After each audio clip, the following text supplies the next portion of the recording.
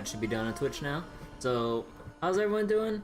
Hope everyone's doing well. Stream is up a bit earlier because I thought it was supposed to be over within like 40 more minutes from now. But I thought it was like, cause like when I saw the maintenance time, it was supposed to be in local time. So I'm like, okay, like the local time means local time, right? I'm not gonna get fucked over by the existence of daylight savings because I don't remember whether I'm on or off daylight savings now.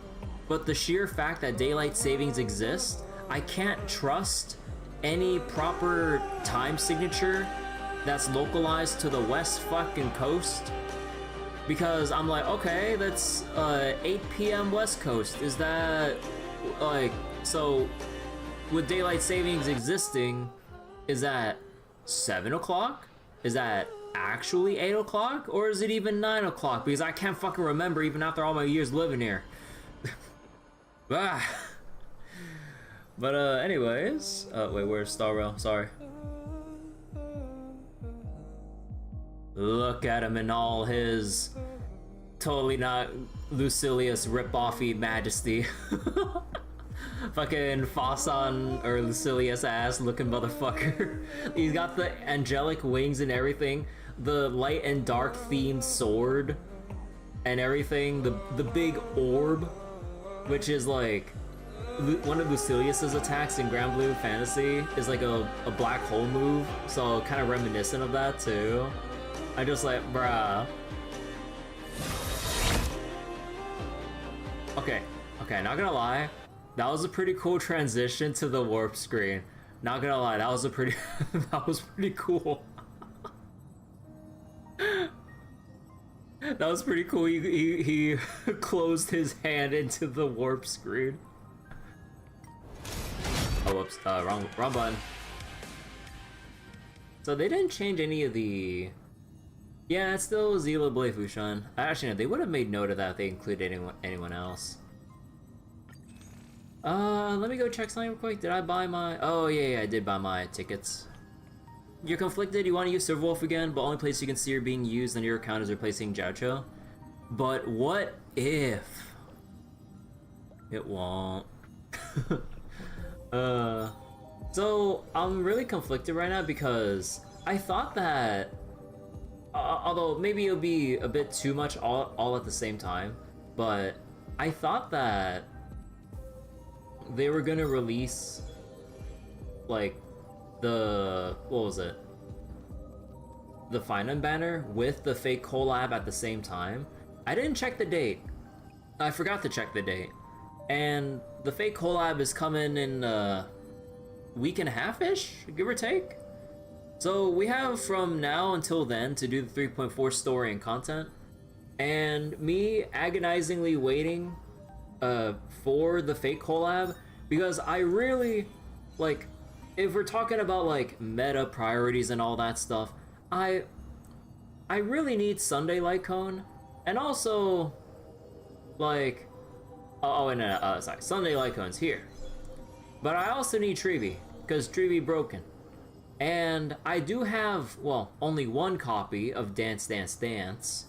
So I can move my copy from Tingyan to Treevee, and I could just make it work like that. But for the sake of my sanity, because of the scuffed rotations I have to keep making all the goddamn time, I really need a pull for this. But we're gonna have to wait that general time of like a week and a half until the fake collab actually comes in, and then the fate banners come in, then we pull, and then depending on whatever I have left, I pray that I have stuff left, then we go for Sunday Cone. And then after we get Sunday Cone, assuming like, okay, assuming best case RNG, and I know I'm assuming a lot here, so like E0 S1 Saber, we get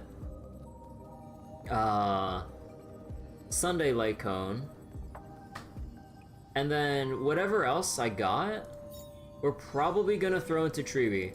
I would like Phainon though, just because he looks so fucking cool. But yeah, I can't afford to YOLO pull anymore, or like just anything right now because the Fate collab, as a reminder to everyone wanting to pull for the Fate collab, and I pray you haven't actually pulled yet. Fate banner starts from 0. You do not, like, whatever pity you got going on in light cones or character banners here, none of that shit carries over for the Fate banner. Do not try to build pity. So if you did, well, I wish you the best of luck. Like, they have mentioned that, yeah, it will, it doesn't carry over.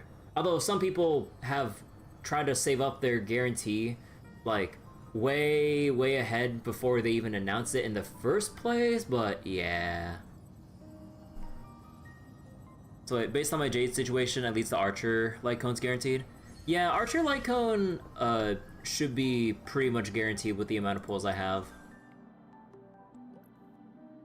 And yeah, obviously we're not getting S5, but let me see, what's this again? So crit rate, when your skill point cap is 6 or higher, attack increases. After each use of the skill... Okay, so Archer just gets attack up the freaking ass based on how his kit works. Okay, I got you. But yeah, okay, so we're gonna do the character trials first, and then we'll go into 3.4 story, so wait. It's either Archer exclusive or I use Sparkle for the second part. Oh, that's a good point too.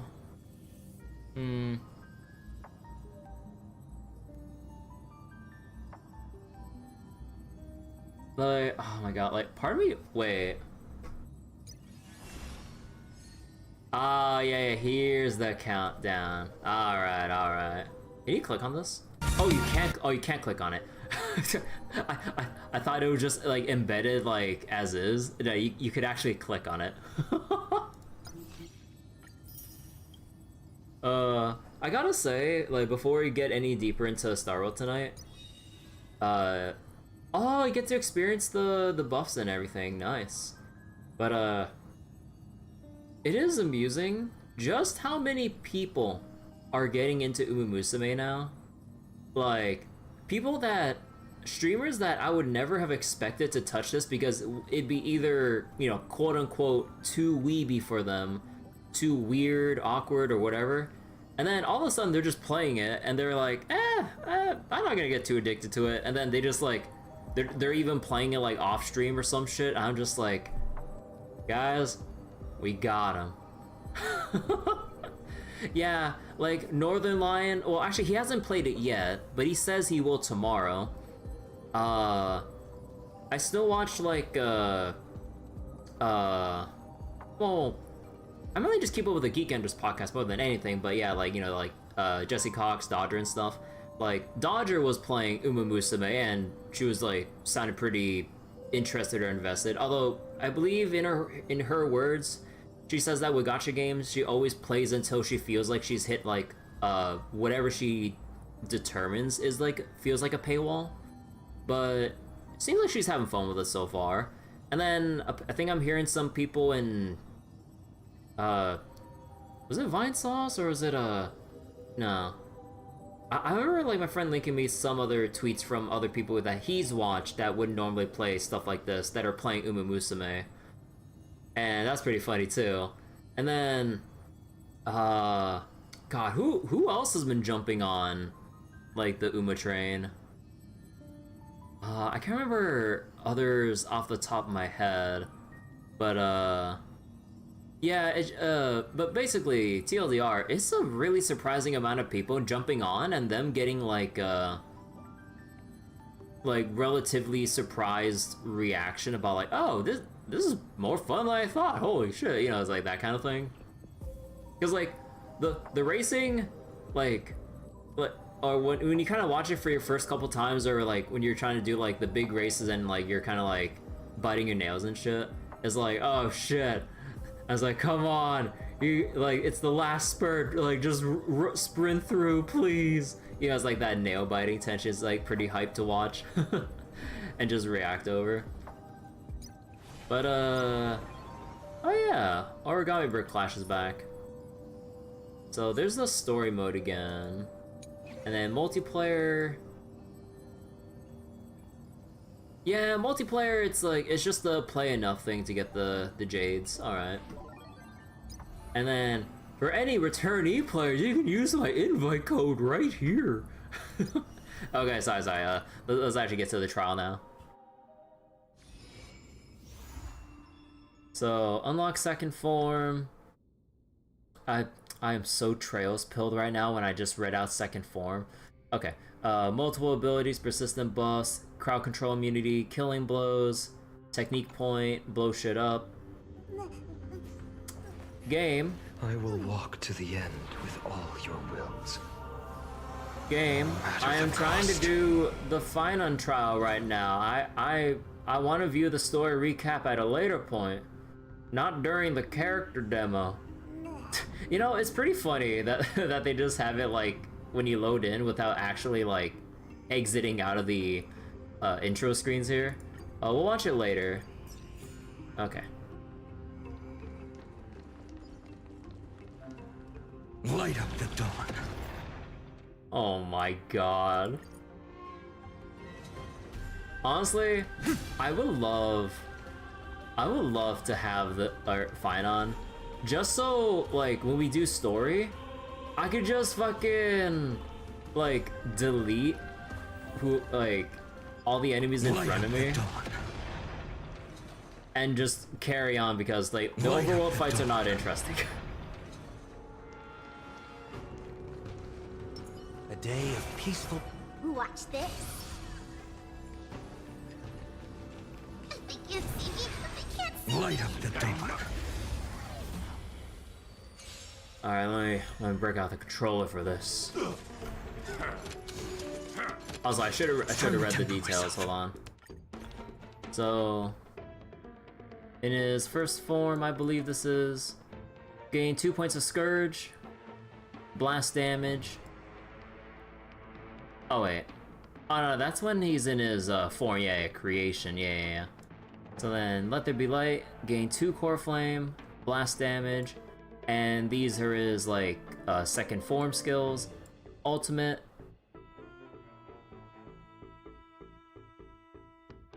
They really just put out his last name like this.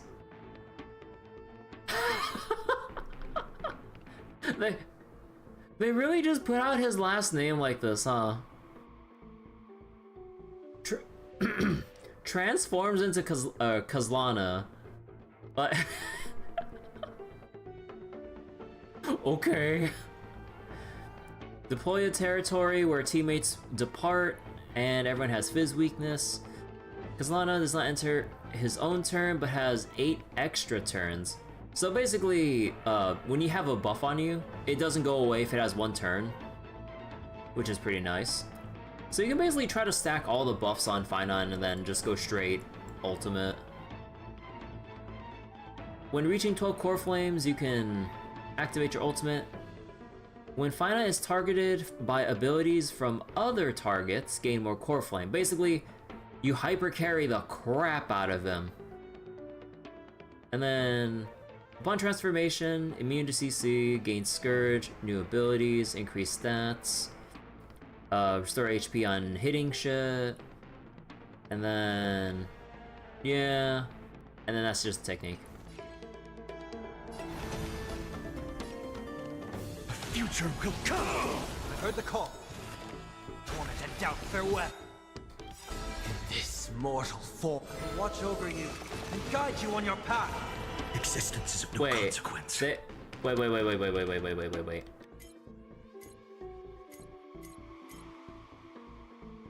They actually have him with his signature light cone. Holy shit.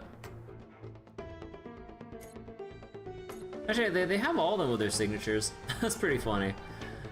This team is premium as fuck. Like, all the full E0S ones. For tomorrow! Feeling spiffy? Actually, how does this work again? Recovers skill points and enables damage boost from your talent. Can you find the answer? I'm gonna hold everyone back again! Actually, wait. When it says Phainon's a target, does that mean adjacent or main target? Give me strength! Oh, okay, so that includes adjacent. Okay. Don't come! Fiends or devils? That's carefully said. Crush them all! It's of no consequence. Use ultimate to transform to gain enhancement. Oh shit. I thought I held L2. What the fuck? Okay. Wait. Square, circle. Oh, wait, how's it on keyboard? QWE. Okay. Well, okay, yeah, that makes a lot of sense.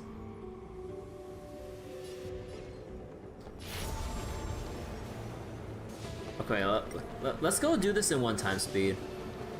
With the old sun's embers, hail the new world's dawn! Oh.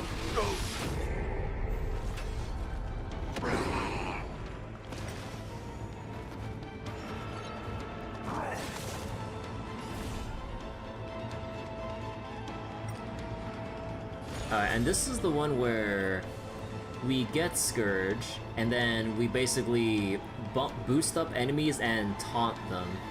Well, which is not really a taunt, we're the only enemy here. But we count, well, let me see. So, gain Scourge equal to number of enemies present. Make them take action. Reduce the damage we take. Don't let time burn away in vain. After all enemy targets have taken action, counter. Damage that bounces 4 times, with each time dealing minor damage to one random enemy. The more enemies that take action, the more damage you will do. Quench the flames with blood.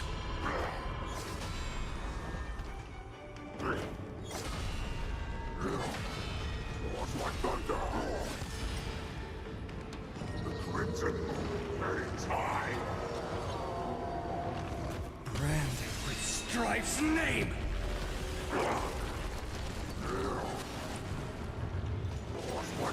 I'll never yield to fate.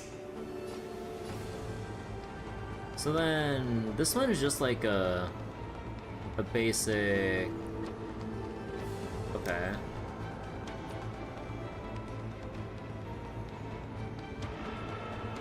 So wait. Don't let time burn away For in vain. every Scourge. Okay, so you can have up to 7. Up to 4. Oh wait, oh it's up to 4, but then you can hold on to 7 but use that 4. Oh, okay. Sun tear the sky! Is that all? The flames are not strong enough. So wait. Oh, so then you can still use it even when you're under here, okay. So without substance. I'll never yield to fate. Hail the new dawn!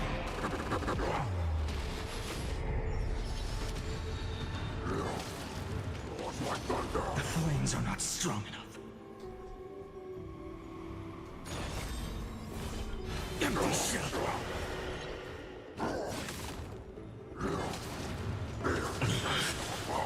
I'll never yield to fate. See, when transformation ends, deal Quench final the hit. blood.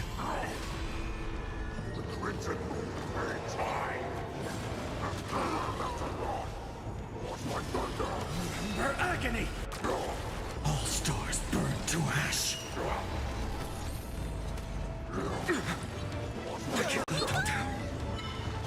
Hey Greenblade, how you doing?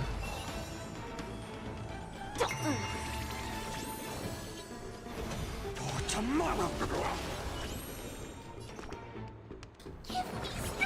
Thank you.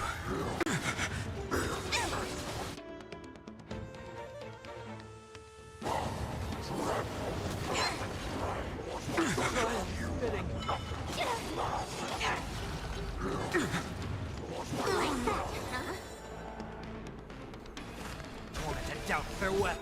In this mortals will watch over you and guide you on your path.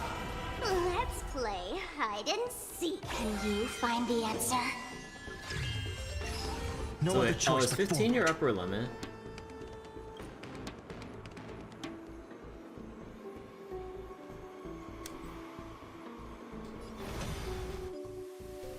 Future will come. Okay, seems like 15 is the upper, or no, I think it's the upper limit? Okay. Hail the new dawn.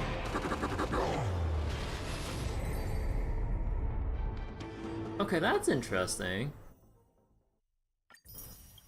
Okay, the other trials, we'll do another time. Although I am kind of curious about the character buffs though. Let me check. Let me check Kafka. Actually, you know what? Let me just put down the controller. Okay.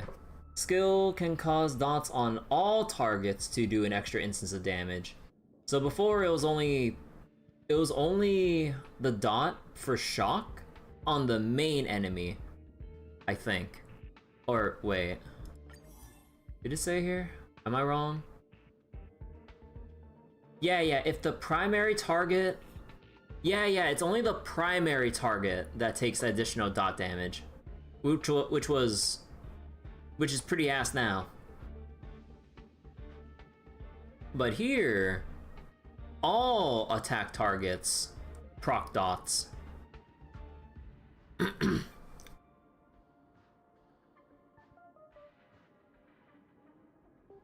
Quick update on your Trails experience. You key level 2, but you got your butt kicked.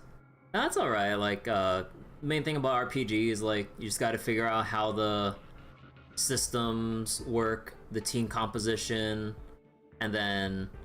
Cause, like, basically the way that Trails is scaled or balanced, you should be able to do whatever, like, boss that you're going up against. If you're having a hard time, it can be, like, most of the time it can be resolved by just rearranging your strategy. It's usually not like any level check or anything because your stats are usually not that... The stats you need in Trails are not really that high to, like... Or no, sorry, when it comes to getting, when it comes to losing boss battles in Trails, it's never really stat checks. It's just more strategy check more than anything. So yeah, just go rethink your approach to the battles. Because like I've played a lot of the Trails games on harder difficulties, if not Nightmare. It usually just comes down to strategy more than levels or anything.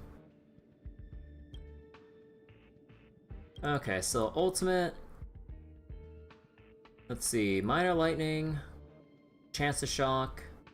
So chance to shock, and then so basically between the skill and the ultimate, it just procs every dot.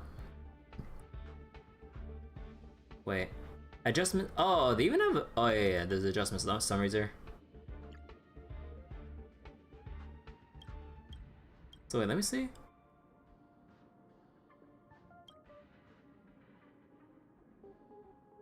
Okay, it's still 100% base chance. The numbers are a little higher. After any teammate uses an attack, Kafka will launch a follow-up, so it's not just the basic, thank god. And then...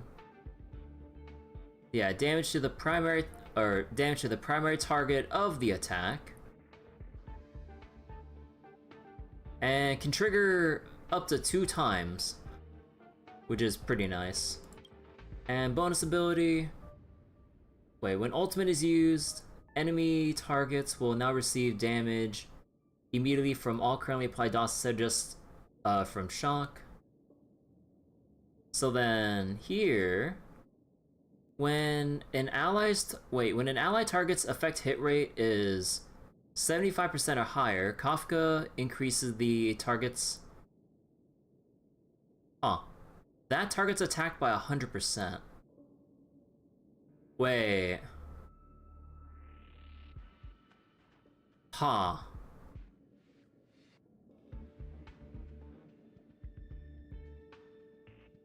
So, whatever other dot character has at least that much effect hit rate. God damn. Yeah, she's basically Harmony in disguise. Okay. But man, this is gonna be awkward because, like, I want to use my Black Swan again, but then, like, what was it? Like, just thinking about future characters, assuming Hycelin's is Dot because of, you know, her, Golden Boon buffs from Divergent Universe. I would assume it's gonna be, like, Kafka, Hycelin's, your buffer character, plus sustain. Of some sort. So then... Huh. Unless, like, you can ignore needing a pure buffer character, and you could just go... Oh, no, but the issue with that... Where are you getting your skill points? If you were to roll with, like, Kafka, Hycelin's, with how... or whatever her kit is, I don't think we have any details, and even then, I'm not looking into it. But, yeah, like, with whatever Hycelin's might do in the future... And then Black Swan, that is an SP black hole right there. So, yeah, I'm not sure how viable that comp is. Unless you want to make Black Swan just basic attack all the time, which is okay, but you want to use your skills sometimes. It lowers defense and everything. Okay, so base chance for enemies to get shocked, or the talent triggered follow-up attack increased by 30%. So basically, like, the base chance for applying shock goes from 100% to 130. So that's why Kafka's effect hit rate is actually pretty low, or the minimum she needs. Although, wait. This can also apply to Kafka herself, right? So you could actually just get effect hit rate and increase your attack by 100. Which is much more better than just having an attack chest. Because an attack chest only goes up to 43.2.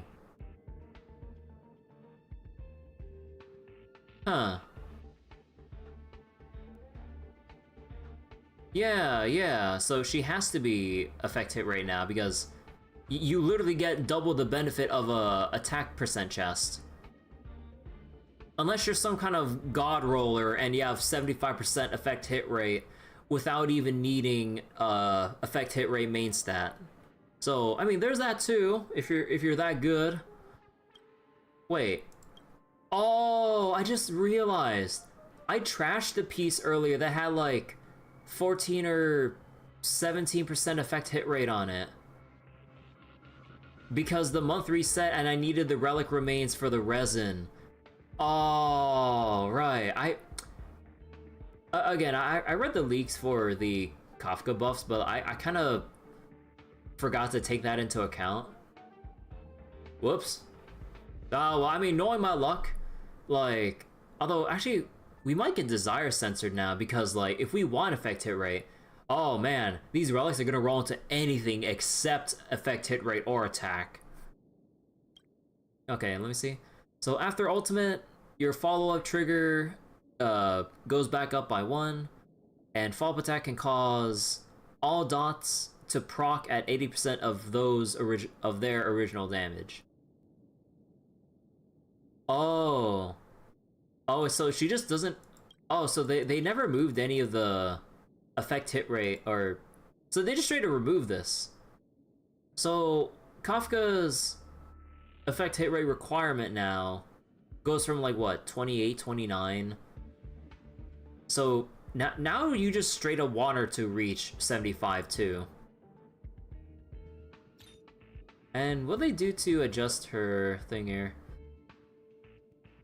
When talent triggers a follow-up attack, or when using an attack, increase or chance to increase dot taken by target by 30%. Is that an additive increase or is that a multiplicative increase to dot damage? Because it sounds like vulnerability debuff, but for dot. Where does this where does this end up in the damage formula? Because if it's additive, just like,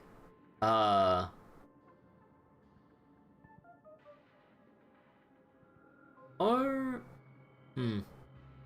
it should be multiplicative from the way it sounds. What about for Fortissimo? When Cough goes on field, damage dot dealt is increased by 25. When Cough goes on... That's it? That's it?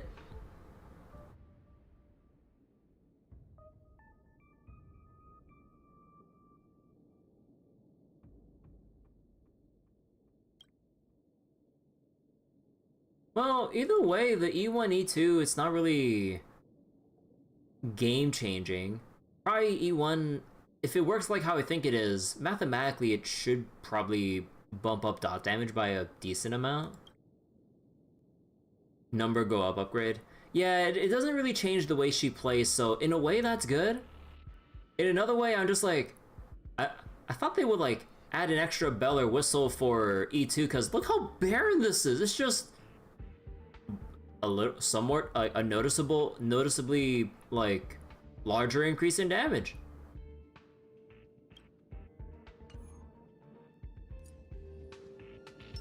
Oh hey, it's the team that I mostly have, except I don't have Ho-Ho. Sound lingers. Make a wish.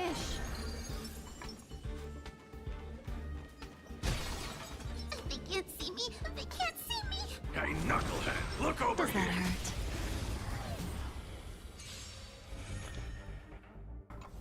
Okay, I know how this team works for the most part. Existence is unity. Just in time.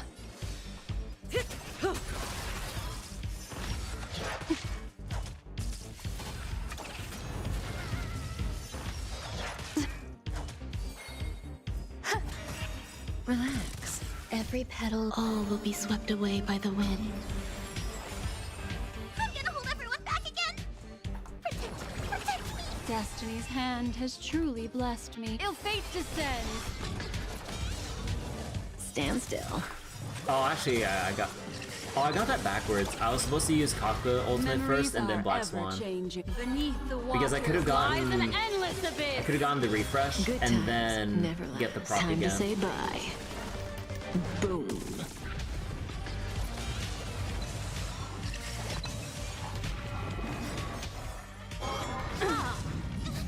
come any closer. Fiends or devils, I'll crush them all. There's more to life. Good times Oh. never last. Oh my. Okay, you know what? Okay, hold up. I'm having so many of my old habits come up from playing Dot originally. Make a wish. Sound lingers. I'm having too many of my old habits, like Hey, knucklehead, look waste over a lot here. of the follow-ups I could have been doing. Does that hurt? Okay, hold up.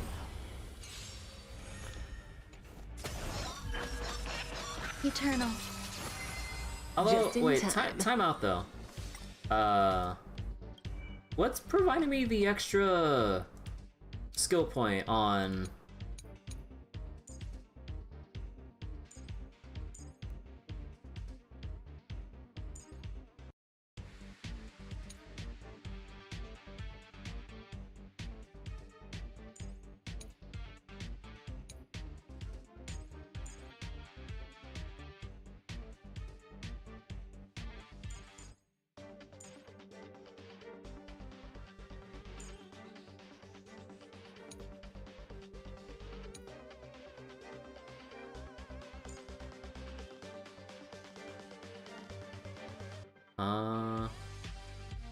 Oh. Okay. Should the wearer's break effect exceed or equal 150%, one skill point will be recovered.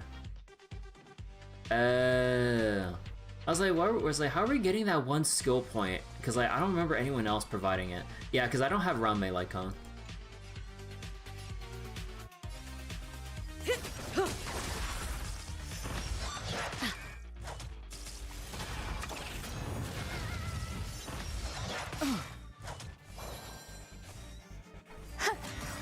Stand still. Every petal, all will be swept away by the wind.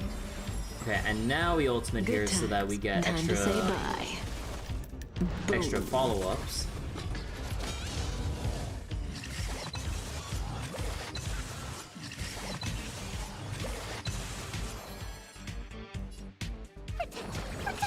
Destiny's hand has truly blessed me. Ill tidings manifest. Relax.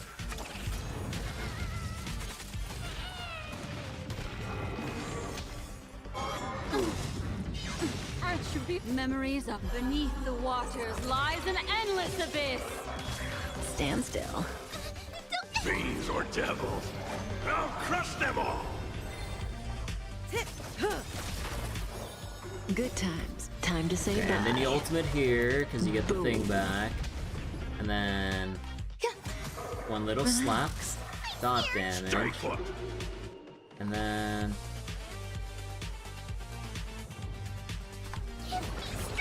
Destiny's hand. Stand still.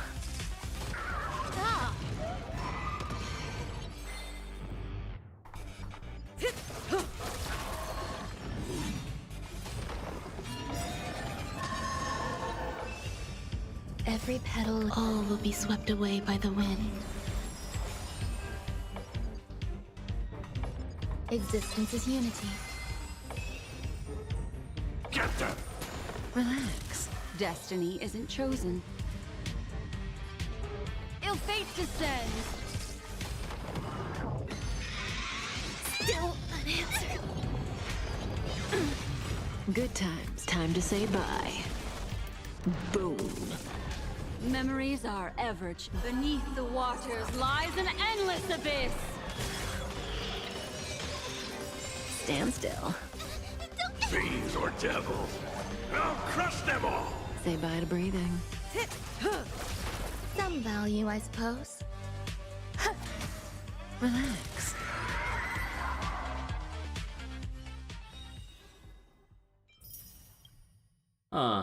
Definitely feels a lot better.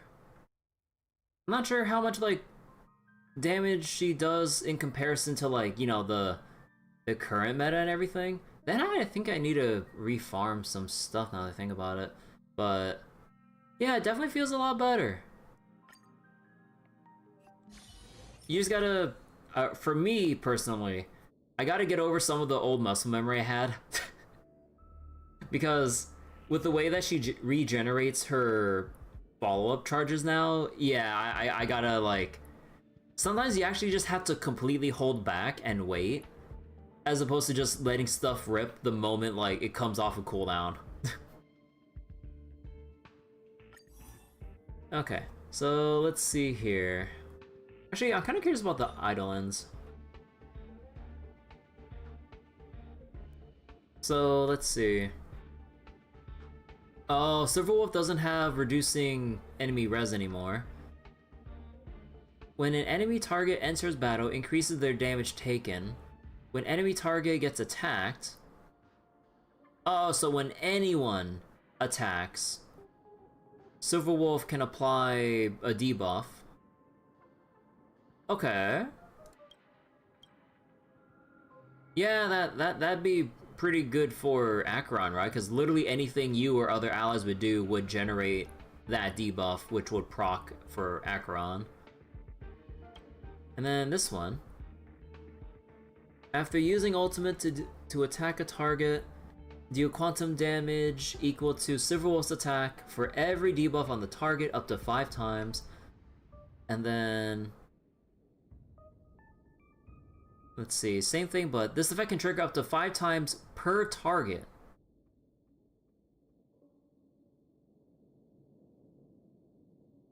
Oh yeah, because her ultimate's pure AoE now, so every single thing hit takes that up to 5 extra hits.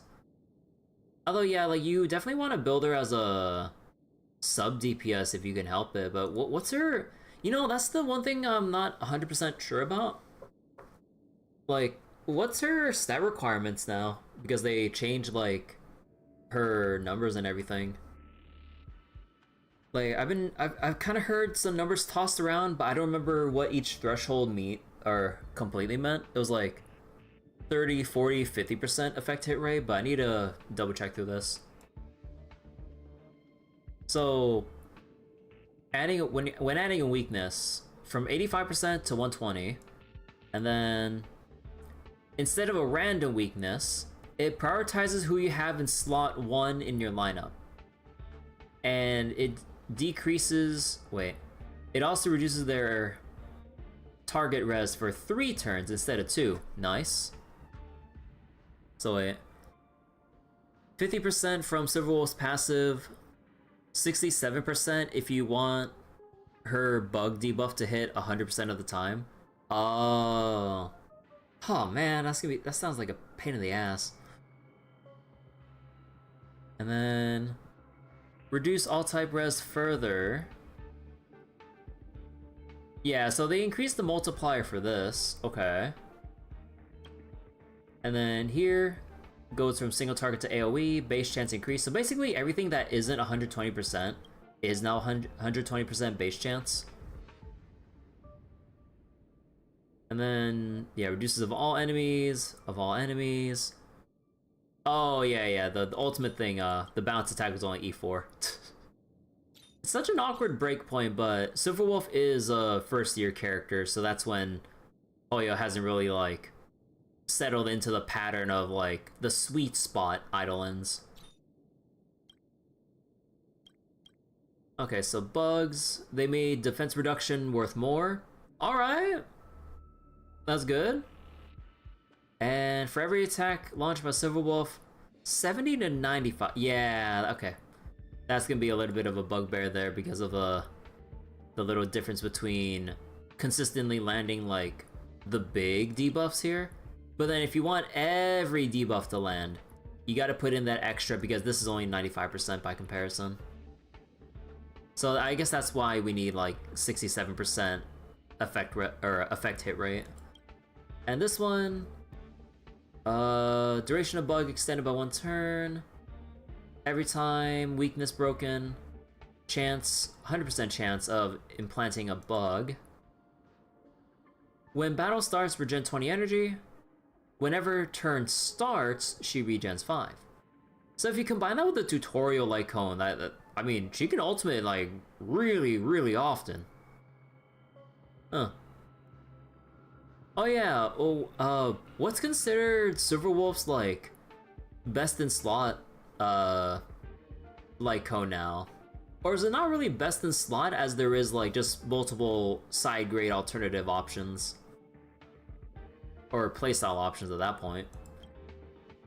And then for every 10% effect hit rate, attack increases. Cypher LC? Yeah, I kind of figured it has everything, huh? The universal? Yeah, I think like when Cypher gets rerun. Yeah, I think, well, I mean, big if, and it depends on when she gets rerun and how much I have left in savings. I would love to get Cypher and 2 of her light cones so that I can actually put this on Silverwolf. That'd be actually pretty nice. Okay, so basically, like, no more weakness RNG, increased chance to debuff, AoE ultimate, debuff transfer, or well, in particular the bugs, increased chance to debuff, like energy, self-sustaining energy regen, thumbs up, and attack scaling. So yeah, like basically, I guess if you want to build optimally or as optimally as possible, once you hit your either 50% or 67% threshold for effect hit rate, just get all the crit rate stats you can possibly get to try to like do some worthwhile sub DPS damage, maybe. I think that's all I can really glean from that.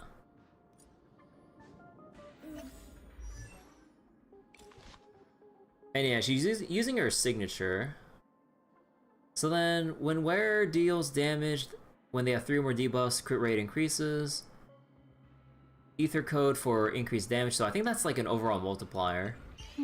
Oh hey! We have Cypher here too.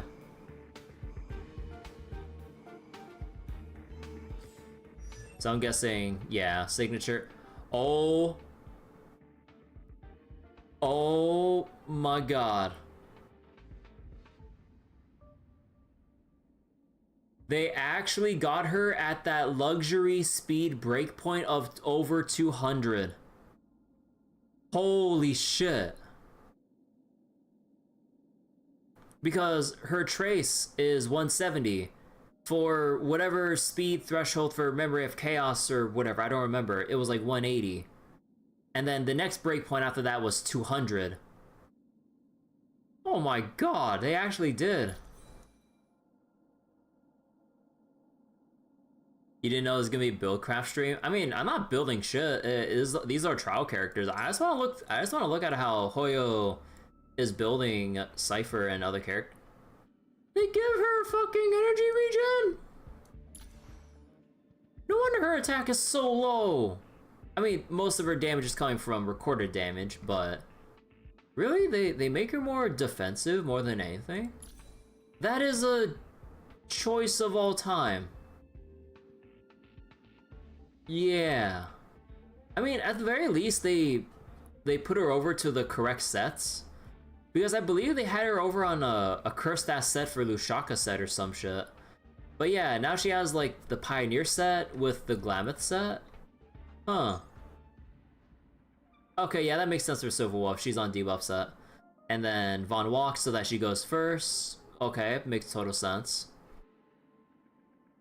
Your Cypher's peer support 2, 5k HP max speed. You're surprised I'm not playing Genshin? Nah, I made a conscious decision not to.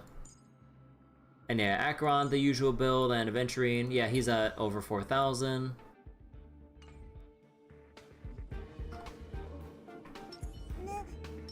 Feeling lucky. Feeling lucky. Feeling lucky.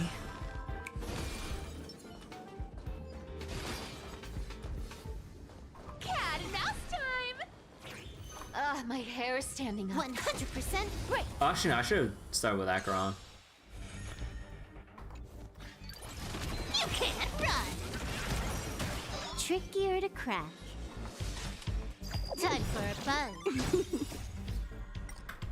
At this speed, too slow.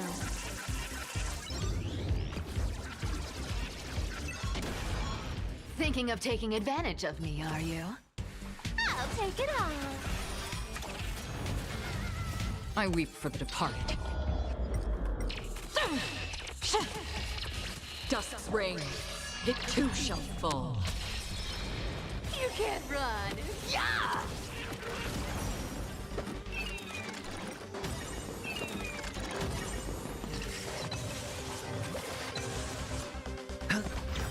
Free will, or was it fate? On the still waters of oblivion. The dice have been cast. Bust. Or maybe I'll take it all. You say that this game being turn-based is more interesting. Sometimes I hear the opposite of that because some people dislike this being turn-based, but it's kind of like a personal gamer's preference more than anything. Come to me! I weep for the departed. It too shall fall. Found me. Our cute play session is over. With enough believers, lies become reality! Gotcha! Watch your head. Time for a buzz. This combat need. This is double speed. All in. Watch your head. Sure, I'll play along.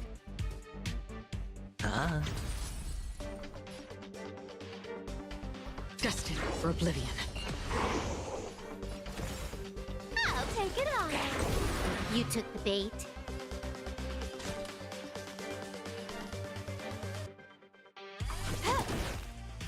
I weep for the departed.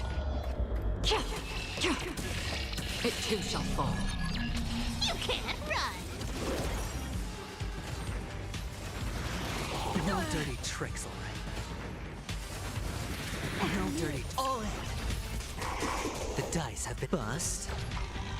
Or maybe I'll take it all. Watch your head. Don't fight so I can leave early. Come to me! I weep for the departed. It too shall fall.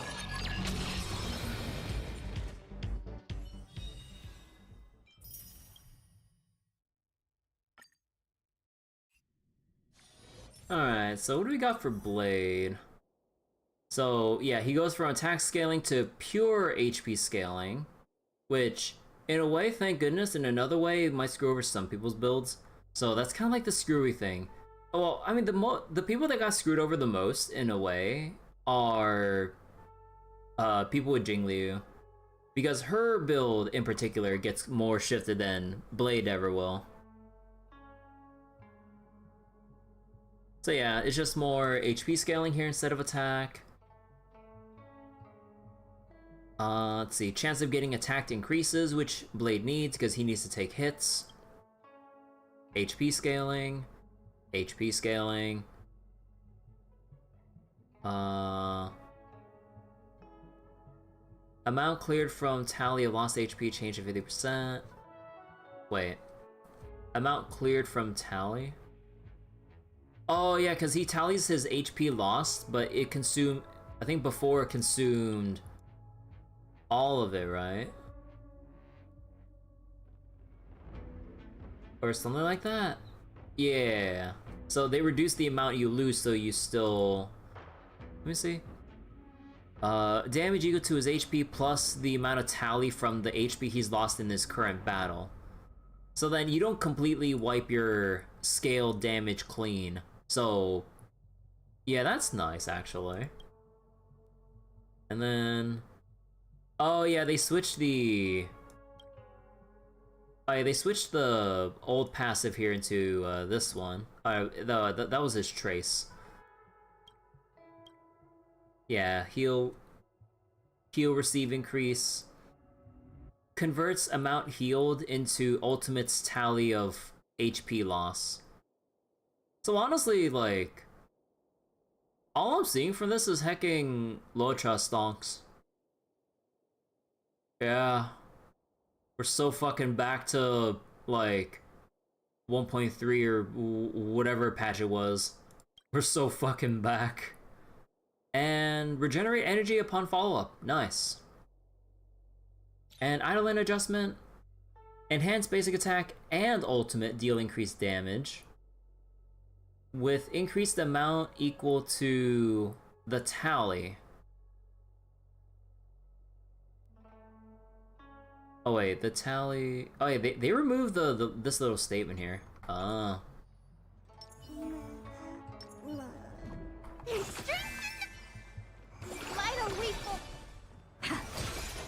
We need a strategy.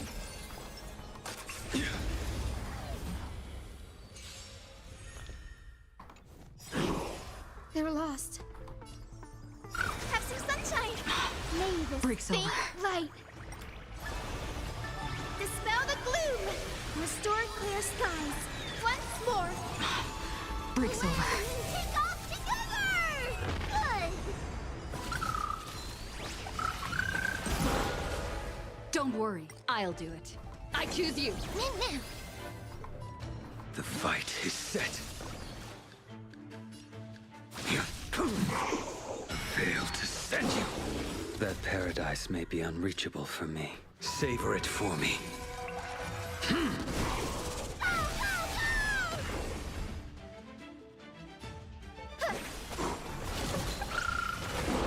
Mimi.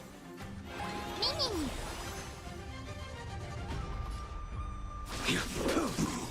Trust me. We can do anything! Is it coming? Guiding the west wind. Away we go! Alright, Blade takes a hit. Time failed to send you. Follow up.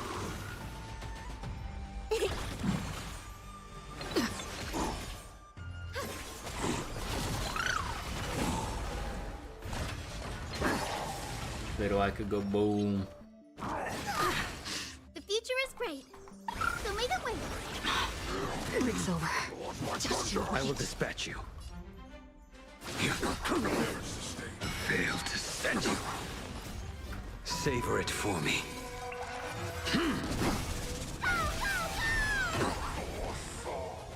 I'm still here. Me, me, me, me, me, me, me. Guide with the rainbow bridge. Have some sunshine. Unnecessary. Maybe this. Dispel the gloom. Restore the skies.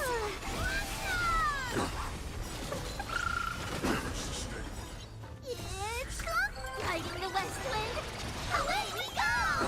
Trust me. We can do anything.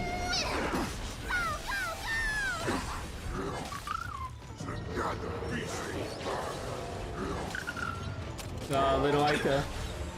Failed to send you.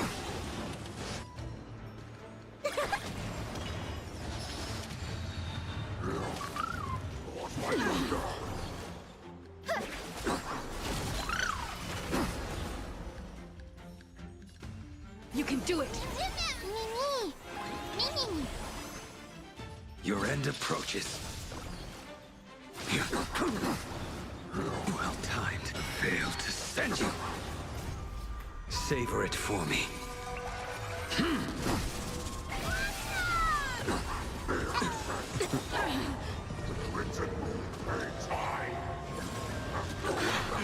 It's coming. Guiding the west wind. Away we go. Trust me. We can do anything. Just you wait. Failed to send you. Well timed.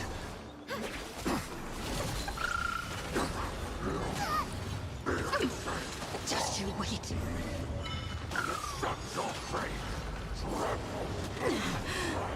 Well timed. Failed to send you. Savor it for me. Okay, that was neat. So how about Jingliu?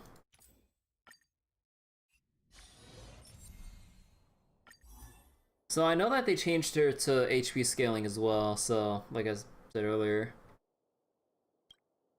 But yeah, the main problem with Jingliu, with her rebalance, at least with the issues that some people have, because of the complete change to attack from, or to HP from attack, I mean. Yeah, any current builds you have, throw it out the window. Although you could just stay as pre-buff, but yeah. So, damage based on HP, Zyzzy, and then, yeah, basically all the damage stuff, just max HP damage. And then more max HP, max HP. Okay, so if you want the too long didn't read, every time teammates HP gets reduced, Jingliu gets stacking crit damage, and then when entering her transmigration state, she gets 1 extra stack compared to before. And ult damage increase on her major trace. Let's see, after using Transcendent Flash, her skill here. So after using her skill, additionally regenerate energy, and after using Moon on, wait, what? Oh, so you regenerate more energy with the basic skill, and you regenerate a little bit less by comparison with the enhanced skill here. So basically, when you're not in your transformation state, you basically regenerate energy to get back into it faster. So, okay. And yeah, so they moved this trace and combined it. And so now, when obtaining Zyzzy, if its stack limit has been reached, Jingliu's next... wait. Oh, you want her to hit max stack so her next move ignores defense. What the heck? Huh. And let's see. When using ultimate enhanced skill, crit damage increase, deals extra instance of damage, and then every stack of Moonlight additionally increases crit damage. Aw. And then Res Pen, increased stacks of Zysagy. Actually, let me be right back real quick. I think I'm getting a little bit of a stomachache right now because I made myself a drink, but yeah. So this is gonna be a little bit awkward. Be right back. I don't know how long this will take, but yeah. Hope you're all understanding. Be right back.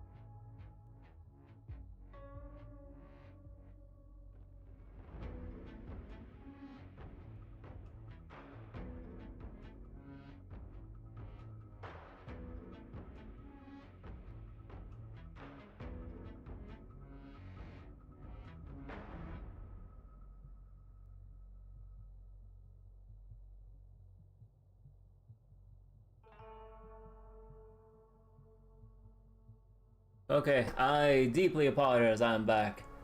Yeah, it was. Yeah. Not gonna get. Obviously, not gonna get into it, but yeah, stomach ache. Oh god.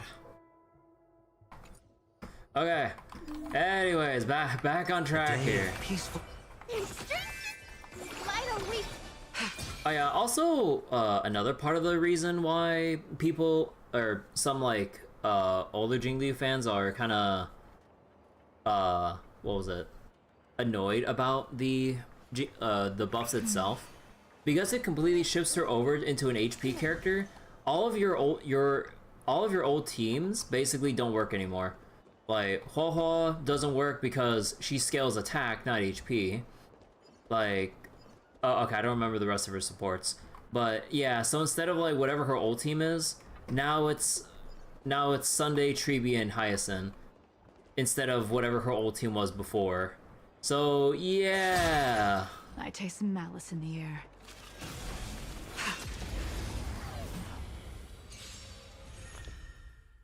Yeah, kind of screwy. They're lost. Show me the way. Save it for your own skin. Dispel the gloom.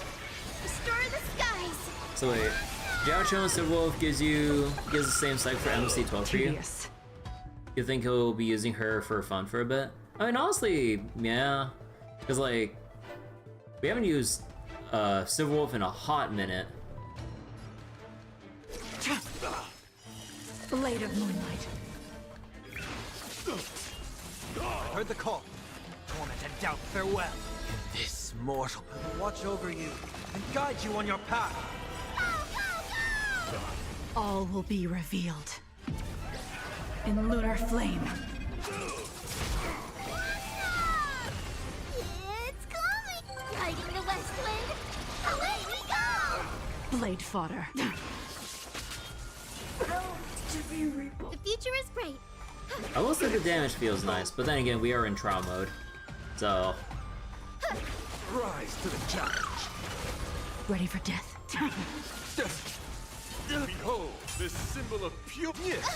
symbol of pure beauty. Serenity is before me.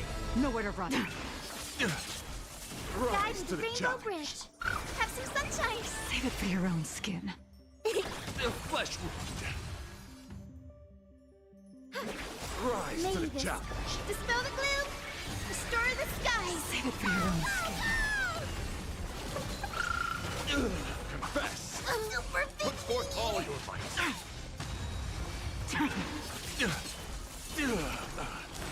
All will be revealed. In lunar flame. Bear witness to order. coming. Guiding the west wind. Away we go. You're fighting a gentleman. Torment and doubt, farewell. Ready for death.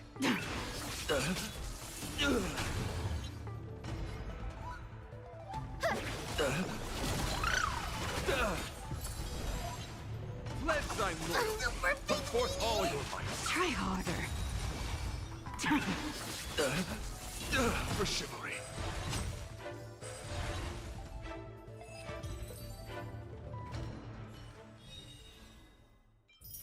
But yeah, overall the buffs do feel nice. The problem is rebuilding whoever it is you need to rebuild. Wait, is this the? Yeah, the skin that a lot of people have been calling pretty mid. Well, mostly in particular, Sam, not necessarily like this one. Well, maybe a little bit, but yeah, because like when you compare her to when she's in her suit and everything, it looks like a color swap more than anything. Kind of like a blue rarity color change skin in Apex. And I feel bad making that comparison because, yeah, like in Apex, a lot of skins are just kind of with just like very bland color swaps. Here, like they change like some aspects of it. to highlight certain parts of the suit more, but aside from that, nothing extremely significant changes. Like, maybe you have some extra symbols for her, like, academy or military academy or wherever the symbol's from, but, oh man, 690% deal? Nah. $1. And then, well, actually, wait, this is just a straight up 10 pull, or 10 pull, but actually, how much is that in? Well, I mean, I guess this counts the top up, so then, if you were to compare the two, I don't know. I shall uphold the principles of. Oh yeah, and I heard there's new Battle Pass light cones now. So, I kind of feel mixed about this whole thing. So wait, on paper, cheaper if you're whaling. Yeah, on paper it's a little bit cheaper. I feel mixed about this because all these light cones sound, well, definitely a lot better than the old ones. For sure. But like... where'd it go?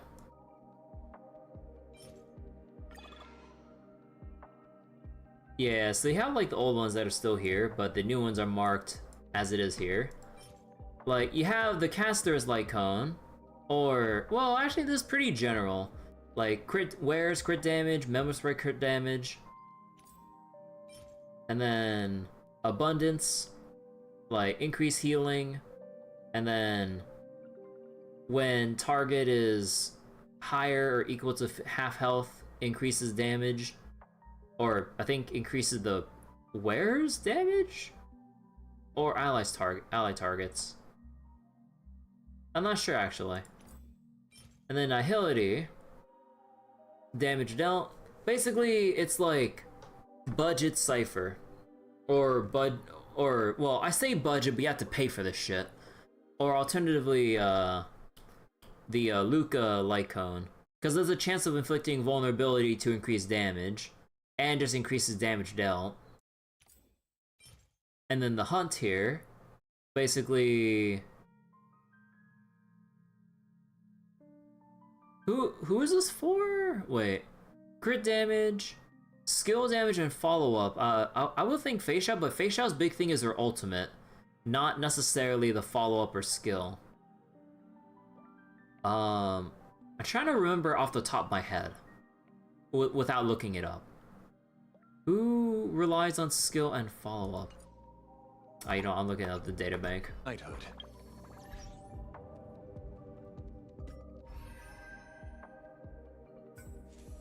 Which hunt characters do skill and fall? Oh, Topaz. Skill and follow up, so Dr. Ratio?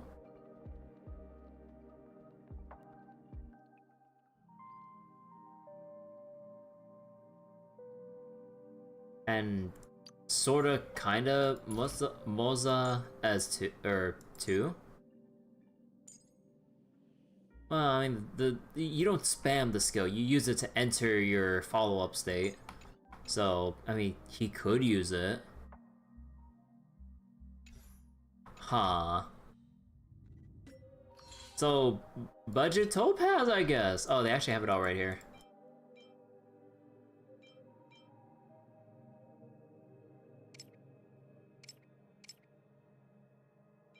And then, let's see, Harmony. Increases break damage dealt, which, neat and all. Okay. Doesn't increase your break effect, but I guess it's just like stronger break damage multiplier. Although, is this just additive, like all other damage increases? It's just for break specifically, but its place in the formula is still relatively the same. And then the Maide Cone for destruction. Crit damage, or sorry, crit rate, skill, and ultimate damage. Oh gee! I wonder who would like to use this. Well, for one thing, like, Maide himself. But then, I mean, if you really want to go far back, Destruction MC, funnily enough. And then, Saber. Because skill and ultimate damage. Missing out on the basic attack damage, but skill and ultimate is like still the big ones.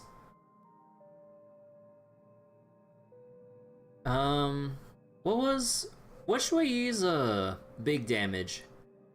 Is it the ultimate or is it the follow-ups? I think it's the ultimate, right? Either way. The change Jingliu and Blade. Mainly Jingliu for this one. Blade, he does literally no skill damage, and he relies more on his...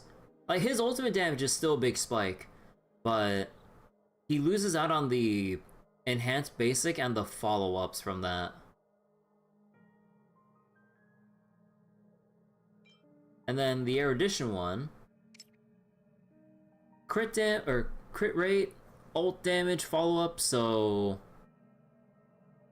you could use this on Jingyuan, you could use this on Herda, Himiko, because the big things with them is mostly their mostly Himiko and Herda's follow-up.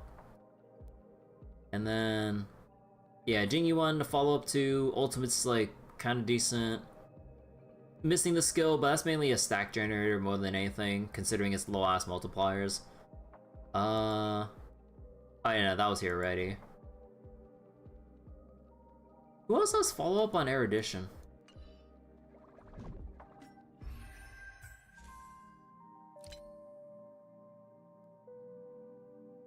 Oh, Jade. Ultimate follow-up. The basic attack might as well not exist because Jade is gonna be so slow. You're barely gonna be basic attacking with her. So follow-up... Doesn't Noxa have any follow-up by any chance? I don't know. No, I don't, it doesn't look like it. So yeah, some of the Battle Pass light cones look neat. The issue, you need the Battle Pass light cones. Ugh.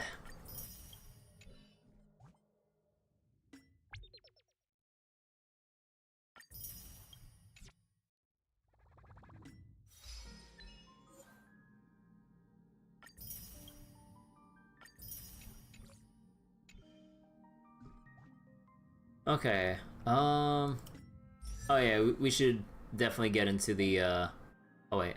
You can switch the character enhancement states here.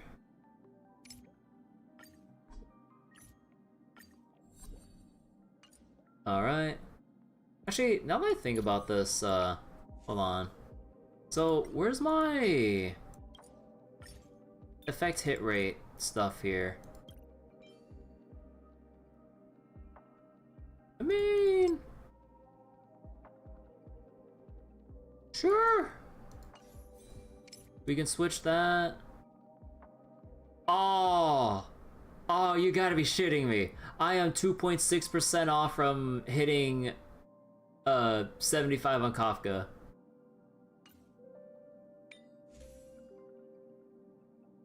Cause like, my stuff is speed tuned, so, or like, well, more unintentionally speed tuned, so that Kafka goes first, and then no, Black Swan goes first, and then Kafka goes. Although wait, oh no, she has like a crap ton more. Never mind. Okay, no, forget what I said. Which one has? Okay, hold on.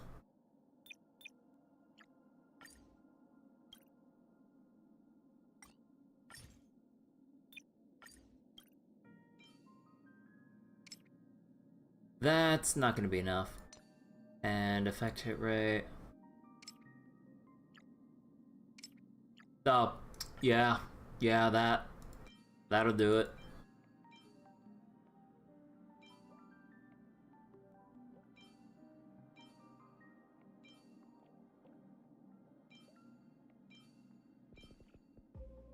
We can switch it too.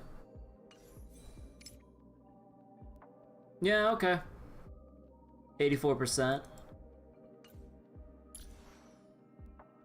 And then Okay, my Silver Wolf is not really that geared up at all. I mean, if anything, you want your Von Walks. Or if you want to go sub DPS, I guess you can go Enterprise set. But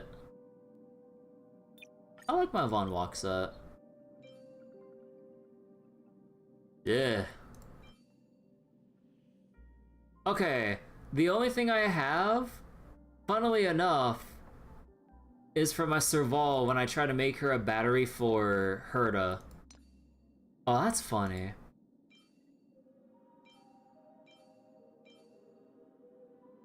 Wait, I'm cooking here. Okay, wait. Okay. And we've played these enhancement games before, but Hoyo, can you give me a break just this once to get me speed substat on this Von Walk link rope? Just this once, Hoyo. I'm begging you.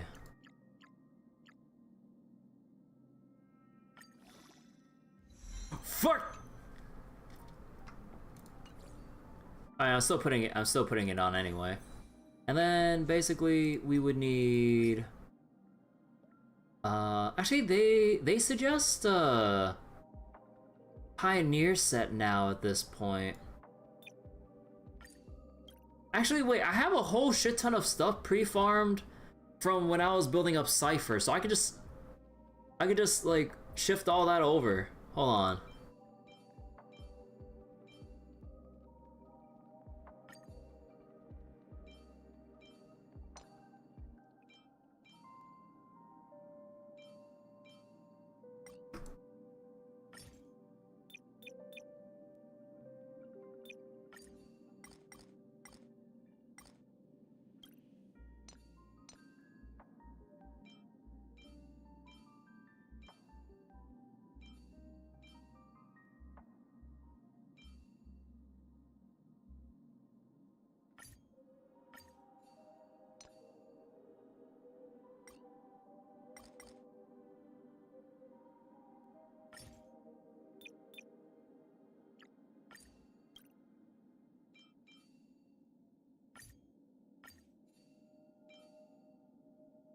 Oh, hold on, wait. Let me cook here.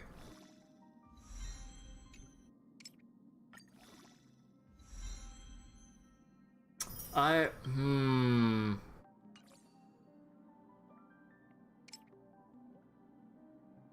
well, I need to double check my crit rate after, or my effect hit rate.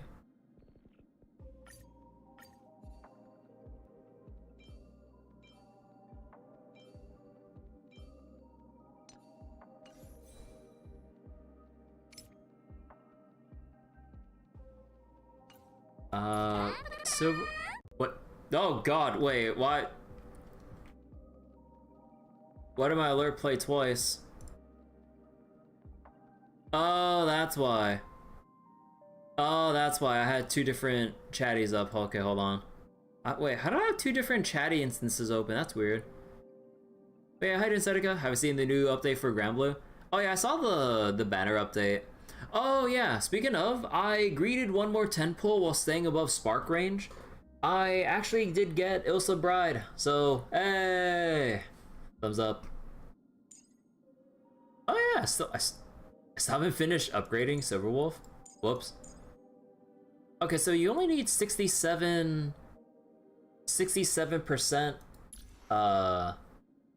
effect hit rate? Oh my god, wait! I have the 9.9 character if I have the gun. I do not have the gun. I just wanted Ilsa because she looked hot and she looked beautiful in the dress. Bro, wait. Still not open. Okay, no, wait. Okay. Okay.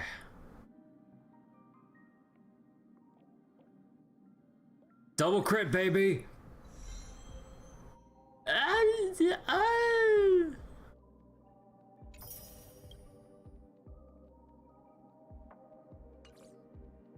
Well... we are 21 over effect hit rate. So we could remove whatever has effect hit rate.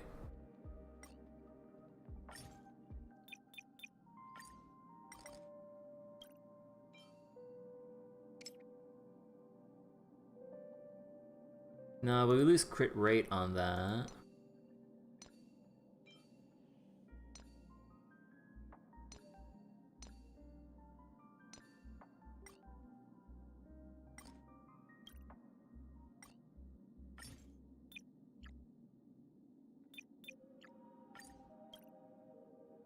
So wait, Theodore, if you miss the login,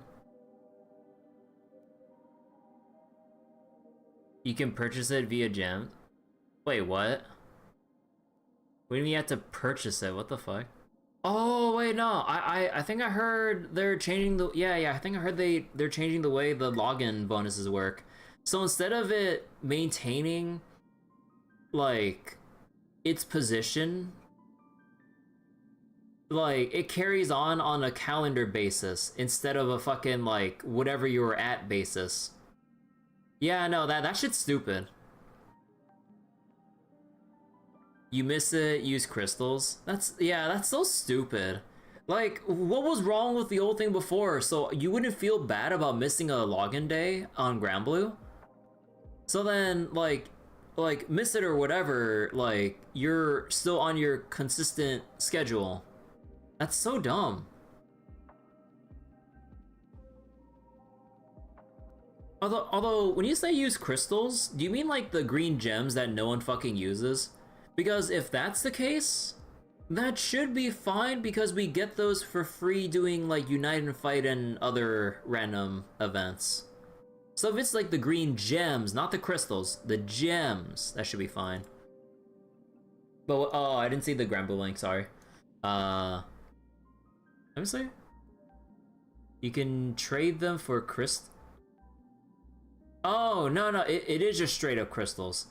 Why the fuck would you use in-game crystals to pay for a login bonus that you missed to get crystals? What backwards ass logic is that?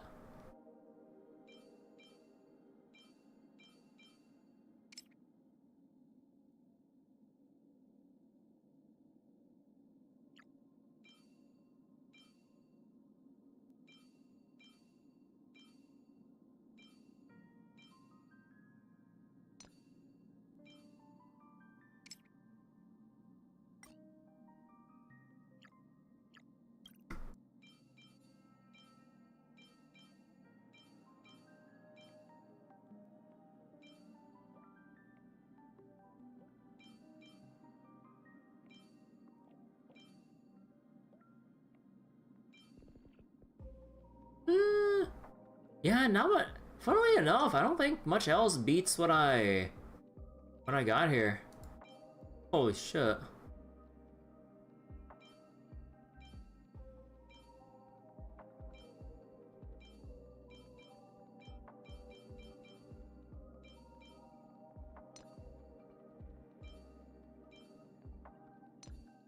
Huh.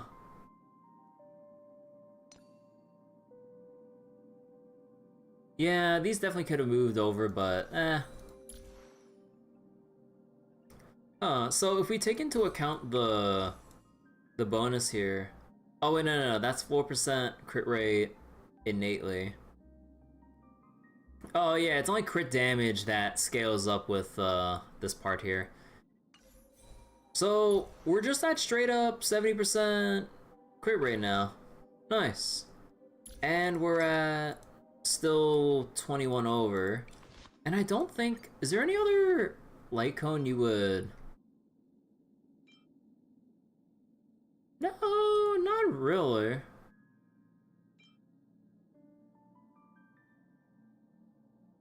Oh, wait.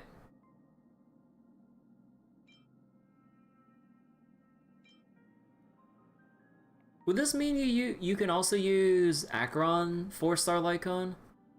16% crit rate deals more crit damage to enemies that are slowed or have reduced defense, which you should be able to apply through your ultimate.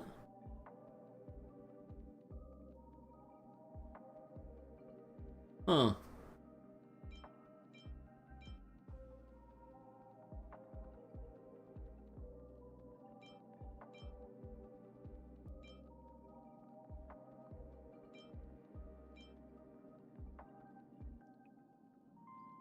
Huh. Oh yeah, also I still need to grab the extra effect hit rate here too. If I really wanna. Not really. Okay. Although for Blade, I haven't really, I don't think I've fully built up, like, the rest of his stuff. Yeah. Although I do have, like, a lot of HP stuff here. Like, he still wants the... Actually, wait, does Blade still want the...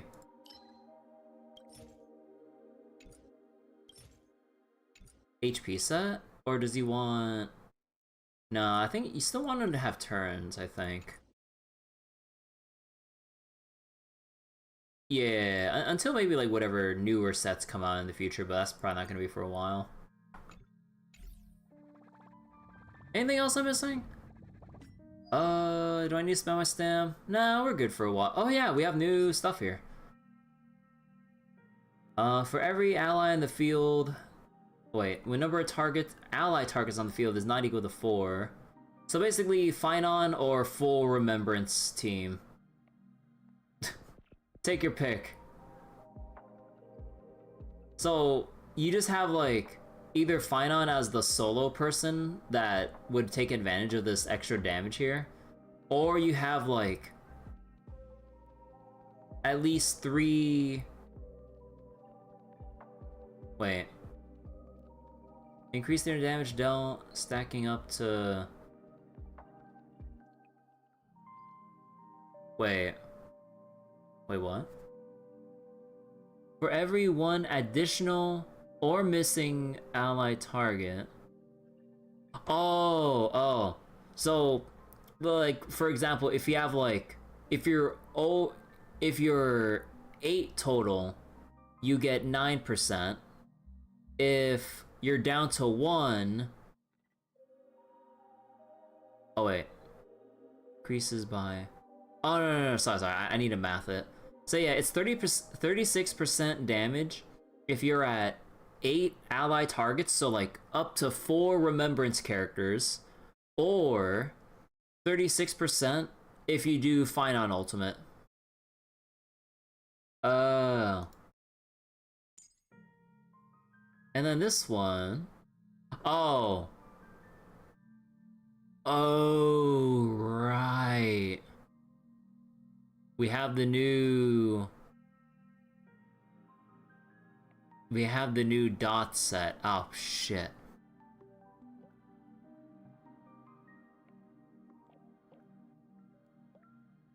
Oops. I kind of spent my immersive fires already this week. Kind of forgot about that. You know what? Actually, do I even have any relic remains left? Nah, I ain't got shit, right? I spent it all just making the resin. Okay. Let's finally get back to the main story. I know it's been like about almost 2 hours because of us slowly going through the buffs and everything, and then have my stomachache issue. But where's the story recap? I keep forgetting. Where? Oh, you have to click on the go button. Oh yeah, also I've heard that apparently Dan Heng's English voice actor is actually back. Hallelujah. I'm so happy that he didn't get recast. Oh, because like I really like his like voice and everything as Dan Heng. Like it really matches well. He confirmed it? Yeah, I saw the confirmation and the Reddit posts and everything from people spreading the word around. Yeah, I'm so happy about that. Following the return of the core flames of reason and death, Aquila is the only Titan that we still need to campaign against. Phainon asks us to recreate the past, and he repeatedly challenges the Flame Reaver to hone his abilities. The Flame Chase journey's triumphant conclusion draws nigh, yet a sudden disturbance occurs in the Holy City. Oh yeah, also, apparently you can, on the fly, switch the voice packs around. Obviously, I would have to download it all, but holy shit, look at the download sizes for the voices. But yeah, you can actually switch around voices in the middle of dialogue. That's actually so nice. I really wish we would go the I believe it was the Arknights route, and whatever other game does it too. I don't remember off the top of my head. I really wish you can change like prominent character voices by the language. I say prominent as in like all the characters like Trail, like, you know, like the Astro Express crew or other significant characters and whatnot. Not like the NPCs or some shit. Although, actually, maybe that's why you don't do it by individual, because it's a bit... actually... I think you just do it by playable character, right? Yeah, they could just do it by playable character, whether or not you want them in whatever language you want them to. Using the Council of Elders and the Cleaners, Aglaia made sure that her fall paved the road forward for the Flame Chase. Amidst his grief, Phainon takes up the mantle of leadership, giving a speech to unite the people. Cypher also returns on a mission, promising to protect Kefli's core flame while the Flame Chase party is away from the city. With the help of the Twilight Courtyard's last descendant of the sky, Hyacinth, the party ascends to Aquila's flying fortress. Hyacinth resolves to fulfill the duty passed down over generations of her family, only to discover that the glorious feat of Seliosi the Day Thunder Knight campaigning against Aquila was nothing more than a blood-stained lie. At the same time, in the city of the dead dragon's bones, Cypher contends with the Flame Reaver, who comes seeking the core flame. Though she holds out for some time, she is no match and is slain in the end. But she had already given Kefli's core flame to Spirit Thief Bartolos, ordering them to wait for an opportunity to deliver the core flame to Phainon and the others. The Flame Chasers fight together to defeat the Sky Titan, which has become a combined being of the god and a mortal. As they are trying to escape from the Eye of Twilight, the Dawn device suddenly goes out, and Hyacinth is forced to return the core flame early and remain in the sky to bear divine authority, becoming the protector of the people. Following Cypher's death, the divine power of trickery dissipates, and the 1,000-year dawn of Akama that is sustained by her lie comes to an end. The Holy City is met with the merciless invasion of the Black Tide, as the powerful Flame Reaver moves in ever closer. At this moment of crisis, Mighty, Castris, Treebe and Trinan, Cartonis, the Holy City Guards, and Don Hung all lay their lives on the line so that the Deliverer would have the chance to complete his mission. After making sure that I would remain safe, Phainon enters the vortex of Genesis alone.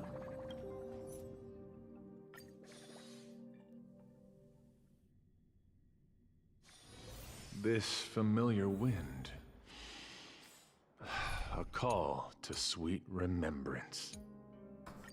Remembrance?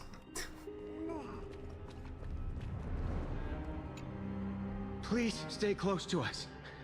We need to rendezvous with Lord Don Hung. We will do everything in our power to clear the path for you.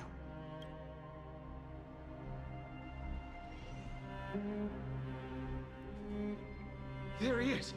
Lord Don Hung! Quick, we must assist him!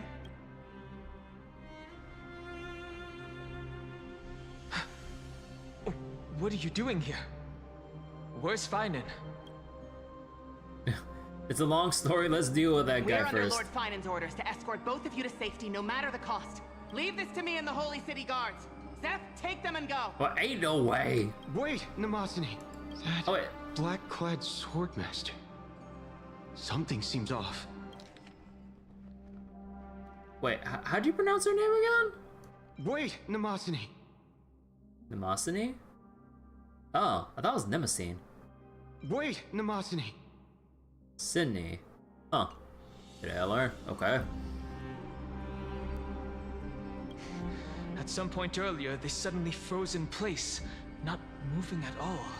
So, that part where Dan Heng was gonna like face off against like all the Flame Reaver, or the Flame Reaver and its clones, we come back to just like the Flame Reaver just frozen. Like some kind of omen. No time to waste, let's get out of here. Right. We don't know exactly what's happening, but retreating is the safest choice right now. Also, wait. I think maybe the music is slightly overpowering here. Let me maximize the volume and lower the music one notch. The M is silent? Oh, yeah. It always gets me, like, whenever names have, like, whatever silent letter part of, their name. I don't know which demigod graced us with this miracle. Please, come with us. This ain't no demigod, that's for sure. Phainon, is he going to be all right? Believe in his resolve to save Akuma. Any dialogue if we run back here? Don't get too close. That thing's black flames are extremely dangerous. Okay. Oh, wait. Actually, try just go,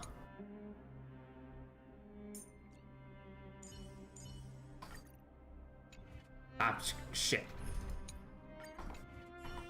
Take a look. This is pure genius in action. Yeah, so, you know when I said I was probably gonna look around, like, off-stream to get all this stuff? I was too preoccupied by Uma Musume to get around to collecting all the chests in Evernight, or Fallen Akuma. Oops.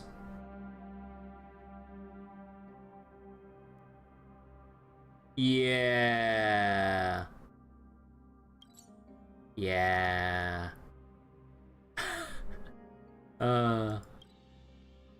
At the very least, whenever I had to make an excuse for something, I could just blame Uma Musume now. Do we deviate, or is Dan Heng gonna yell at us?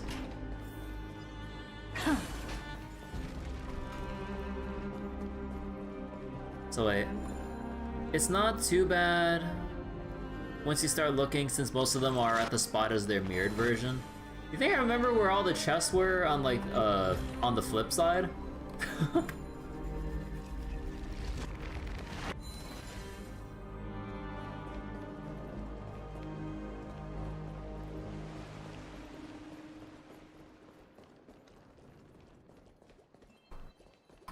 Oh.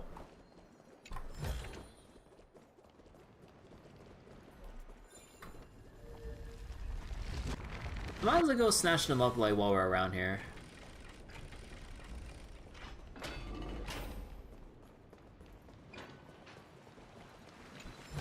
Take a look. This is pure genius in action.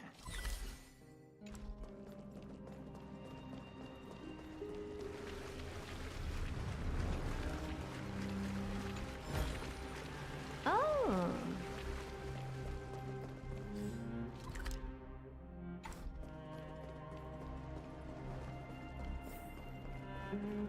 Yeah, okay, so we're not heavily restricted when we're... Ah, you want this?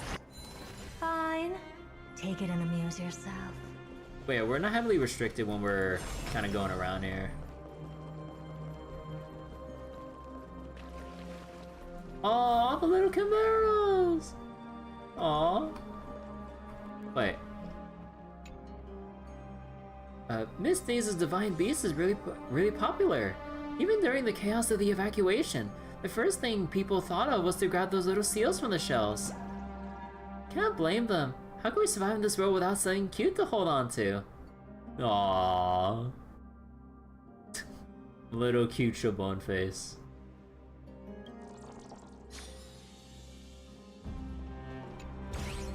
What? Hey! Hey! Wait! Wait, give me back the Chimera, goddammit! Bartolos, you're supposed to be dead at this point.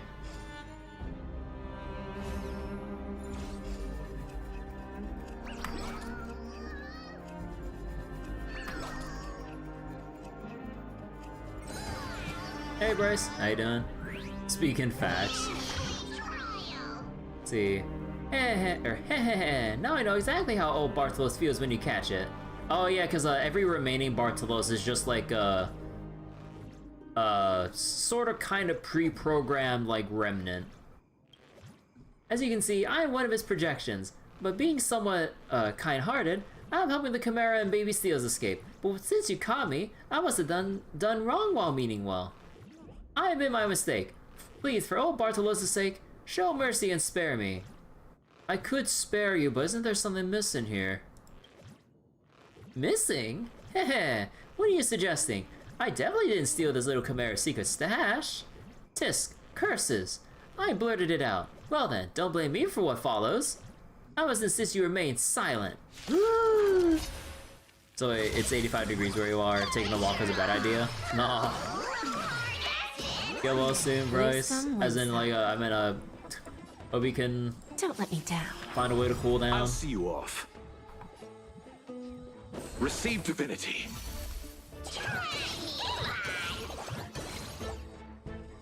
Oh my god. I'll overcome the thorns.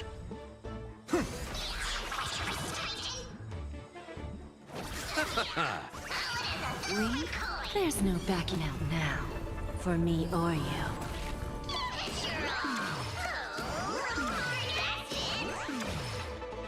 Expand your thinking.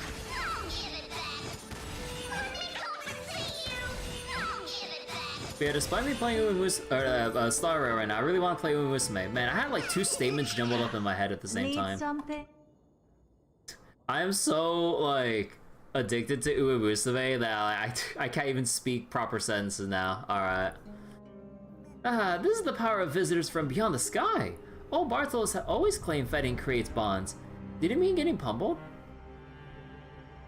On the real battlefield, you'd be dead by now. Yes, of course. I should have known that for creatures called protagonists.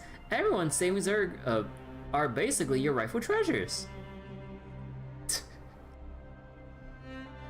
You do that all the time. Yeah, I was about to say something about Musume, but then like a second sentence entered my brain before I could like overwrite what I was like speaking, and then I was like, before we play Musume, I was like, wait. Now before Star Rail. Fusing together. Yeah, pretty much. Ancestor Zagreus helped me. I can't trick someone like you. Wow! Oh, Bartolos, I want to return to your body and never leave again. Bakushin.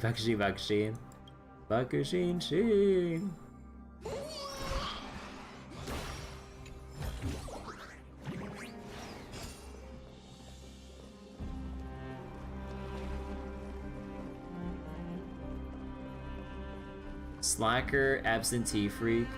Oh, it's all the chimeras from the Chimera event that are here. I could do some runs on the side. I mean, I could, but like, I feel like it's a little bit difficult for me to do that because like, I wanna, cause like, I'm in the mode where I wanna maximize my runs. So I usually want a reference on the side for the choices I have to make in a run instead of just like YOLOing things. So, I mean, like, compared to Grand Blue where you just full auto and go, Musume, nah, like, unless you want to throw away your stamina and make a mistake and end your run early, yeah. It's not like an action game. They're both turn-based, so I can just do them from turn to turn. But like, just have like like Musume on like the top right or bottom right of the screen, like while we're doing this. You call upon the living flame, the attendants of Jurios, a faint, almost imperceptible voice rises from the dry kindling. Matches, fire matches. Yes, in the days when time was still abundant, the small bundle of firewood you once obtained at a trivial cost will now carry on the faint glimmer of the flame. Oh, the Jurios embers that I did when we were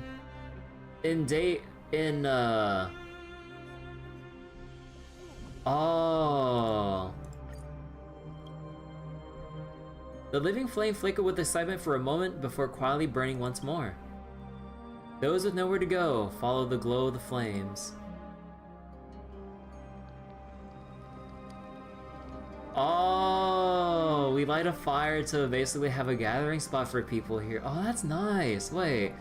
So yeah, the explorations I've done during the daytime, it's like a spot of refuge for the civilians now. Oh, that's cool.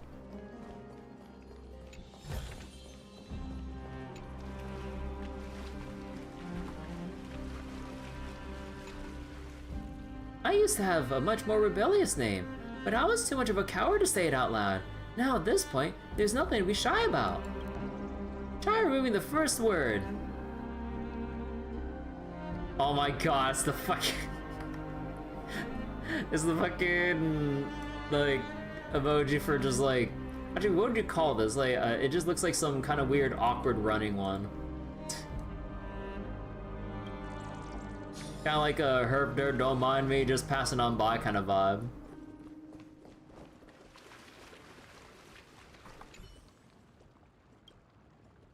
Just like us now, huddled by living flame, shivering as if we're the only thing keeping us together. Are you cold? I'm almost sweating. Are you cold? I'm not cold either. This is a hot spring. Truly a question worth pondering. Take a look. This is pure genius in action.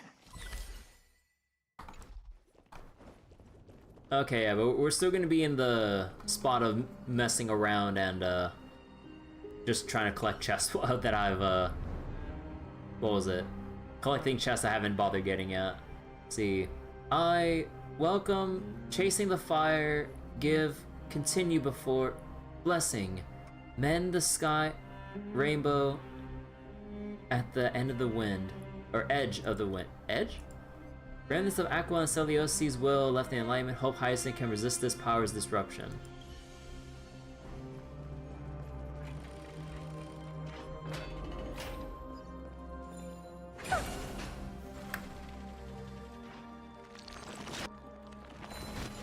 Aww. Again, it's really cool seeing all the little chimeras around the spot.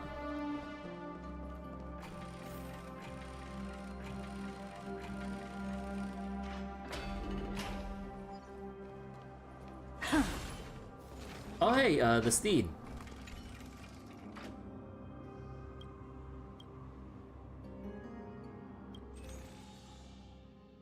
Yeah, this is speed.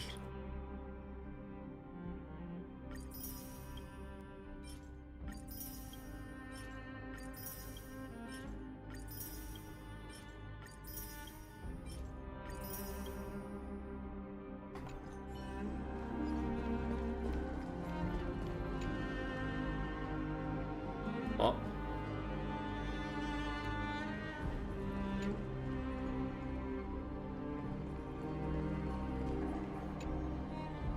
Excitafly. No, don't eat me, I'm still young. With so many dreams left to chase. Oh, you're not a black tide monster? You nearly scared me to death. Listen, don't ever wear all black again. What's black about this outfit? Have I been collecting 10 weekly memory crystals? I forgot about it. I was collecting them for a while, but eventually I just kind of forgot about it. Cause like when Amphorius first came out, I did remember to claim them weekly. Although eventually I kind of kept forgetting.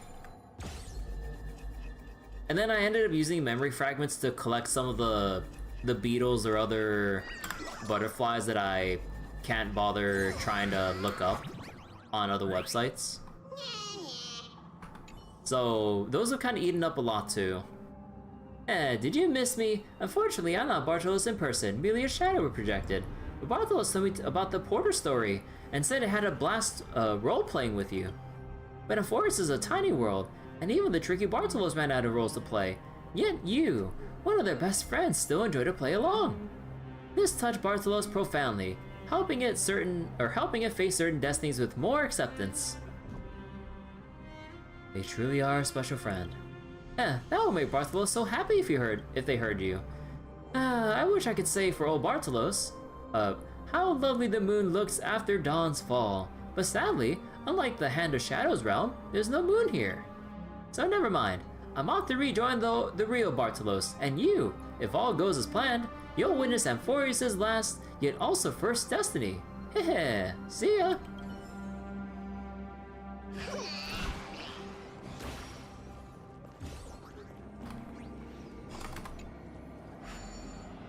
Alright, how hard can this be? 7.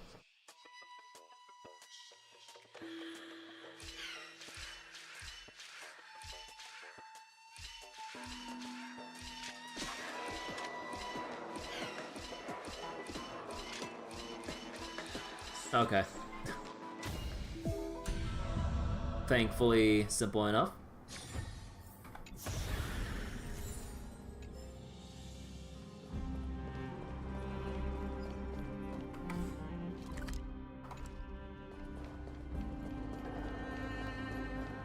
Man, part of me is so tempted to YOLO 10 pull if I can get Phainon, so that we can just insta-kill the overworld fights so we can actually just move on with the story and not get held back by just doing random fights.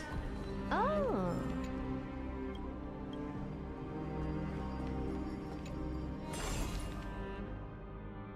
Record of the Departed. Fallen soldiers, twin brothers who perished for the holy city. Neria, Nephili priest, and Antigone, daughter of Acacius, perished in collapse home. Thegus or Thegus? I'm not sure if you pronounce like the A like a. I don't know. Mother of 3 perished embracing her youngest. Aww.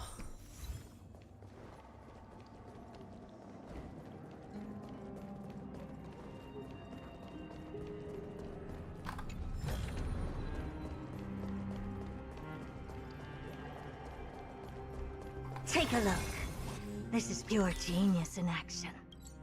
Oh, there's like a chest up here I missed. Did I read this already? Oh, there's lore here. Oh yeah, we kind of like ran past this place because of the main story pacing. Right. How many years did it take for that towering tree to grow those branches? And now it's all about to be destroyed. I miss our boss. If it were still here, it would have come up with a solution for sure. Aww.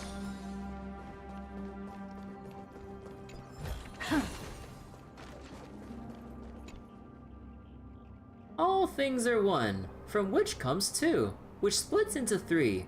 The sun is the father, the moon the mother. Wander not from filial duty. The world can crumble in an instant, but the truth will always endure.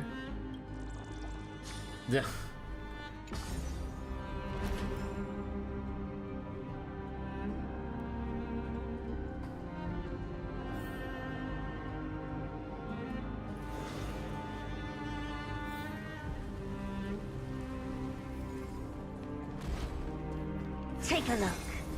This is pure genius in action. Oh, there's another one up here? God damn. Wait, oh, I didn't even realize you could run up here. Oh, that's because this is where we had the Treeby doll and everything, right? Oh no, or was it like on over here? No, I think it was up there. I didn't know you can run up there. Oh. The Jorio's flying, hold on. Oh, a pretty butterfly.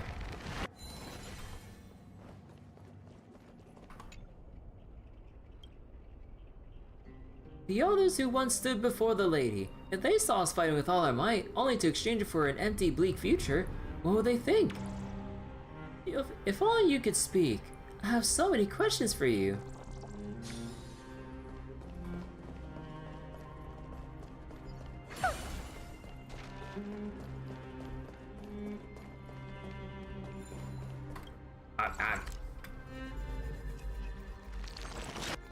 But yeah, I really should have done this exploration like beforehand, but I both forgot, and when I wanted to remember, I got preoccupied by Uma Musume.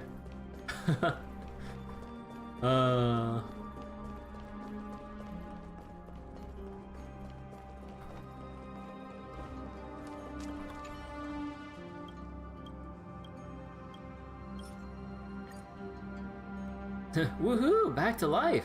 You woke up? The Era Nova is already done! Damp, gray, it's not finished yet. Era Nova! No, I mustn't be too loud. The fire burns fiercely. It'll be gone before long. Please, keep lighting the other flames. We will continue to bear everything, just like the Earth. The sky is so dark, but we will keep burning.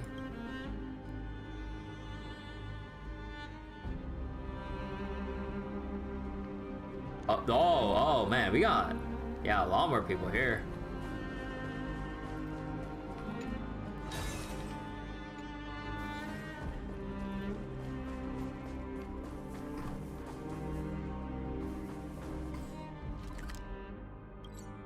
Oh, I never got this one.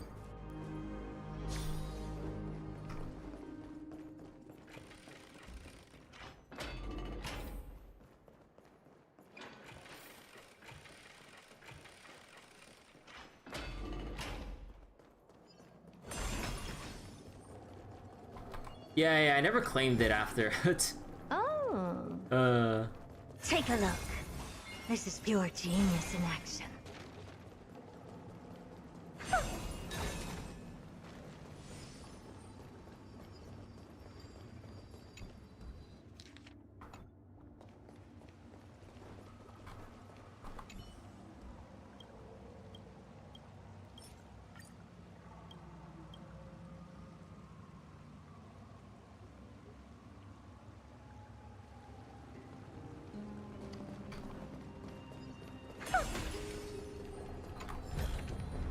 Oh, you want this?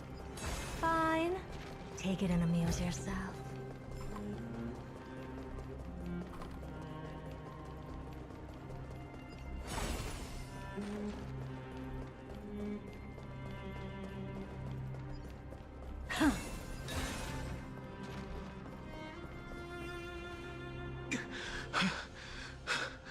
The Flame Reaver isn't pursuing us.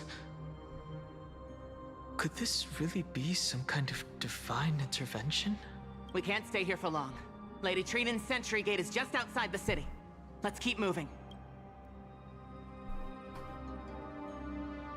See, I feel like someone should stay behind. Is this really what trailblazing is supposed to be like? Leaving like this, I'll definitely regret it. Is this really what trailblazing is supposed to be like? Our experience in Amphorius has far exceeded expectations. If our goal was just to replenish fuel, then mission accomplished. But you're right. For now, let's get back in contact with the Express and plan our next move. That's the safest course of action. We need more information. On that note, I have a proposal. Oh? Who's there? I hope to convey a Screw message to the two nameless. Screw them! Let's go! Mr. Screwlum? Who are you? Stand down. I order you to maintain a distance of 10 paces. It's okay, guard. This one is not our enemy. It has been a while, nameless of the Astral Express. I'm glad I arrived in time to stop that black-clad one from harming you further. Oh. So it was you. Never thought the Express would bring in a genius for backup. Indeed. Madame Herta invited me to meet with you, Nameless. Rest assured. You two know this anti-Catharin? Does he come from the same people as Counselor Lygus? Don't worry, guard. This gentleman is an ally of the Trailblaze. Would you mind giving us a moment to speak in private? Of course. We'll wait nearby. Please, stay safe. I fully understand your situation. For now, the only thing I can do is temporarily freeze that black-clad one in place. Time is limited. The place where you stand, Amphorius, is a world constructed from data and memoria, an experimental field of a certain eon. And now, this isolated sandbox world is rapidly falling into a third path. Destruction. Destruction. Conclusion. If Amphorius continues unchecked on this course, a Lord Ravager will complete its evolution and metamorphosis, and emerge from the surging tides. The cosmos as we know it will suffer irreversible consequences. A Lord Ravager? Like Antilia? The disaster that this Lord Ravager intends to trigger may be far more severe than the Lawfu's Stellaron crisis, because its goal is the Eon of Erudition. Putting aside the complex details of the inferences involved, I have a request to make. For one of you Nameless to stay behind on Amphorius, acting as an informant, in order to prevent the wrath of destruction from ravaging the cosmos. This world is enveloped in a firewall that defies explanation, and the flow of time here is also different from reality. Madame Herta and I can only tear open a gap and project images inside. However, the accidental crash landing of the express car notwithstanding, both of you were able to successfully land here.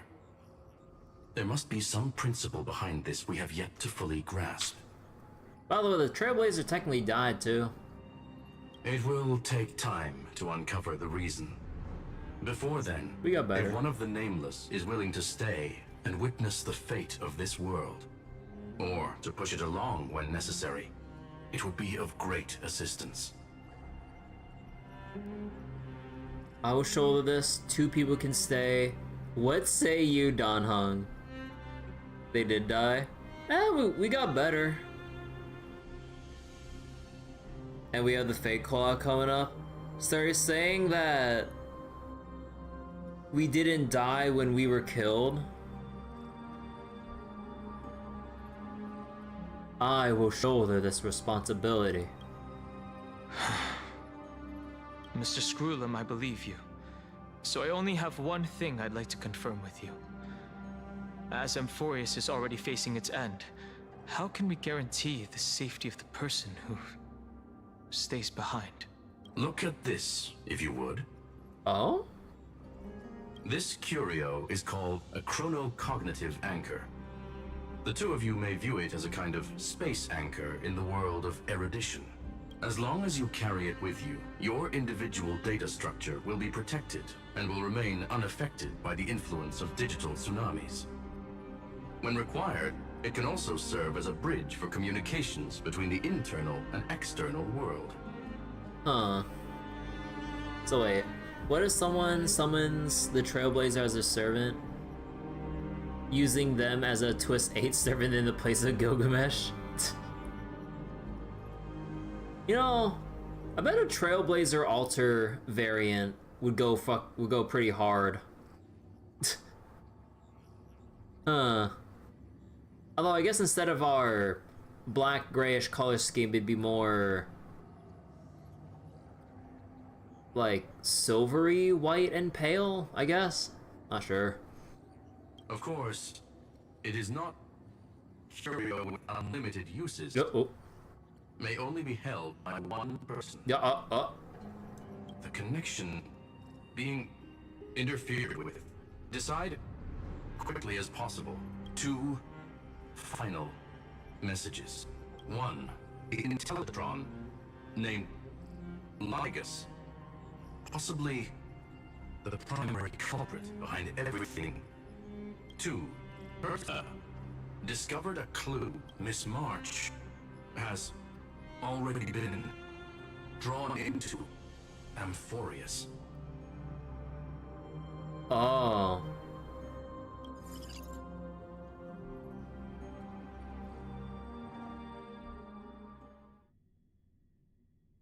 March has already been. Uh-huh. Cold. It's freezing. Hold on. Am I dreaming? This is way too strange. Man, March, you got a lot to catch up on. A lot of stuff went down when we went to Amphorius. Oh boy. Everything's spinning. And I can see webaboos flying around. But I was literally just talking to Himeko. How did I... When did I... That's it! She warned me about this place right before Klipoth glimpsed her. Oh. Oh no. Have I accidentally walked onto some weird path? Don't worry, March. You'll get used to it. Have I done something crazy without remembering? Unless forcing Pom-Pom into new outfits and borrowing Mr. Yang's shoulder massager counts. Hold up. No way! Stepping onto the path of elation can't be this simple, right? I know, but you could say it'd be pretty funny if Aha put you on the path. Child of remembrance. Oh. Step forth into the depths of the path space. Who's there? Hey, cut it out. If you're there, just come out and talk, okay? You're freaking me out. I can't even think straight. Hold on. Is that a gate? Cast aside your fears. Step forward through the gate of memory. The voice. Is it showing me the way out? Chronocognitive anchor. Tusper. Just like Tusper just hanging out with us in the path space here. Oh wait. Path space? The dream was cold and piercing. Here the girl's past and future intertwine. Huh. You gonna go to bed and stuff? Alright, Greenblade. Take care. Thanks for stopping by tonight. No, don't fall for it. They're lying to you. Turn back now. Another voice? Who now? You know what? Let's go the other way.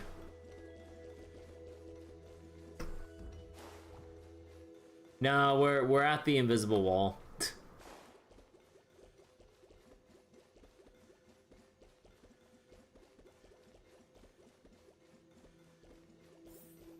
Wait, Master Diviner?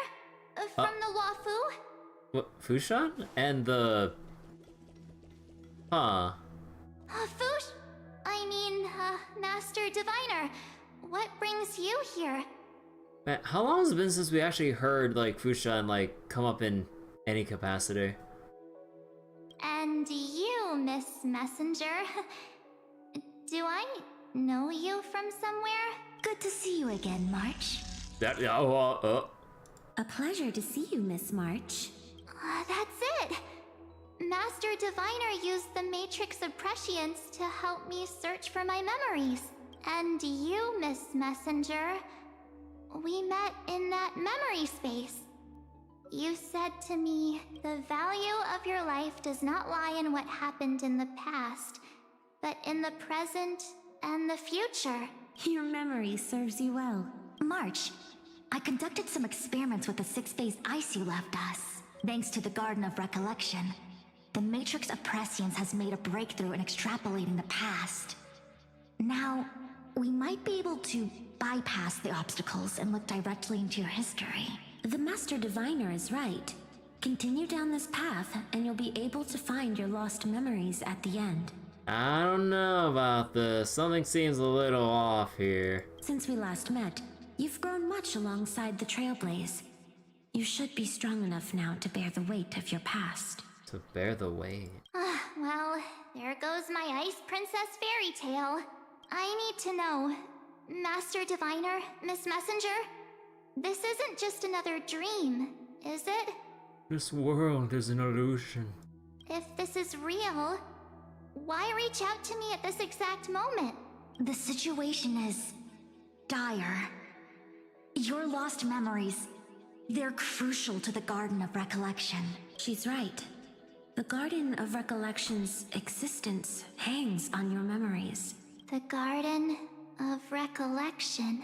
You may not want to sacrifice anything to preserve the garden for now, but in time, you'll understand. Your destiny and the path of remembrance are extremely, closely intertwined. Your destiny and remembrance. Now go. So, I just walk through that gate? This way, March. Your past awaits beyond the gate of memory. Stop! They're just mimicking people from your memories! Oh, I only just noticed that's... That voice again. Yeah, okay, I was trying to like remember off the top of my head. Yeah, no, that's Mem speaking from wherever, telling us to not follow the voice. Mother parted by the turning of seasons. Just when an exhilarating new adventure was about to begin, I'm suddenly hit with some mystery illness. Wait, no, I got sick and even fell into a coma? When I finally came to, what I saw nearly knocked me off my feet. A bizarre psychedelic world of mind, with hissed demonic whispers. Could this be... No, I have no clue at all. Kind of think of it, am I even really awake? Why does it sound like a fucking synopsis or overview for like a light novel story? Just before an exhilarating new adventure, I got sick and even fell into a coma? Am I even really awake? Don't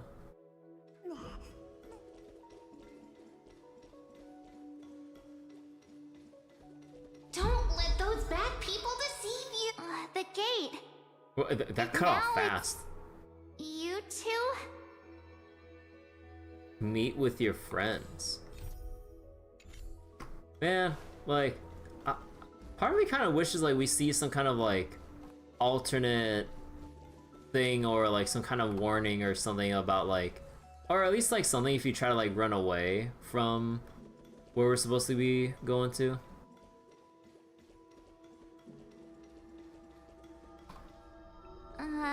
Hey guys! What are you doing in a place like this? March! There you are! Finally. The trailblazing journey just isn't the same without you. Wait a second. Dan Heng will never say that to March. Traveling's no fun without you around. Well, duh! What's Team Trailblaze without its star member? Wait a sec. You might look like you two, but... We understand your confusion.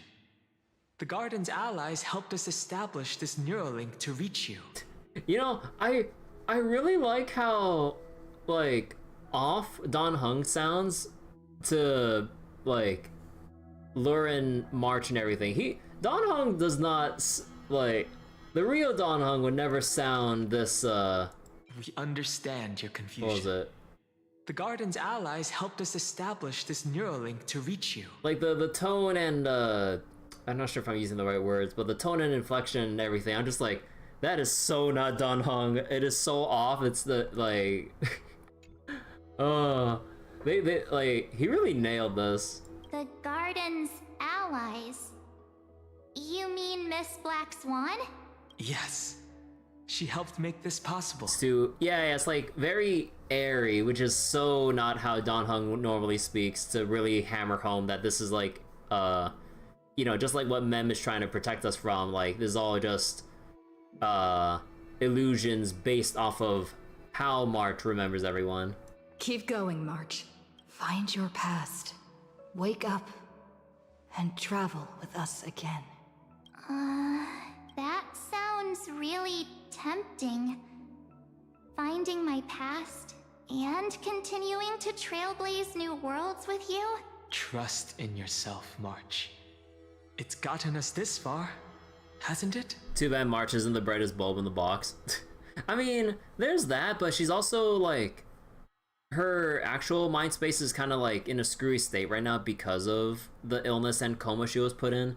So on top of the like slight airheadedness, she's also like actually like kind of mentally confused and like whatever at the moment, because you know, like anyone would be bewildered when you wake up and you find yourself like walking in space.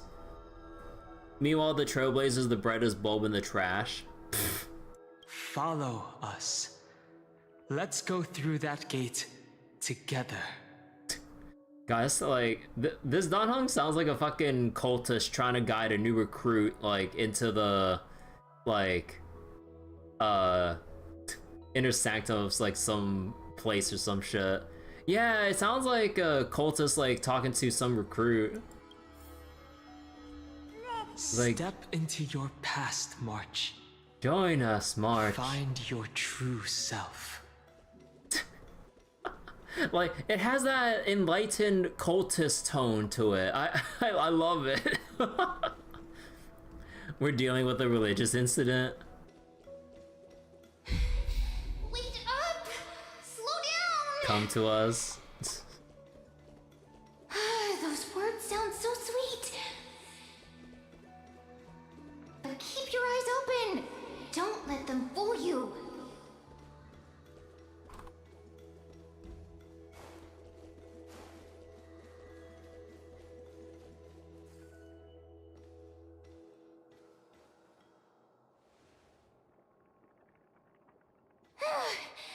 At last, I finally caught up. Oh, it's okay, well, what was the name again? No, I kind of forgot about her voice because like we only heard her a few times during like the end of, what was it?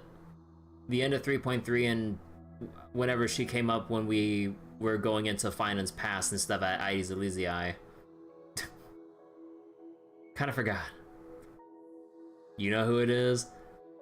I haven't played this game before, or Honkai Impact before. Hey, are you all right? I'll be okay. Just not used to running around. Say, March, got a moment to talk before you make your decision? Wait, that was you? Pushing the gate away? Sending those warnings? Yep, named Cyrene. It means ripples of past reverie. Easy to remember, right? Wait, wait. Yep, named Cyrene. It Cyrene? means ripples of past reverie. Easy to remember, right? I thought it was Cyrene. Cyrene? Alright. It's Cyrax from Mortal Kombat. Oh my god. Wait a minute. We actually look quite alike, don't we? Oh,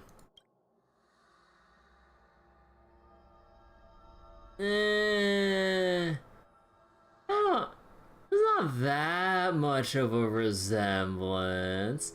For example, her hair's more pinker, more saturated compared to March's. See? Yeah.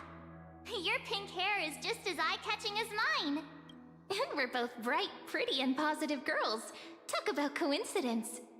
Wow, you're quite the smooth talker. But I can't disagree. Wait, you know my name is March? Have we met? No, but I've witnessed your story through those memories just now.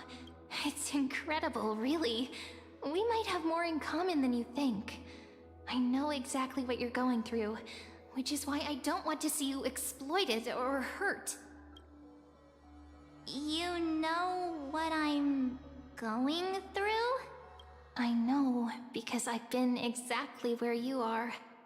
This empty space has been my home for ages. I barely remember what time feels like anymore. The empty space has been my home. Huh. But there's something I'll never forget. Trust me, that gate won't give you what you want. You mean those people? They're lying? Luring me into a trap? Yes, convincing, weren't they?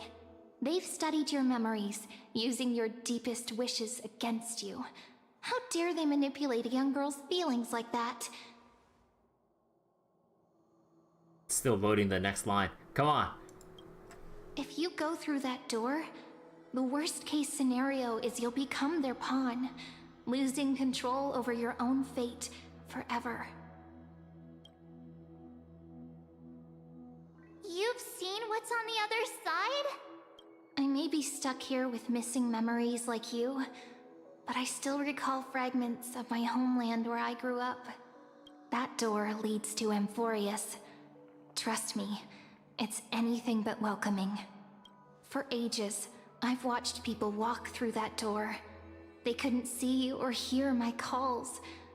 The voices beyond always promised safety, but I've never seen anyone return safely. So I had to try and stop you. To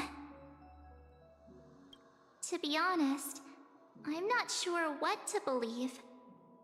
But the fact that you're here, putting in all this effort to warn me, that means something. Tell me, Cyrene, how can I return to my world? It's really easy, actually. Just turn around and walk away from this place. The girl cannot be trusted. Memo Keeper's embodiment? Through the door, save the garden. Both of you, children of remembrance. They never give up, do they? But don't let them sway you. Stick to your path. The return journey could take ages, longer than most lives. But that path will lead you home.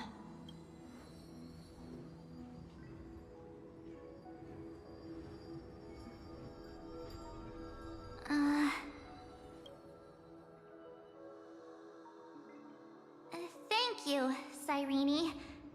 I know what I need to do. I'm going through that gate. Into Amphorius. Oh. Wait, what? Marge? Don't worry. I believe you. It's just that, for me, the only place I can call home Is with my friends. is right beside my friends.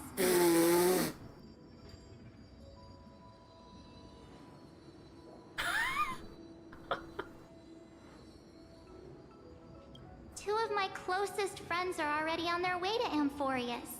They may seem capable, but only I know. No, we're more than just on our way, March. We're way deep into the hellhole now. They're absolute disasters waiting to happen. They won't last 5 minutes in a new world without me. No, the disaster already happened without you. That's why I need to go through. Amphorius or not. When the three of us are together, there's nothing we can't handle. We'll explore, understand, establish, and connect. After that, We'll find our way home together. I see. You've got people who mean the world to you, too. That is so heartwarming. March, if that's what you've decided, you have my full support. Why do I feel like there's a butt coming up here? Birds of a feather we are. Never mind. Looking all sweet and innocent, but with hearts of fire. Oh, stop. You're making me blush.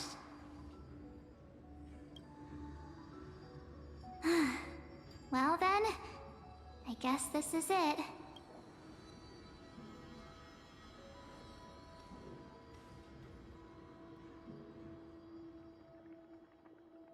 Do you think we'll see each other again? Who knows? But don't worry about me. After all this time here, I've grown quite used to chatting with my imaginary friends. Since Amphorius is your homeland, if there's a way to help you, my companions and I will do everything we can. Then I'll look forward to that day.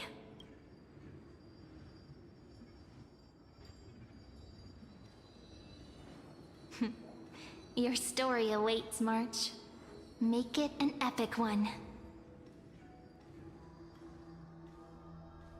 After all that to warn March and try to send her bags, like, oh, okay, so if you want to go there, sure.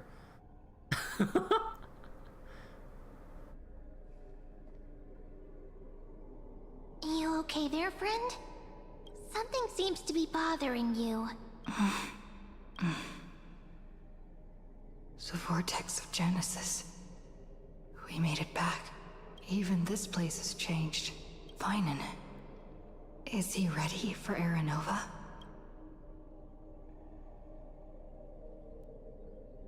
No matter what, we need to see it through to the end. Yeah, we've come such a long way. If what that machine gentleman said is true, if Amphorius is destined for destruction, then I'll stay by your side until the very end. Like how you and Dun Hung treasured the Express. Amphorius means everything to me.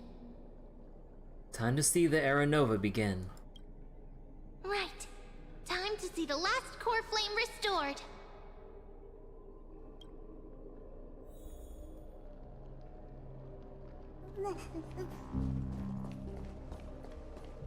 Oh, man. Look, there's Phainon! And wait. Ligus. Remember, Skrullum's warning. Take a look. This is pure genius in action. Okay, hold on. Need to get my need to get my food buffs ready.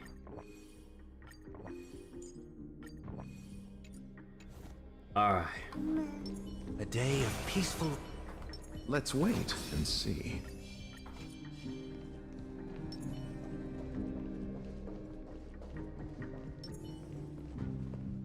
And you, Lord Phainon, will wield that core flame to bury this ancient world, plunging everything into the gray unknown.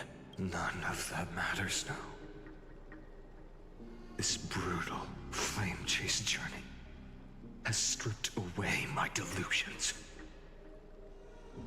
I know the future is in some peaceful paradise with gentle west winds, just waiting to welcome us to step in. If what lies ahead is a mass of chaos, I shall cut through it myself and usher in the first ray of blazing sunlight. Is it truly you? With one last chance to turn back, you still step forward. How befitting of a trailblazer. Spare me your mockery. You misunderstand. As our world nears its end, the ones who walk the infinite paths have embraced their destiny. The ones who walk the infinite paths, Trebios. Right. As the Theoros, it is my duty to witness the world's future and oversee this final core flame ritual on their behalf. The trial of world-bearing. The ritual of Era Nova. Screwloom says you're behind all this. Ah, I see. So you met my kindred spirit before I could erase his traces. Partner, what are you saying? This world is an illusion. This one knows more than he's telling. I've had my suspicions. How does a native Antikytheran know so much about repairing vehicles from beyond the sky, Lord Lycus? How much do you truly know about Era Nova? Tell us everything. Very well. I need no longer maintain this Theoros masquerade.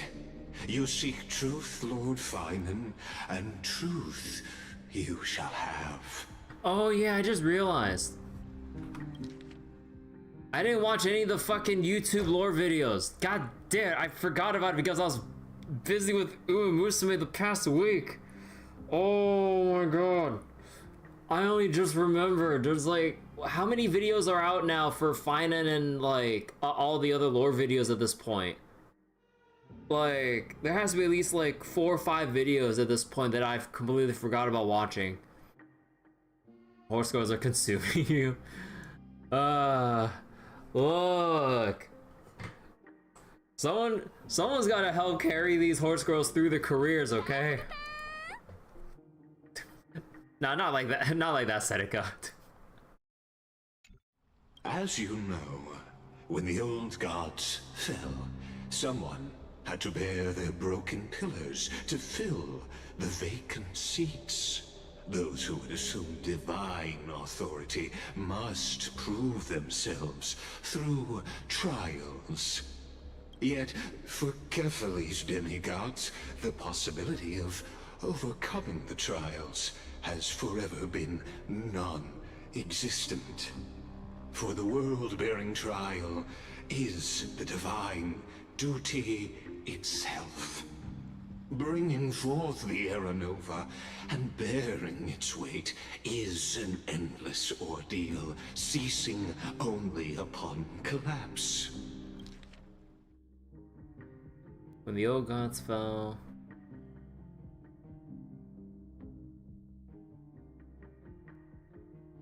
world-bearing trial, divine duty, Era Nova. Precisely. The Era Nova ritual is not something that can be completed in an instant, no, but a long and arduous journey.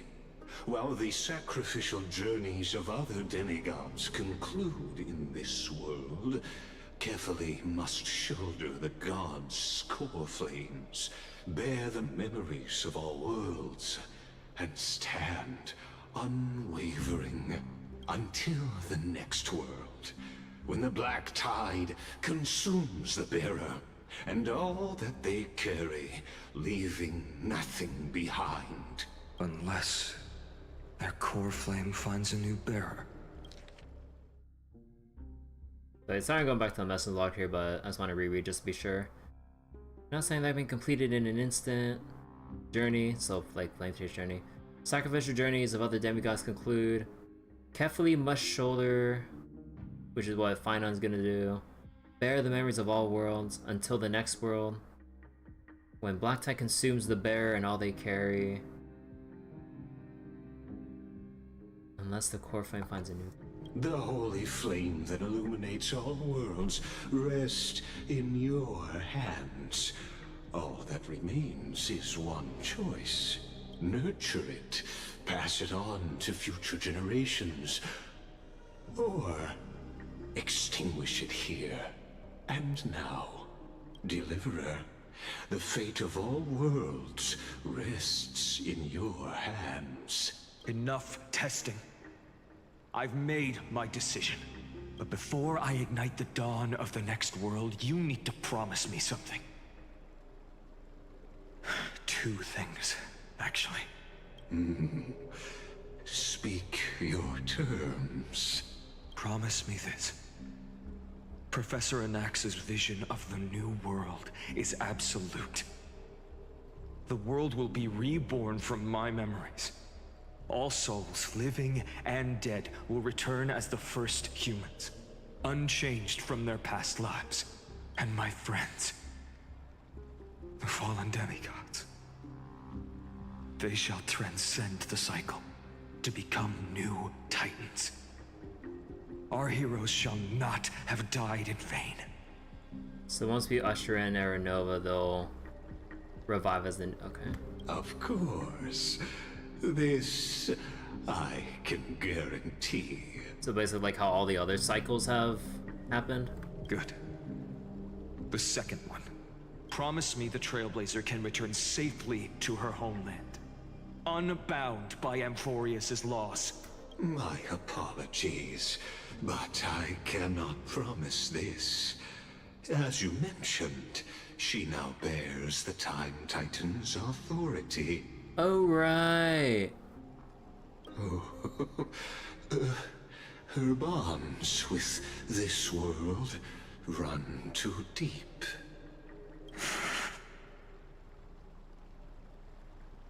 Don't worry, I have a plan.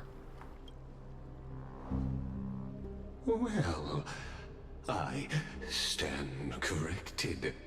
An outsider like her does have ways to defy destiny. Thank you, my friend, for everything you've done for this world. Though the next world may not remember, I shall never forget. As the Theoros, I declare, Amphorius has determined her path. Step forward, heroes. Follow her path and see it through. Complete Era Nova. So wait, Mrs. Ruin's arrival marks a definite turning point, give us fresh insights. Following his request, Curry will stay behind in Amphorius to adapt to changing circumstances, while I... Oh, this isn't Don Hunk's POV. While I return to the Express as planned to regroup with the other crew members and formulate our next course of action. Oh!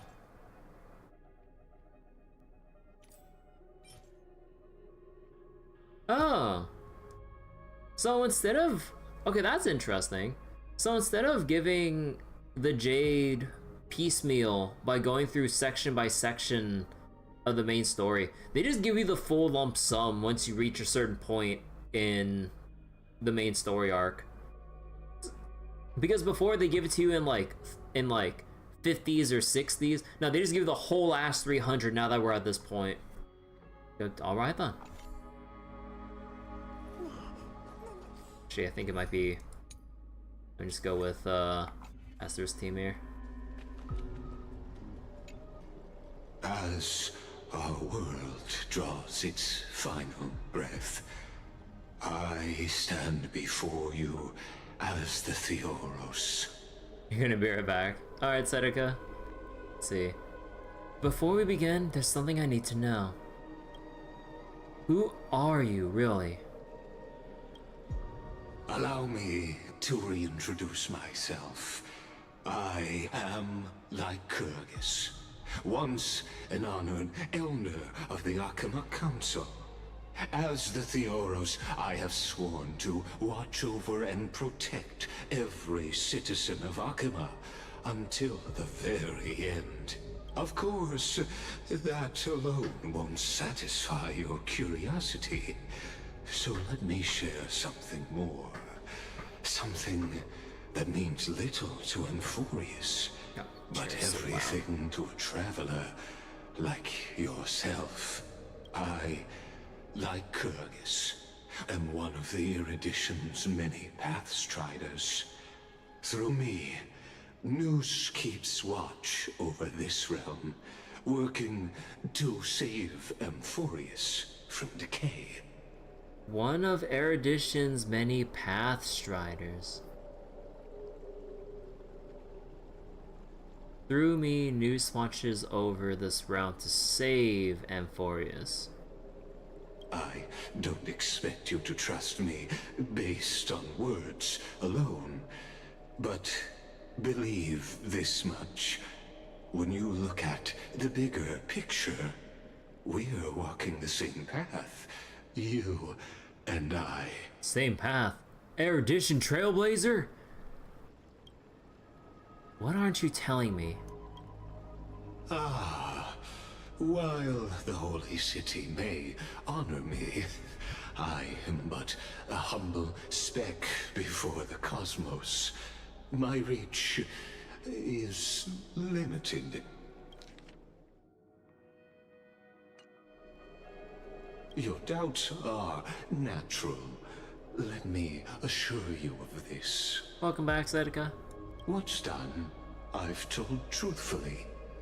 What's to come, I'll witness fairly. My conscience is clear.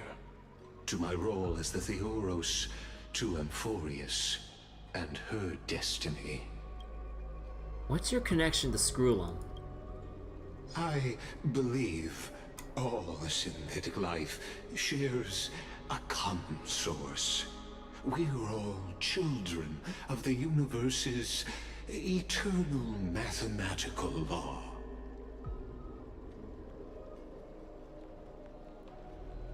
Synthetic life shares a common source. We're all children of the universe's eternal mathematical law. The universe's eternal mathematical law? Huh. So, you see, the answer is simple. That brilliant mind is my kindred, a brother, if you will. Let's leave it at that. Time to complete the trial. The world will be moved by your sacrifice, Trailblazer.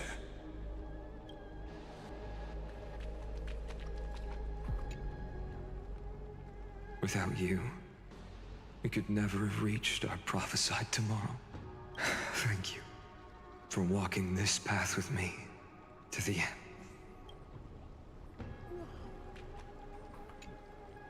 Behold, oh gods, Amphorius has achieved her victory, and the Era Nova approaches.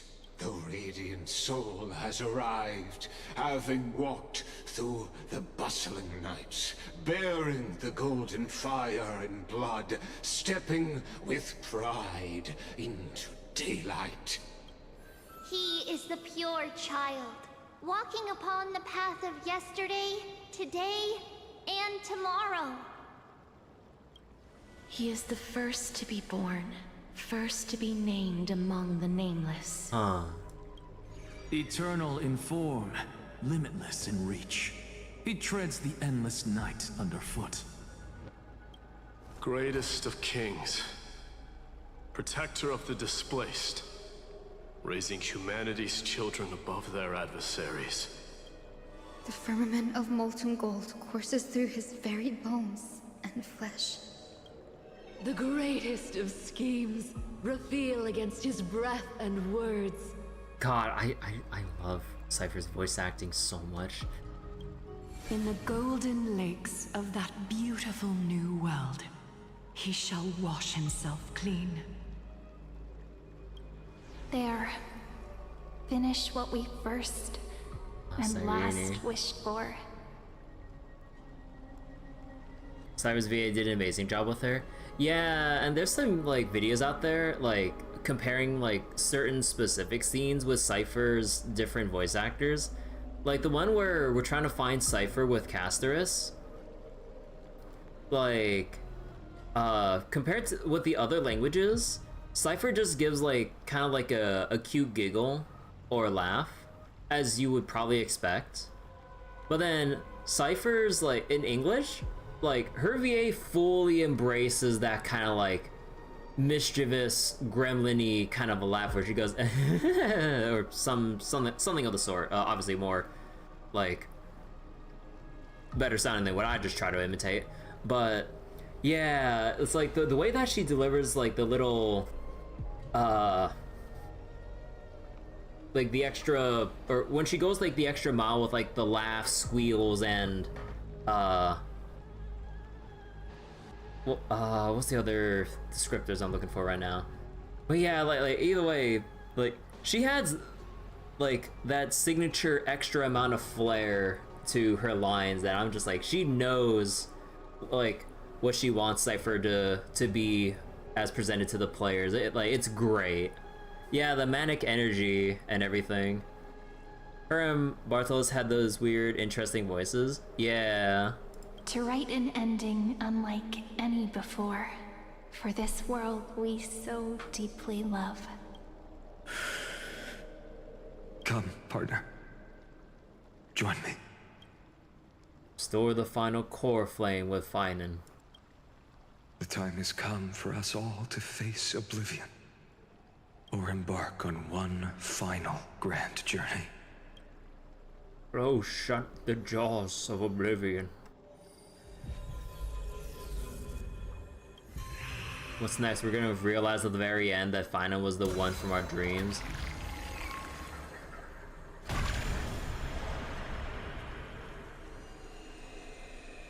Time to close. We have the same mindset, Bryce. It's his fate. Oh, cinematic.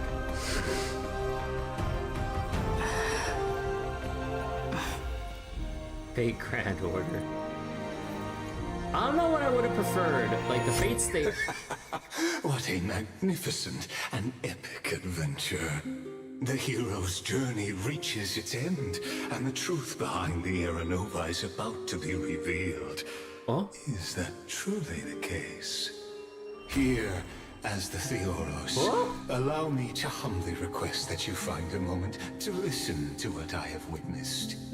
This is about the nature of Amphorius itself. A story of the prime mover of life. This is like a Mr. Rekka moment here. What a broad topic this is. Where shall we start?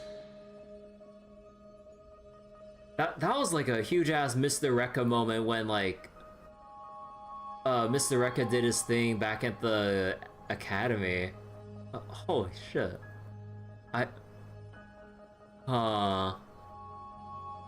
You know what's funny? When Lygus had his face reveal in the Lord Ravager reveal video on the Starro channel, like everyone, there's so many people like reacting to Lygus's face reveal, calling him chopped.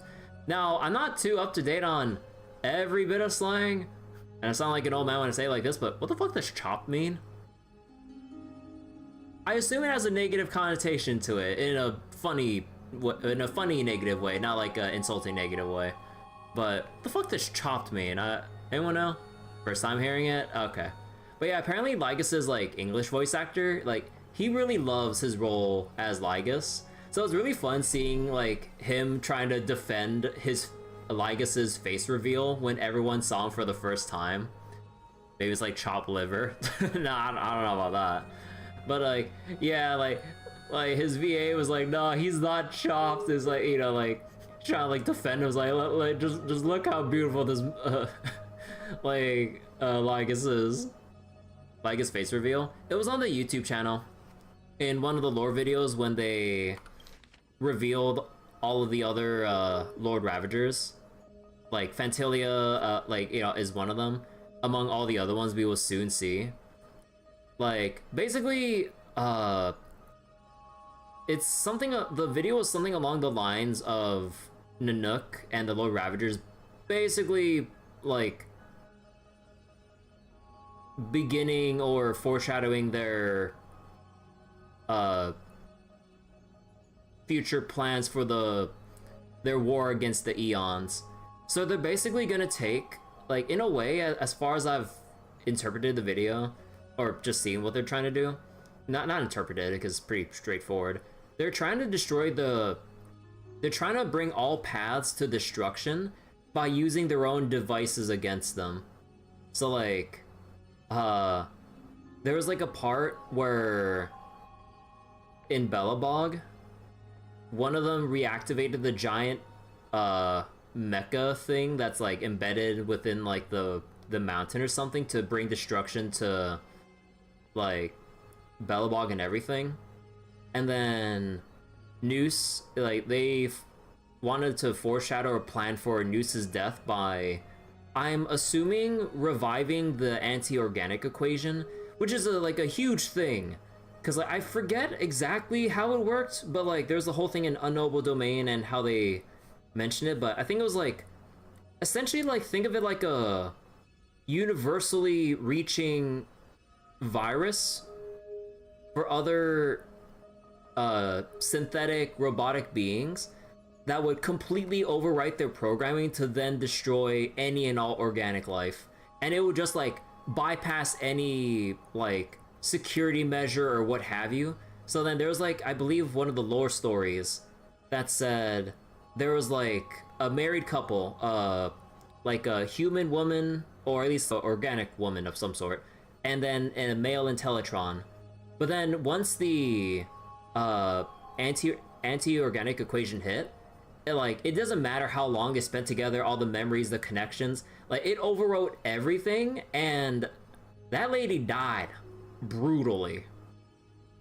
So I believe one of the Lord Ravagers wants to bring about Erudition's destruction by like trying to revive Ruger II or something like that and bring back the anti-organic equation or something along those lines, I think. Poor Bellowa can never catch a break. Yeah, and then there's Fantilia with the abundance and trying to okay, I'm forgetting exactly, so again, I'm like, my comprehension skills not the best here, but yeah, like there's like Fantilia with her whole thing with taking or making use of the powers of abundance, and basically like her just trying to like fight against the Shienzo in general. Again, I'm really butchering like whatever they explained here. I can't remember perfectly. And then there's something about the Nihility. I don't remember exactly, but there's gonna be something happening between Acheron and one of the other Lord Ravagers. And weirdly enough, there was like, instead of the black hole, which is usually depicted as Ix, there's like the opposite of the black hole. It's like a white hole of sorts. There's like some kind of weird visual opposite of Nihility or something like that. I'm not sure what's going on with that one. That one, that kind of went over my head. And then, let's see. Was there anything else? Harmony? No, I don't think there's anything for Harmony. So they mentioned, they pretty much mentioned oh, I think one of them was gonna bring about the end of Elation or something like that. One of them had some beef with Elation. So I'm waiting for Sampo to show his ass up and save the fucking day. We need Mr. Sampo Elation Kowski to save the goddamn day. I'm waiting on that. So wait, let me just take my headphones real quick. Oh my god, it's so hot right now. Holy shit. Sampo and Sparkle to the rescue. Honestly, they will probably take a major role eventually to saving us. Cause like the way I see it, with the way that Hoyo is foreshadowing this like grand war against the Eons or something. So I'm assuming that they're gonna have one by one the Lord Ravagers enact their plan to bring down one Eon, one major arc of the story at a time. So Yeah, so we'll probably have like probably beyond Amphorius, or what was it? At the end of Amphorius, with the little story intermission to segue into whatever 4.0 would bring when we go that far in. I think we'll start the main story where where they're gonna set up for like all this fighting and stuff to deal with the Lord Ravagers. Kind of like a big like Marvel style story of like just how long they're gonna enact like this like these phases of the main story and everything. So like, you kind of hope that Masterfuls are color coded. On a scale of 1 to fucked, how screw the Astro Crew? 20. Yeah, I'd say about like. On a scale of 1 to fucked, I'd say pretty screwed. Got it. Let's start at the very beginning. The Big Bang? The Big Bang. The birth of particles. The emergence of all things. Just kidding. What I mean to say is that time, space, matter, all concepts exist solely because we perceive them. This is called the erudition. Without it, the universe would merely be a chaotic book written by chance, yet unread by anyone. Huh. We have a get out of jail free card with Acheron? I got no idea. So wait. Time, space, matter all exist. All concepts exist because we perceive that they exist. That is the erudition. Otherwise, everything would be mere chaos. By chance and unread. As your acquaintance, Lord Anaxagoras, suggested, everything in Amphorius exists through new spores, living in the memories of those yet to come. Everything in a forest exists through new spores, living in the memories of those yet to come.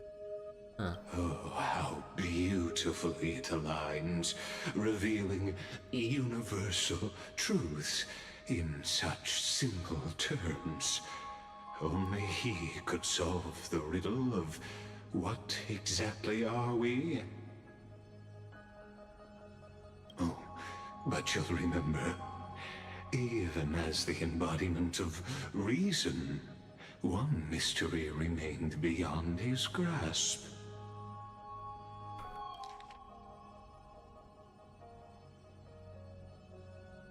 One mystery remained beyond Anox's grasp. If that is the case, whose memories did the very first new spore sprout from? Ah, as sages across ages have asked the gods. You know, when I look at that fucking portrait, or when I look at that fucking, like, painting, when I see, like, what looks to be a woman with her face blocked out like that, I think about fucking Polka Kakamond. Like, I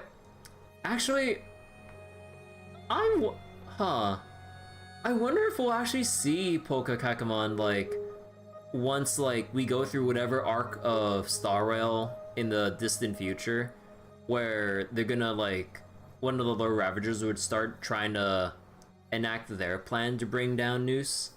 Does that mean, will that set the stage for Polka Kakamon to actually show up? I wonder if Stephen Lloyd will actually be playable. Or not. Or, at the very least, we see, like, a face reveal to Stephen Lloyd. Because they keep teasing Stephen Lloyd's, like, appearance and everything. And, like, Ron May going, like, if you want Stephen Lloyd to show up, you show up with this snack. If you want him to not show up, you have another one because he'll never go for it. Or he wants to avoid it, or something. You know, funnily enough, Stephen Lloyd actually figured out, or I believe, Yeah, I believe he figured out what exactly Polka Kakamon did or invented or used to basically obscure her face from other people looking at her, and used it on himself. So, or applied it to himself so that other people won't look at him. Or at least like so he won't be shy about other people like looking at him or something like that. And I'm just like, oh my god, this kid. What is the prime mover of life? But let's set aside the Grove's teachings for now. Look further, past Amphorius, to what they call the Forbidden Realms beyond the sky. Do you know of the Scholar's Strife? The Scholar's Strife. Oh boy. You think I remember all of the lore things that I've read when I did the Onobo domain, like either on stream or off stream? But I read through it, but as you would expect, especially with how I'm remembering I'm recalling or having flashbacks to my English class, passages enter through one ear and exit out the other. Like, they're interesting reads, but then it's like so much that I was digesting as I was like just really going through a lot of Onobo domain, that like eventually was so much that I've crammed in just reading to myself and everything that I mean, I know the term, the Scholar's Strife. What exactly I remember? Fuck if I remember. It was conflict over the scepters. I believe so, yeah. There's like I think it was like something along the lines of the conflict between all the erudites and mundanites and people trying to squabble over even the smallest smidgen of resources from an Emperor's Scepter. Because even the smallest allocation from an Emperor's Scepter could basically provide you the resources, energy, or what have you to conduct whatever research or experiments that you would need to probably answer whatever big theory or whatever it is like the scholars have wanted to like figure out. But then with all of this, like, they've basically brought about like a lot of like scheming and faction wars and conflict like among themselves instead of like actually trying to, or what was it, like they're trying to like hoard it all for themselves, or trying to like be gatekeepy to prevent like certain others that they don't like from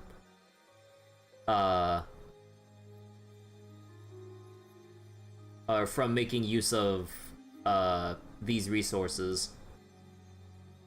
That or something like or that, and there are some points of like certain people who wanted to, what was it?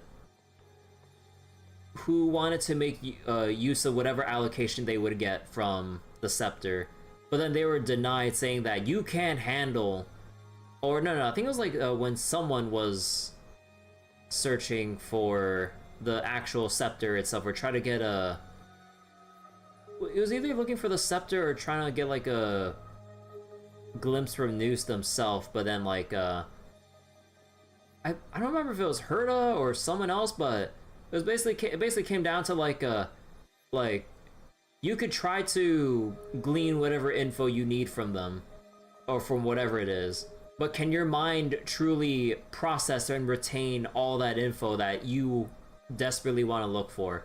You want to look for answers, but can you remember and process it all before you forget, or you literally die from like information overload or something? It's like there's like a whole bunch of different things going on. Like my recollection is like so scattered. I'm having trouble remembering like all the names of like the different like scholars, mundanites, erudites, or other factions and shit. During that grand yet brutal war, waged in the name of erudition, a genius's legacy was abandoned, strewn across the cosmos. The scepters, a macrocosmic computational array beyond mortal comprehension. Made to emulate the Eon's thoughts, it became part of the Eon's cognition at birth. Scattered throughout the cosmos, these arrays act as celestial body neurons for Nous.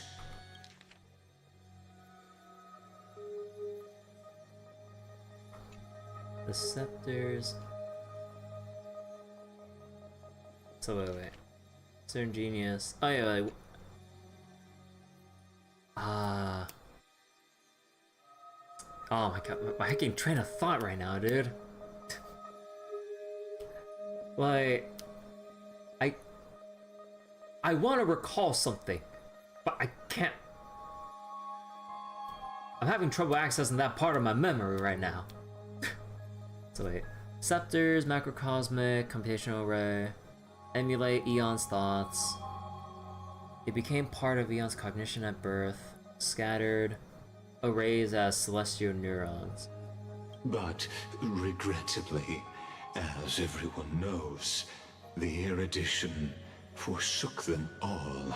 But what nobody knows is that, though forgotten, they never stopped seeking the divine answer. A question that survived war and disaster, stumping even the greatest minds, including both mechanical emperors.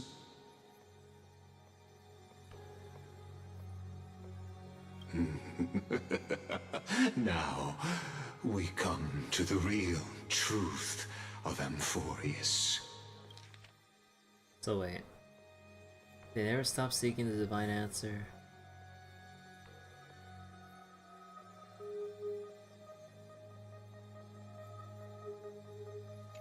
What if, hypothetically, a scepter found the answer to the prime mover of life? So that's why Lygus took this, or had the scepter go through, or what was it? Create and simulate Amphorius through all of its cycles. I think that's what I'm getting from this. If through endless solitary extrapolations in the cosmic code, the one deemed as a failure by the Eon of erudition found proof through the ages. Through endless solitary extrapolation. Found proof. What would happen? Perhaps the answer is simpler than you'd think. From perishing neuron devolved into true life, reborn through the gaze of another Eon. From a perishing neuron, wait.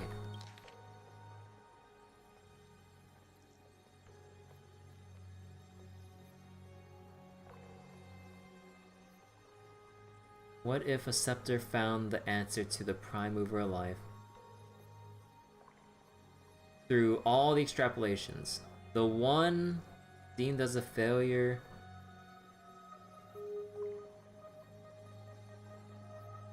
from perishing neuron evolved to be reborn through the gaze. So this is where destruction comes in. This, I think, is a tale from the distant past, unknown to all, even unheard by the greatest geniuses. Now, let's leave the Scepter's story here, returning to where we began. What is the prime mover of life? Actually, you know the answer better than you realize.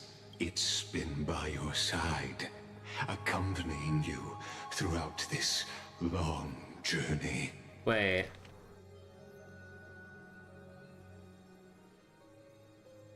been by my side.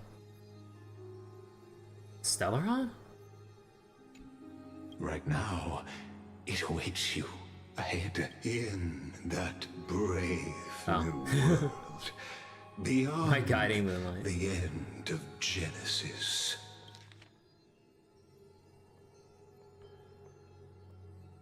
Prime mover of life been accompanying me the whole journey. And that thing accompanying me awaits ahead.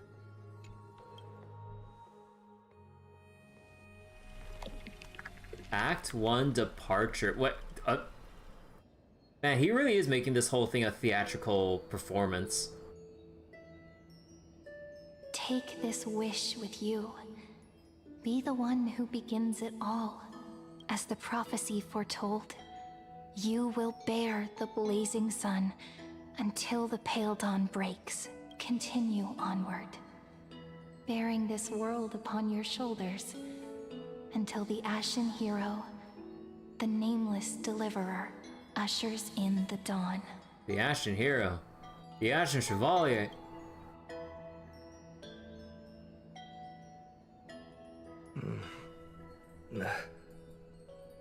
Such an odd dream. Strange. Like I've dreamed this before, but it all slips away when I wake. I've dreamed this dream before. Only a voice remains. Who was that?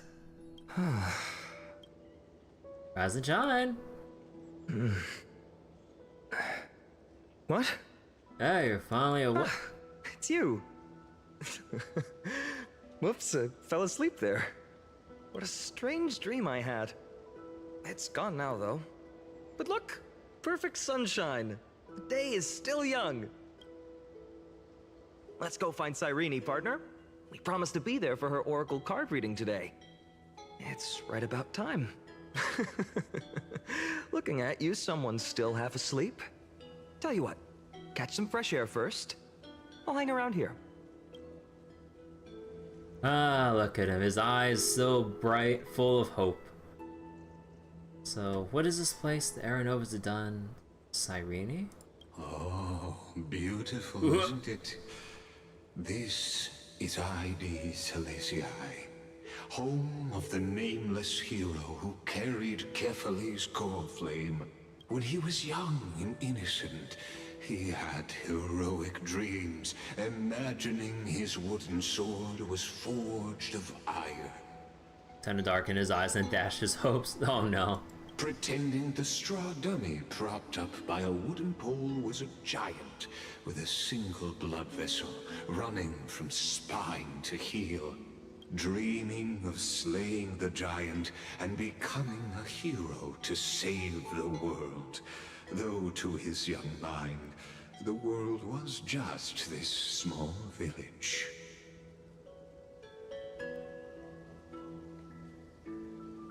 I had no idea he used to be so chuny. Who wrote this? How does this connect to Aeronova? What you witness is the start of his path to a new world. And trust me, you play no small part. These are his first memories. Rather than watching, why not join in? Think of it as immersive theater. Well, like a Telltale game? Become his lifelong closest friend, witnessing his hero's journey from the best seat in the house. As the nameless hero whose unwavering guidance shaped Phainon's destiny, yet whose name was never recorded in Amphorius's history. Oh, you direct plays now. Oh, we could be sassy with them. I mean, given the shit that Lygus has put us through, let's be a bit sassy. Oh, you direct plays now. Questions. Let's follow along and find out, shall we? Many mysteries lurk in this village beneath the veil of Evernight. your questions will find answers as the story unfolds. You think he might like sass? Oh yeah, no, he's pretty sassy. he enjoys toying with people or just like trying to, what was it? I guess like guide them along in his stage performance for his own amusement.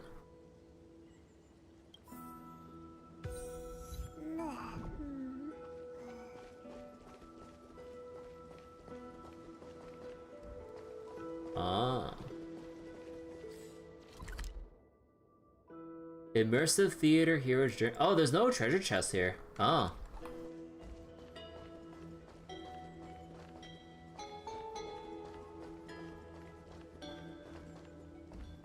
Do we go fishing?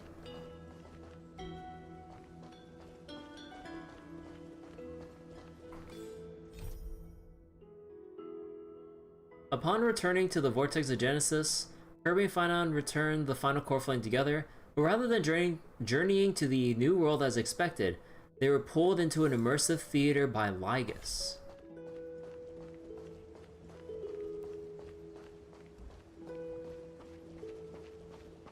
And where's Mr. Rekka when you need him? All awake now? Great. Phainon! Show me how to use a sword like you do! Bro, we cut him off! Wait till you grow a bit more. Bro, come on, we only walked a few steps and he even finished his line before the child interrupted the dialogue here. Are you kidding me?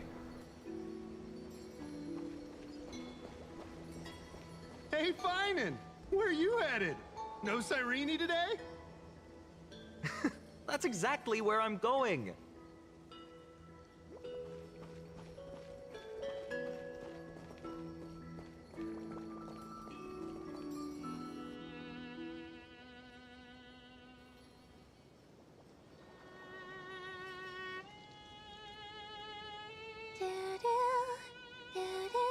That statue looks like a garden messenger.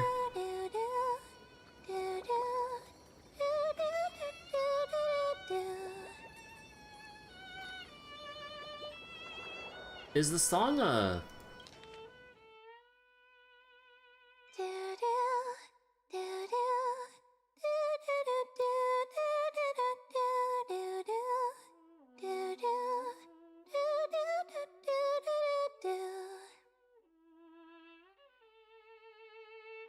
I should have played Honkai Impact.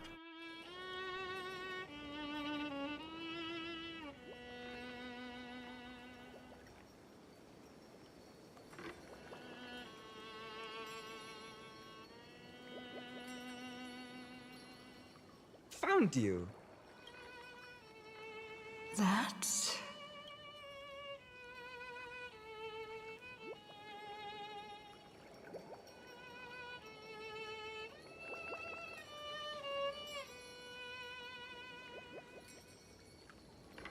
Goodness, look at you rushing about. You've got the poor swing all startled. Hmm? Who are you? Is that you? It's you! You're the one from my dreams. I knew it was you. Something wrong?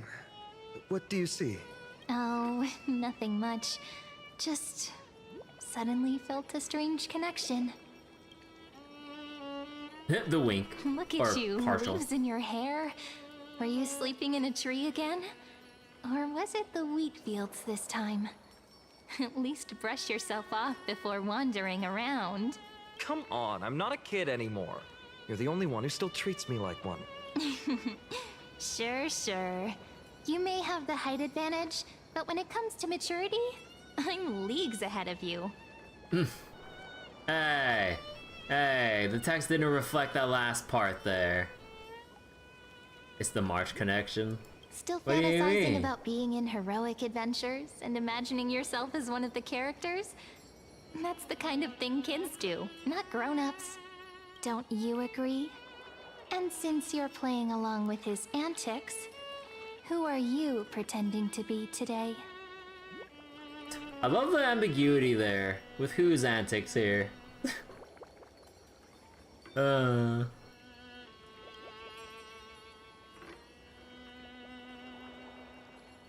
Hi there, I'm Kirby. Greetings, I'm the I mean, I'm not lying. Greetings, I am the Stellaron Hunter. Today she's going with Stellaron Hunter. Steal a heart hunter? Planning to steal someone's heart, are we? Oh, no. We're not gonna go reference that. Switching roles again? What happened to being the valiant hero from a distant shore who made that solemn pact to learn the sword? Spare me. Can we not bring this up? Yes. By the way, I only learned, like, yesterday through, like, just seeing the memes come up out of nowhere. Like, what the fuck is the deal with the subway slammer from fucking P5X?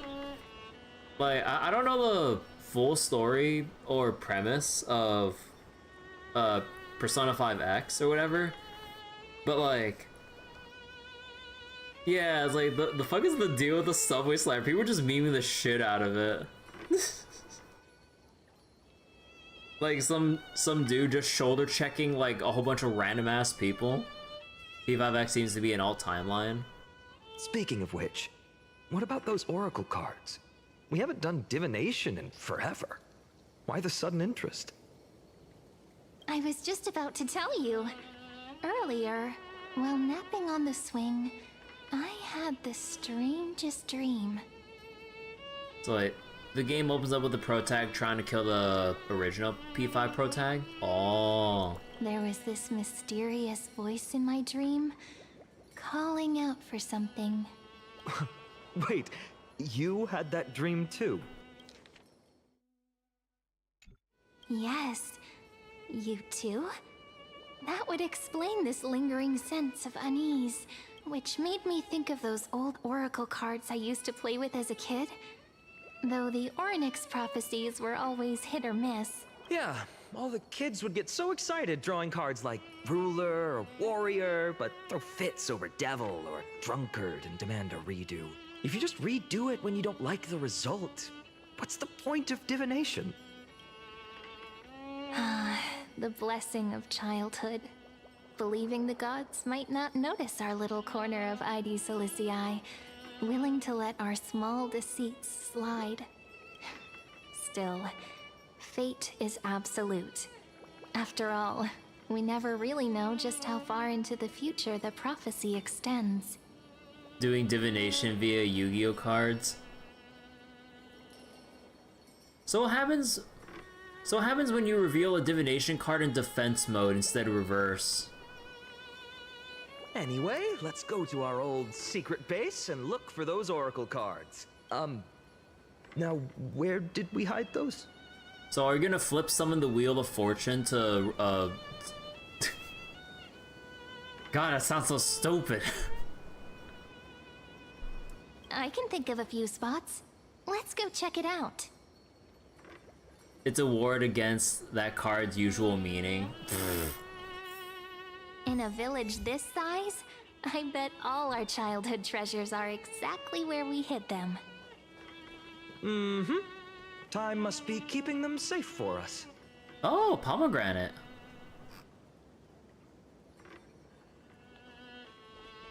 Wait, hey, we can't move the swing. Come on.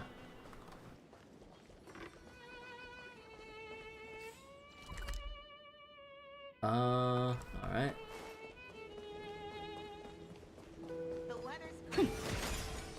The devil in defense mode is the protection against vice. Oh my god. In the sunlit barn, amid the scent of ripened wheat, they found various fruits hoarded by squirrels. And a wooden figurine, missing arms and legs. So what would the lovers in defense mode represent? Death in defense mode means an extension of something, a staying of the hourglass. My unfinished little soldier? After all these years! Hey, this is the one Mrs. Pythias confiscated. Finally back in my hands. Phainon, Cyrene, where are you two headed? Speak of the devil. Mrs. Pythias, is school out already? No classes today. This morning, I used fallen leaves for a reading, seeking Orynyx's wisdom. They warned of potential injuries, so I gave everyone a holiday. So wait, the lovers in defense mode wards off forming bonds with others, so it's like the curse of the curse of loners. Besides, it's harvest season. There's plenty of other work to be done, even without classes. With you being our only teacher in ID Silizii, you must be working so hard. Anything for my students. I don't mind the work.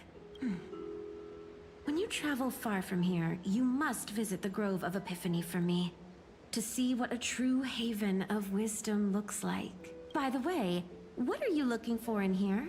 You've been searching quite thoroughly. Snitch on Phainon? Bro, come on. We're not gonna do our bro that dirty. Quietly hide the wooden soldier. Thank you, my friend. Time to take our soldier home. All right then, I should be going. It might rain tonight, so don't stay out too late. So this is where the wooden figurine you carved during class ended up. And here I thought I knew all your hiding spots. To be honest, I'd forgotten all about it myself.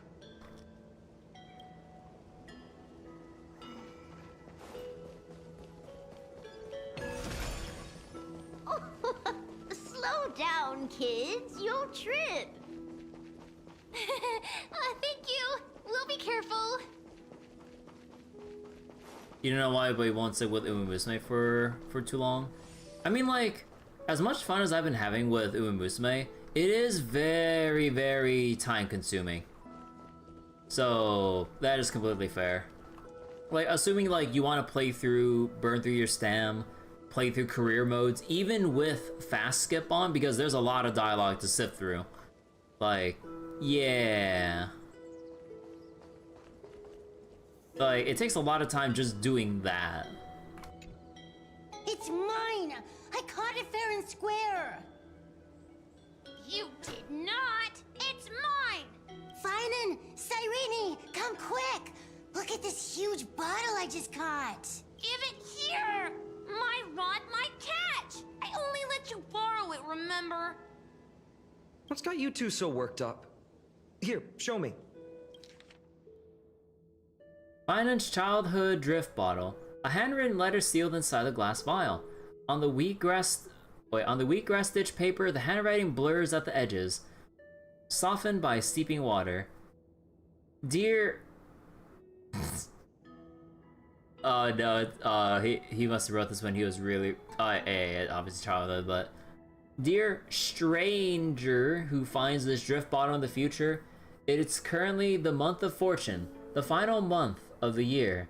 Everyone in the village says if you do something tied to fortune on the last day of this month, you might be blessed with unexpected good luck.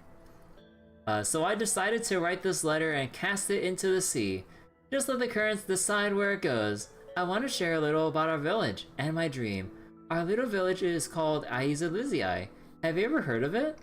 Let me tell you a bit about it. We got gold wheat fields that ripple like the sea, tall trees that shed their leaves. Right in the center of the village stands a statue of Orynyx. At the end of each year, the village gathers to celebrate the winter solstice. We leave offerings at the statue, roast grape pies, herb fried fish. God, I love the little typos. Goat's milk, all kinds of tasty food. So wait. The aspect of chaining together career mode runs to improve your characters is tempting, but fuck side games. Yeah, I mean, yeah. Like, getting into another side game's gotcha kind of rough. Although, like, it kind of depends on what you're aiming to do with Uma Musume. Because, like, the draining aspects of it are if you really, really want to go all the way when it comes to, like, building characters and then test them in the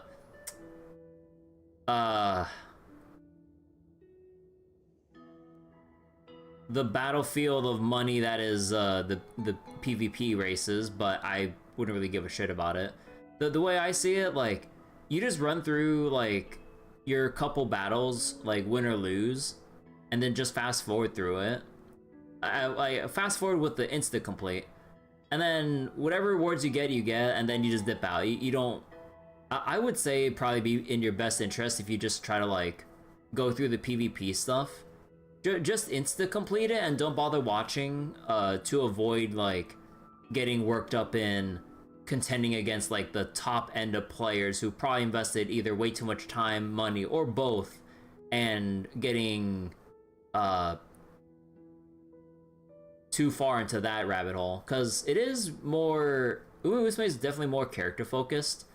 And funnily enough, with how Uma Musume's character progression structure is, like, it's kind of funny. Uma Musume is the kind of gacha where the characters are the least important thing to pull for in terms of what you need to progress, but you want the support cards to provide the foundation to then build your character of choice. The characters you pull for in Uma Musume are templates, but you need the support cards to build them how you want. So in a way, you wait and pull for the important support cards, and then you just wait for whatever character tickles your fancy or whatever, and then however long that might be down the line, then you pull them just once.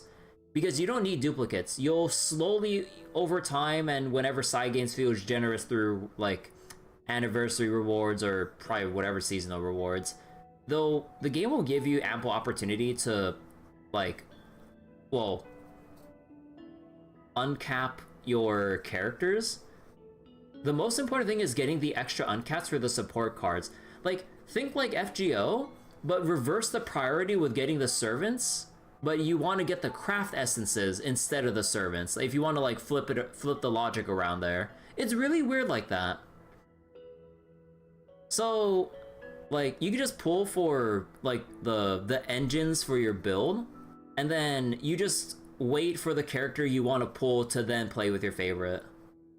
And then, in a way, you don't really feel the need of having to, like, trying to keep up with the Uma Musume gacha too much. So then you just, like, obviously there will be the big moments from point to point about the biggest meta say that you would probably in your best interest, like, want to get down the line.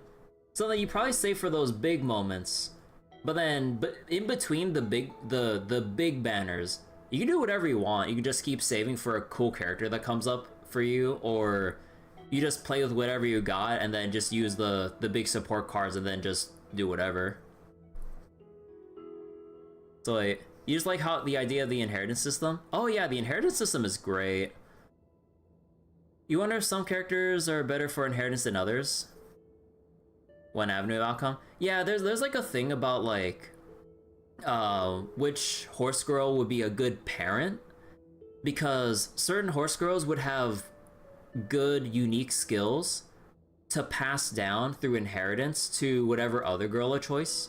So then if you notice a unique skill for one girl, and then you kind of have a thought cross your mind going, wait, that skill sounds really good on, like, this other character I would love to use more instead. So then you raise up one horse girl, get the proper spark you need, and then generate that spark so that you take your favorite character and use the previous character's spark to have your favorite inherit the unique skill. And then you can kind of create some pretty, like, cool builds like that. It's a bit of work, but I think, in my opinion, the fun is in like the journey to like the fun is in like the grind to get to that point, in a way.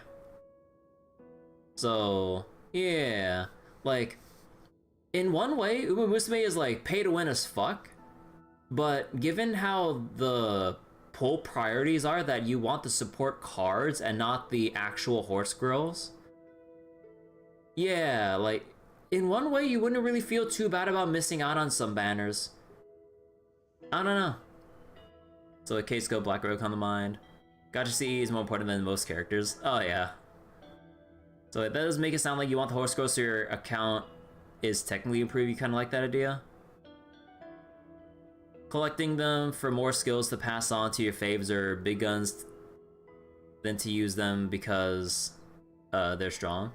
Yeah, like you can just kind of like look at whatever like horse girls available on what banner, and then you can maybe, if you want to think about like, okay, it's like, will this new horse girl be or have like a good skill that I'd really want like my favorite character to inherit for like to make them stronger, or have like some really funny off meta build? Because like one thing you could do is like build up a character to have them run races that they were not spec'd for at all, and then just like win races with that. In a way, that's a really cool thing you can do. It'd be like what was it? Maybe it'd be like Contact Collection where you can... Nah, I don't think that, not sure if that analogy holds. But yeah. That makes PvP a battle of favorites, which is kind of cool. Yeah, like PvP, you can basically just make it a battle of favorites. So then you can just try to make like... Cause like, let's say Gold Ship. Gold Ship is basically like... the type of character to rob everyone's victories by how much she ramps up at the end of a race. If for whatever reason you want to ignore that, you could just make her a front runner. Like, even though she wouldn't be built for it, like you could just make her like that just for shits and giggles.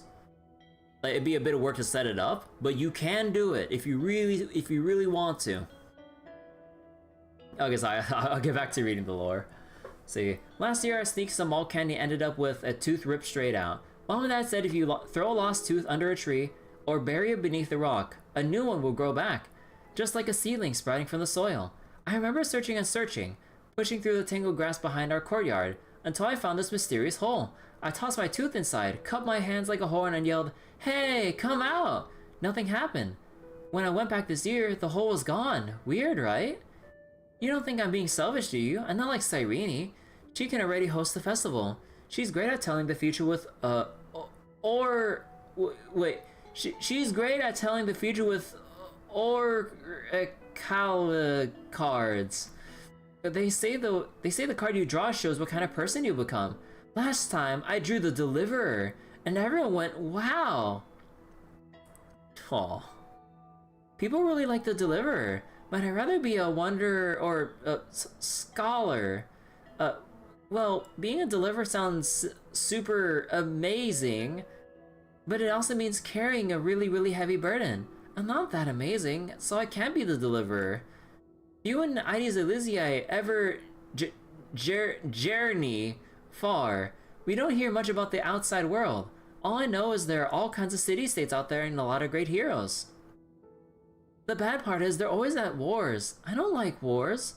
If the world were more like our village, where everyone knows each other and works together, harvesting grain, herding sheep, why would we even need a Deliverer? But Pythias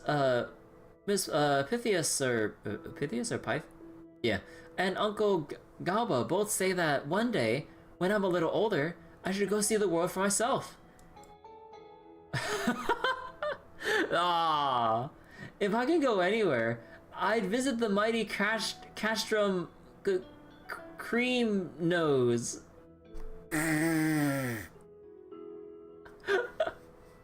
Castrum Cream Nose. I guess Kremnos is not within the Ides Elysiae dictionary.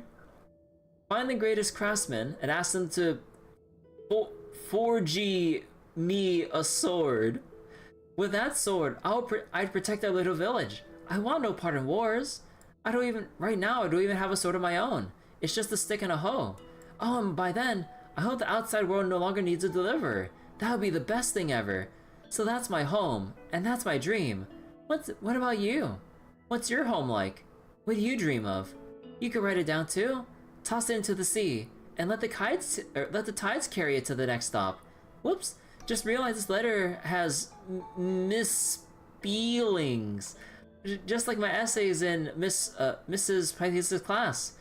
Please don't let her be the one who finds this, or I'm totally getting points docked and detention. Wait a second. This is my old wish in a bottle. How did it end up here? Ooh, I wanna see. What did little Phainon wish for? Not happening. This stays sealed. Piso, Livia, dinner's ready. Oh, coming, Mom. Finally, I'm starving. See you later. You know what's funny? I really thought tossing that bottle into the sea would carry our wishes beyond Aedes Elysiae. Maybe even bring something back to us. Never thought the waves would end up pushing it back ashore. Funny how the past finds its way back. I want to read it. Seems more like a lake to me than an ocean. Funny how the past finds its way back. Kind of disappointing, isn't it? No sign of the oracle cards. Let's see. Ah, there's one place we haven't checked yet.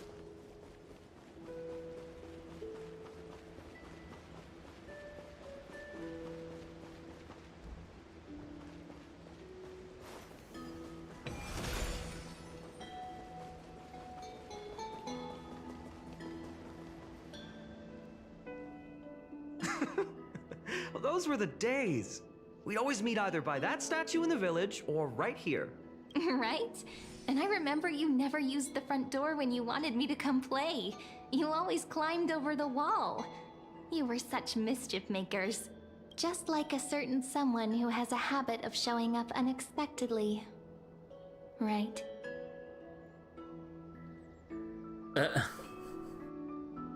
Who's that supposed to be? Can't pin me down, can you?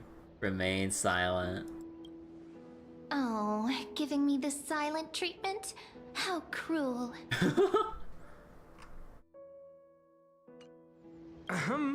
Hey, I was just copying those storybook heroes. They never take the beaten path. She sure is tiny. Small. Still, it's embarrassing. I've been the only one here for a while, and I haven't kept up with the cleaning. With so many spots to check, where should we even start? I'm loving the lines right here.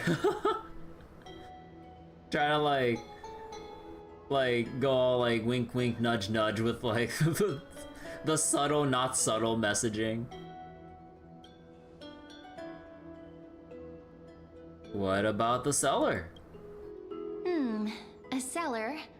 I think I remember one. It was deep. So very deep. Well, if we're talking Wonderland stuff, it's not that different from my hero stories. All right, let's split up.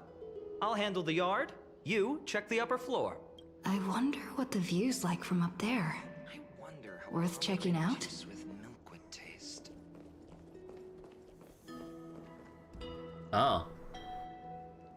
Phainon actually like walking around to... Is he gonna make a comment on the potted plants? Oh, no, he's going into a position for us to finally talk to him. Leave this to me, partner. Want to bet who finds the oracle cards first?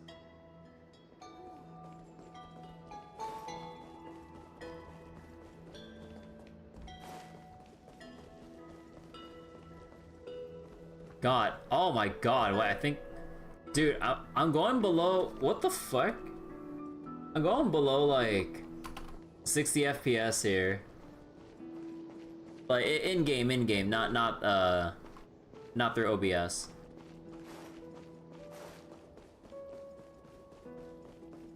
Bro, like, the performance of Star Rail has been, like, dipping for me, like, the past several patches.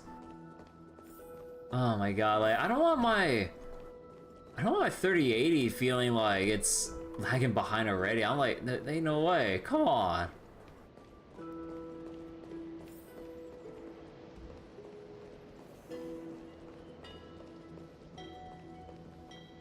The girl before you carries an air of mystery, her secrets elusive, yet her demeanor toward you is exceptionally warm.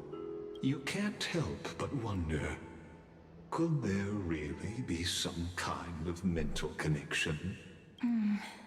The view here hasn't changed a bit. You know, besides the swing under the big tree, this has to be my favorite spot in all of ID Silicii.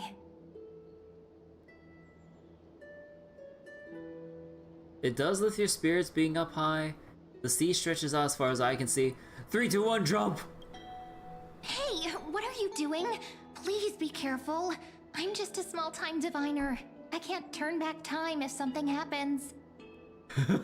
They always said I'd become the next priest of time, just because I heard prophecies as a child. But here's the thing. The more divinations I do, the more doubt creeps in. I want to believe the prophecies, but actually leaving ID Silicii...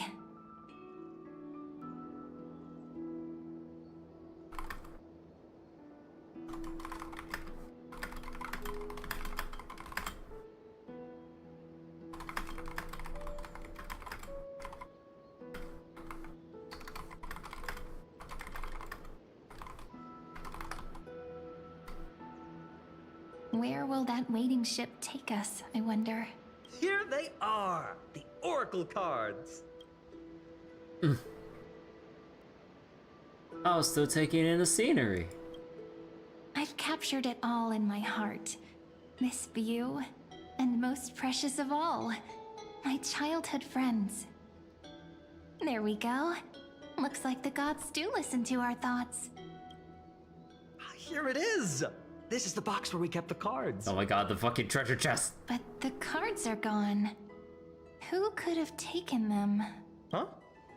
What's this underneath? 1, 2, 3, 4, 5, 6, 7. Do, re, mi, fa, sol, la, ti. Stamped paw print. This must be the work of Phantom Thief B. 1, 2, 3, 4, 5. Don Hung and Void Ranger Jive. What? Are these animal footprints? Ah, I see now. Those sneaky little ones. So that's what they've been up to. Ah, the ones from Remembrance Maze, you mean? That is so on the fucking nose. Like, no, not even as much on the nose as it is like just like placing your hand on your face, like their hand on your face. The Remembrance Maze, bro. What is subtlety? Yep. Let's head to the back of the courtyard.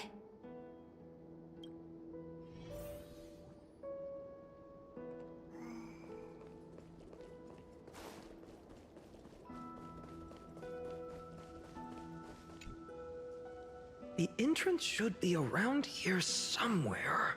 Right here. The path to the maze is hidden under all these weeds. It's been too long since we visited the fairies. No. We ain't dealing with no fairies anymore. No. Tis a silly place. Fairies? Did you forget? We used to visit them all the time when we were little. All right, let's do this. These weeds need to go.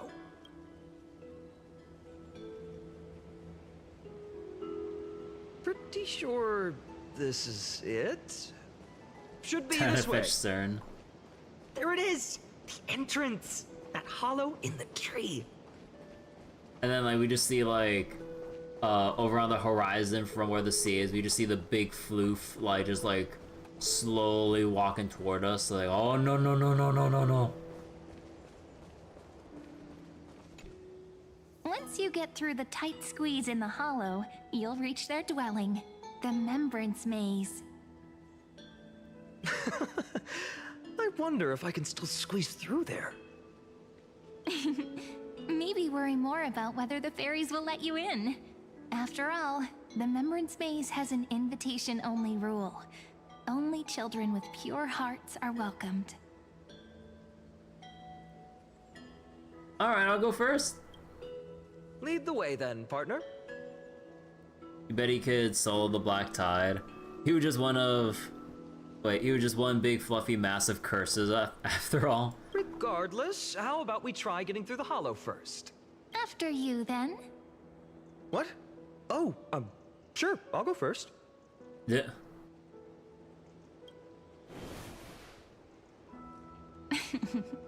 So hasty, as always. Looks like it's just us now. Care to finish that chat? To be honest, from the moment I saw the cute note left by the fairies, my intuition became even more certain. Perhaps when we step into the maze again after all these years, the wheels of fate will finally start turning. Once the wheels start turning, there's no going back. Oh, it's just a girl's intuition. It might not mean anything, but you know what? Even if fate is set on its path, no matter where it steers the world, if we're together, there's nothing to worry about, right? So, if you're willing, forget it. If the wheels do begin to turn, that's when I'll make my request.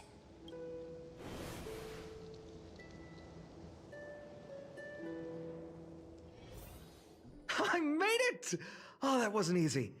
I can't remember the last time I came Talk to here. Mem? We were still kids back then. Deep in Ides Elysiae lies a maze. Kirby follows the two there and encounters many fairy-like residents that resemble Mem? Memmy. Wait a minute. Are you? Oh my god. Look who it is! Rini and Snowy! Oh my god, you sound even more like... even more cute and higher pitched because technically I guess we have gone back in time a bit, but oh my god. I didn't think we'd go back even further with like them. Wow. Look who's finally back, Memmy! Or no, I guess like this is just like a different creature, not it's just like one of the different fairies. Right, because also the colors. It could be the lighting. Snowy, you've grown so tall and dashing. Snowy. I couldn't even tell it was you at first. Is that just a coincidence that Phainon's called, or that this creature's calling Phainon Snowy just like Treeby? We had to grow up. Sometime. But look at Rini. She hasn't changed one bit. How fascinating. Perhaps I'm like you, Rayleigh Mem. Rayleigh Mem? Just another fairy of the maze. Mem's purple now? Did you dye your fur? So the Mems are like an organization? The names keep getting weirder. So the Mems are like an organization? Don't tell me there's 13 of them. An organization? Hardly. They're not that organized.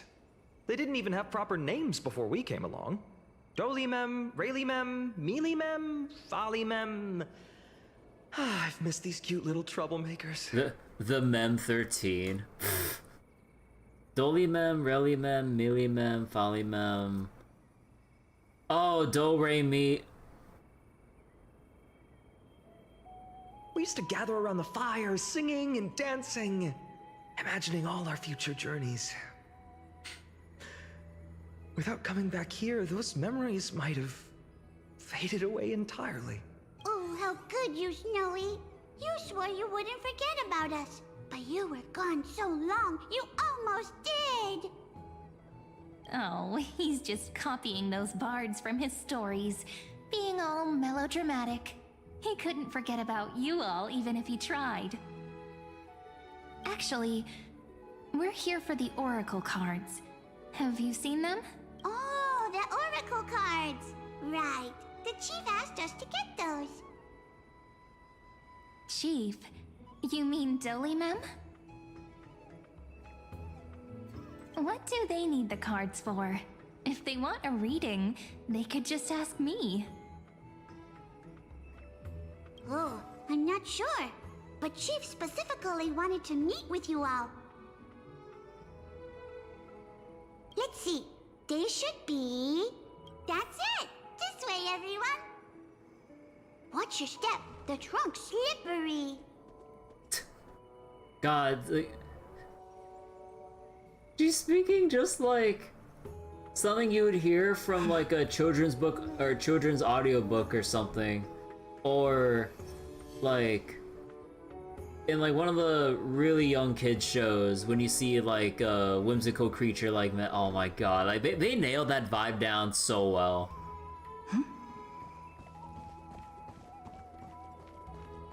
Although I don't think, yeah, because we're in immersive theater here, there's no treasure chest or anything to mess around with and explore. You just go, which is kind of nice. You don't get distracted by the collectibles until after you do the main story. Or get to a different breakpoint.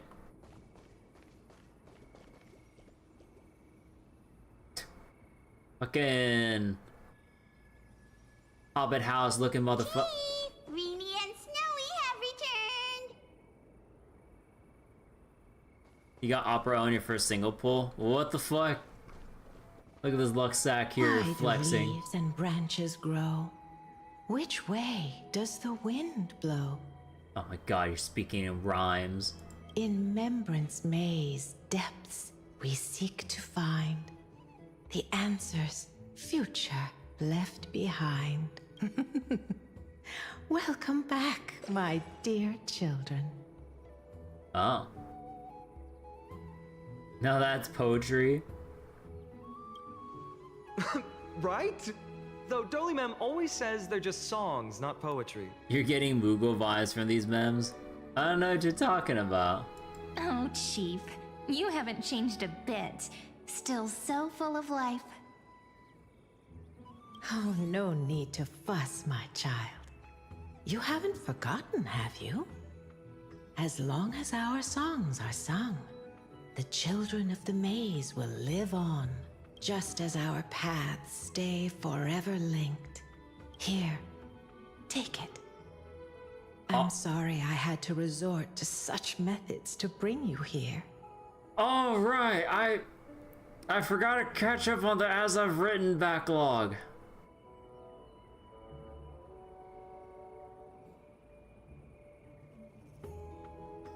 I don't know how I put it out of my mind for so long. Oh my god. I've had that shit backed up since like the end of 3.1.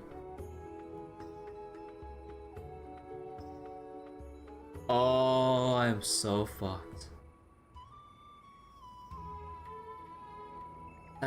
As I've Written? My book of oracle cards. Thank you for keeping it safe. You know, you can always just ask if you want me to divine something. Still, bringing us here like this after so long. Is something wrong, Chief? Yes. The Veil of Evernight whispers to us once more. It tells of a new fairy who will soon enter the maze. A new fairy? Indeed. Every time a new fairy arrives in the maze, it means that beyond the veil, in the vast lands, far from Ides Elysiae, a great calamity is on the horizon. Dolimon continues to explain in greater detail. But if that's the case, our journey... will have to be cancelled. If disaster's coming, we should stay in Ides Elysiae just to be safe. Oh, we've seen what happened with that before. What about all the people out there? That's a good point. But what difference could Cyrene and I make? We weren't planning to be gone for long. Just enough time to hone our abilities. Phainon would train in Castrum Kremnos, while I would seek the Fake Titan's blessing in Yanisopolis. Then we'd return to Ide Silicii to help keep our village safe. It's okay. I can still practice my swordplay here. Some things you can learn on your own. Well, probably. That's not very convincing. Here's a thought. Let's have Cyrene do a reading. If fate wishes to show us its path, we might find some peace of mind. But what if we don't like what the cards tell us? Then we stand against it till the very end. At least we'll know. At least we'll know which way to run. I feel the same way. Perhaps better not to know. Nah, I gotta go with the most trailblazing answer.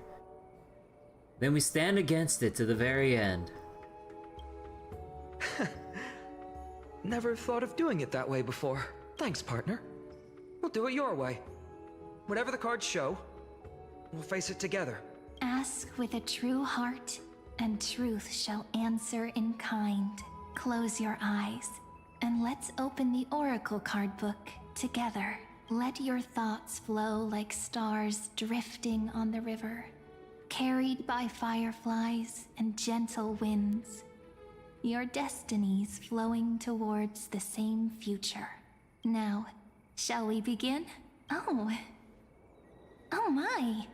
The cards are quite responsive today. Very well. Let's see what future the Oracle cards wish to show us. Turn to the first page of Oracle cards. Reveal the Weaver. Behold, the Weaver. It connects the romantic threads of the chrysalis of gold, weaving all destinies into golden silk that flows toward the most brilliant, magnificent future. The dance of thread and blade set the stage. So shall it end as gracefully as it started. Such elegance. The Gold Weaver must be of noble birth. Such high standing. I doubt someone like me could ever reach it. Reveal the Gatekeeper. This is the Gatekeeper, who guides people to their true path among myriad passages. We have surrendered our countless senses, dedicating ourselves to the sacred whispers within the temple. Wait. It almost feels like I can hear the echoes within a temple. And are those children singing? It feels overwhelmingly solemn, yet strangely comforting. Reveal the Ruler. The Ruler stands for discipline, authority, and glory, but frequently also points to isolation and warfare. Even should you pledge your loyalty to me as the last sovereign, the glory shall be mine and mine alone. He who has slain a king can no longer bear the title. Let the withering lion walk his last path alone. Is this showing us a ruler who forsook their people? Stories of such bloodshed like this feel so different from Ide Silicii. Different? But they sure can stir the imagination. More voice line differences. Reveal the Traveler. Ah, the Traveler. Our little trickster. Always hiding behind other cards, disguising itself. What a rare catch. Over here! Wait, dude, that echo. Over here! Dude, the reverb echo, whatever. Oh my god. That is glorious. Or perhaps here! Dude, I'm loving the directional audio going on right now. You were kind of hoping that this would be the other Traveler, Bro, people would go wild if it if it was for some weird ass reason. Gotcha! You'll have to be quicker than that. That teasing voice. Just like a child playing hide and seek. Surely only a master of mischief could pick up this card. Reveal the servant. This card, the servant, is surprisingly light, bearing the cool scent of Antilla flowers, just like starlight. It symbolizes new life and hope, yet often brings to mind struggles, sadness, and loss. Wife. People will look at this card and say wife. These precious flowers I care for with my own hands. Are they destined to bloom only in death's embrace? It sounds so solemn, yet tinged with an inescapable sorrow.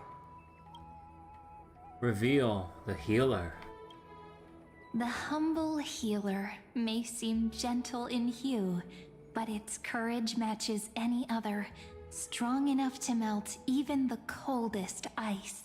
I will do my best to help you mend all fractures and let sunlight shine on every corner of the world. Make a pinky promise with me. No more going back on your word. Hey, this card really speaks to me. It makes me want to protect as much as I possibly can. Still, protecting everything, everywhere, seems like a dream. What amazing power would you need for that? Reveal the scholar. Behold the scholar, bearer of many names, the grand magician, the great performer, the eye of wisdom, and the defiler of Circes. Oh, there's just one card. With all those titles, I was expecting a whole deck. The white spot is a fierce duel between machine and death itself. A dromos draped in finery will suffice. It's succinct enough to best summarize my true nature. Wait, what's with that condescending tone? It's almost as if it knows what we're about to say. Reveal Phainon's oracle cards. The Deliverer. According to the tripartite prophecy, this card means absolute harmony and perfection. In fact, it's the only oracle card without a dark side. Without a dark side? What, no divine whispers this time? Oh, silly. This is simply the card you drew for yourself. The sleepy village of Ides Elysiae, in just one fleeting moment, welcomed an array of legendary figures. The Weaver, Gatekeeper, Ruler, Traveler, Servant, Healer, and Scholar. Man, these servant classes are getting out of hand with this next Holy Grail war. Their stories and wishes showed the village boy glimpses of a world larger than he'd ever imagined. They brought tales of raging battles, of cities crowned in holy light, and of wonders beyond his understanding. Wait. Each story so far removed from his simple village life. Wait, Gatekeeper is an actual servant class in FGO?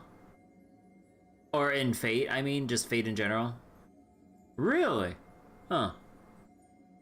Once, these were just images on his friend's oracle cards, and yet destiny now stirs in resonance with the maze. So is Watcher? What are the Gatekeeper Watcher classes known for, like, characteristic-wise and stuff? See Strange Fake for more info. Oh, I want to see more Fate Strange Fake. If they release any more goddamn episodes. Like, why the fuck did they reveal, like, the first episode or two as, like, some early preview kind of deal? But then, it's been however long since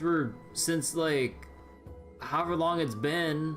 Like, at that point, like, I don't care if it's supposed to be an early showing or whatever, just wait and then properly release it. Why fucking, like, just release it as, like, some kind of special occasion and then have the longest dry spell ever for when the season's about to start for real? Like, bro, I just want to see the goddamn anime. So wait, one of the servants is a watcher, but we get next to nothing for an explanation? What the fuck? And now, they are right in front of one's eyes. But they have the gall to say that their normal class is gatekeeper. The Deliverer? This card again. Ah, my child. It seems you're destined to bear the wishes of many, to answer the world's call. Bear their wishes? Yes, just like Kefali, standing eternal atop the mountain. So both classes are from obscure blog posts from Nasu or some shit like that? Huh. My parents, they only wished for me to grow up, well, to help around the village, stay out of trouble. Mrs. Pythias wished for more books in her little schoolhouse, wanted us to all learn and grow. And little Piso, he wants to grow up strong like its father, to become a hunter. Is that my purpose? To fulfill their wishes? Perhaps. For a true deliverer, such wishes are but droplets in an ocean. After all, Kefali bears the weight of the entire world. Right. How could any human possibly measure up to a Titan? I mean... I wonder too. Perhaps... What's this? Oh. What you see are futures written in the cards. Or rather, the people you'll meet on your journey. Sometimes, fate can guide us when we're lost. Let's consult fate itself. Maybe then we'll know why we must take this path. So it's while that strange fake actually dragged those fossils out. And learn just how many burdens one must bear to become a true deliverer.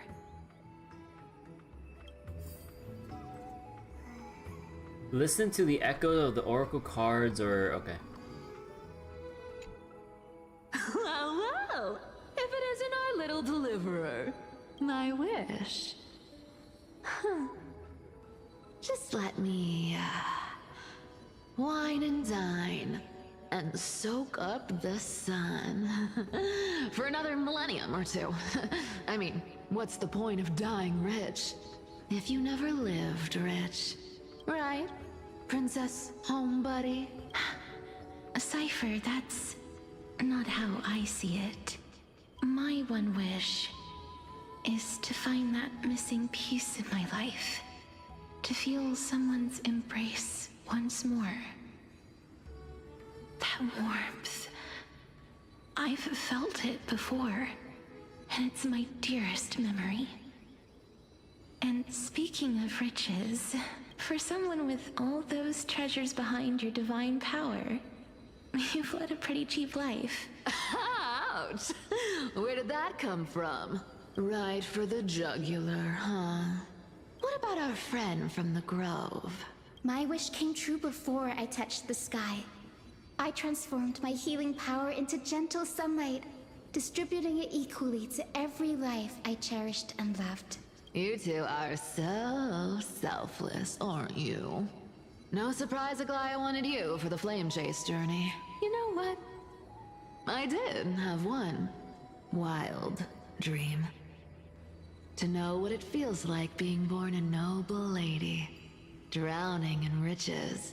Just think, if I traded places with that seamstress, me in the mansion, her on the streets. I'd like to see if she'd still become the gold weaver then. Maybe I'd even take her place.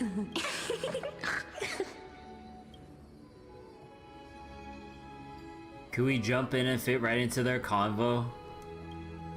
Doesn't sound like an easy task. Warm embrace, equal healing, and perhaps living free. They're all wishing for a kinder world in their own way.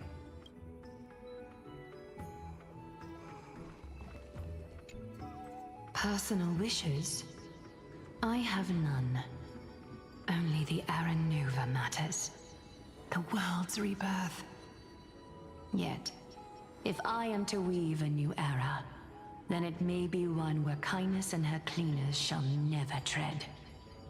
These crawling parasites have no place in Akama, especially not under the deceitful claim of human rule.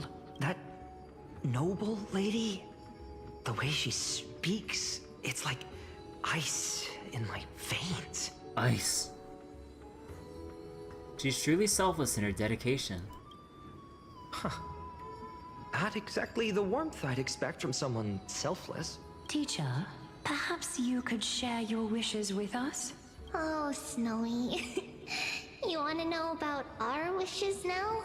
I wish to meet Trian again. In the Sea of Flowers where the West Wind ends. And Aggie, I want to see you shed that golden thread cocoon around your heart. Just once more. Smile at us again like that bright-eyed girl in white who stood before the Yanisopolis temple. Finally, I pray that the footsteps of lost souls no longer wander aimlessly. Instead, replaced by the bright songs of prayer. Hey, Stuffle, thank you for the raid. Persona social links. But yeah, hope you're doing well, Stuffle. What were you doing earlier? I assume... was it Persona 5X? Judging from the raid message? Or is it more Nikkei? Or... what were you doing earlier? But yeah, hope you're doing well. Hello, raiders. We're doing... in stereo. But what was it? We're reading the Star Road 3.4 update right now, so we're listening to all the dialogue. If you're doing P5X, you'd be yelling about the subway slammer. Are we wishing for too much? Well, let's say these 3 wishes represent Trian and Trinan too. Those wishes are truly wonderful. They even stir something deep inside me. Then we can rest easy. Because only you can make these wishes come true.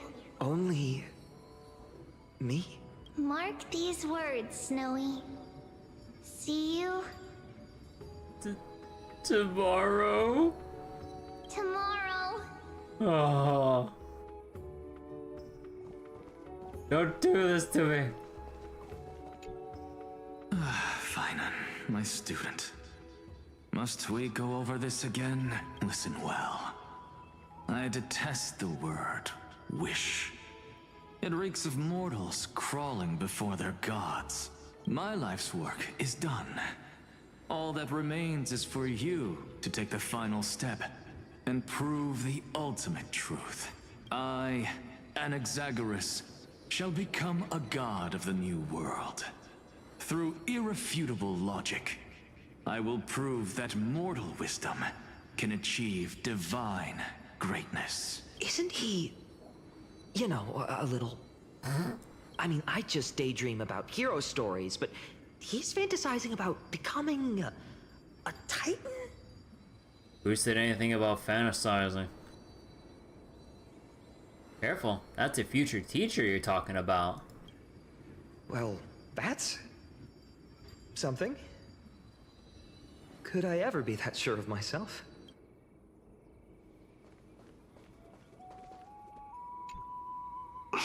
Phainon? Since when did you become so timid? Asking such juvenile questions about wishes. What's that supposed to mean? What's with that condescending tone? No way I become friends with this half-naked show-off, right?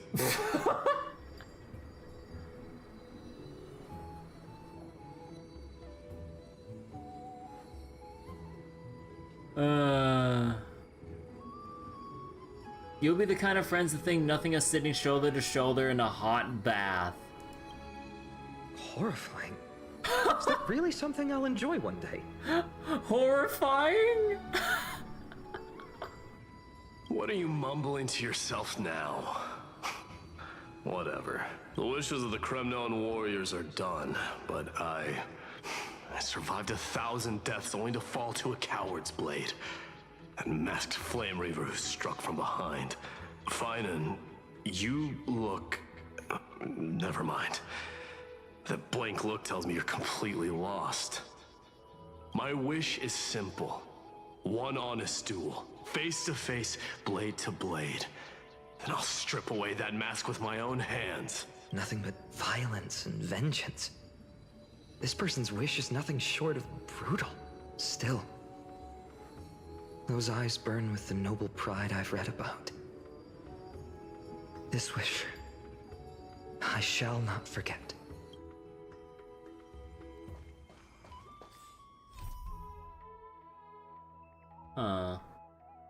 The Oracle cards, childhood toys of Phainon and Cyrene, reflect the figures of Flame Chase heroes, both familiar and strange. Do they symbolize the unyielding threads of fate, or are they merely foggy backdrops on this theatrical stage? At this moment, Kirby could not yet tell.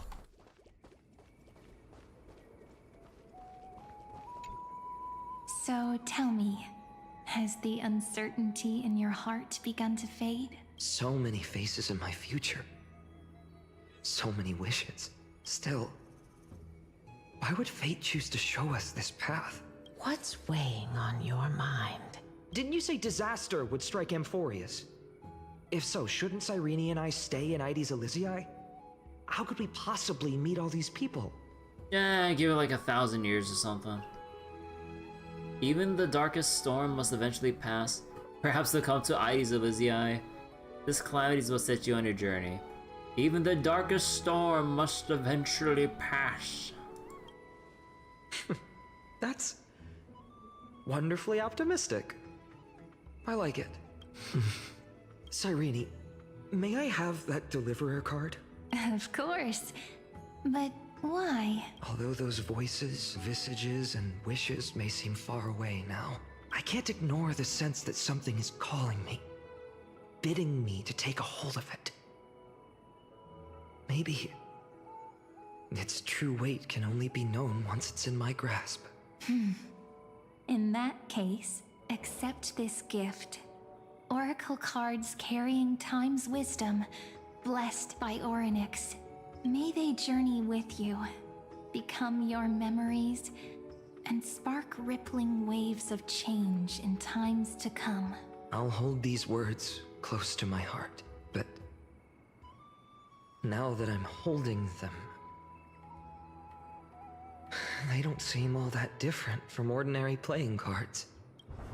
Yeah. What? What's happening? Everyone, we've got big trouble, Mimi!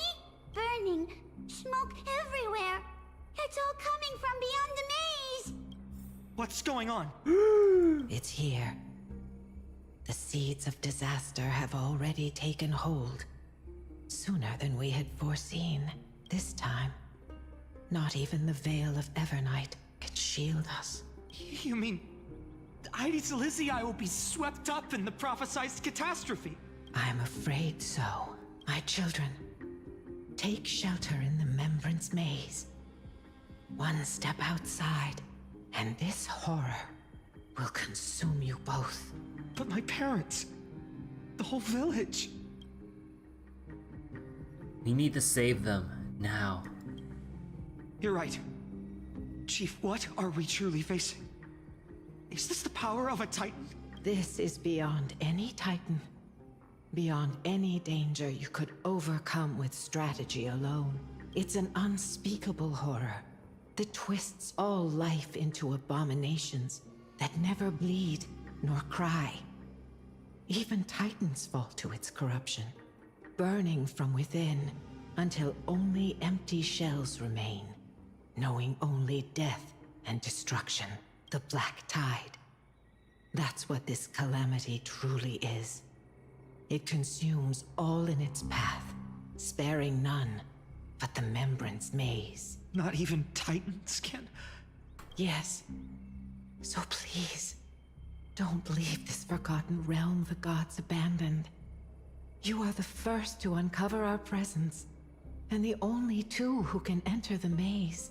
We don't wish for you to throw your lives away. Phainon, what path do we take?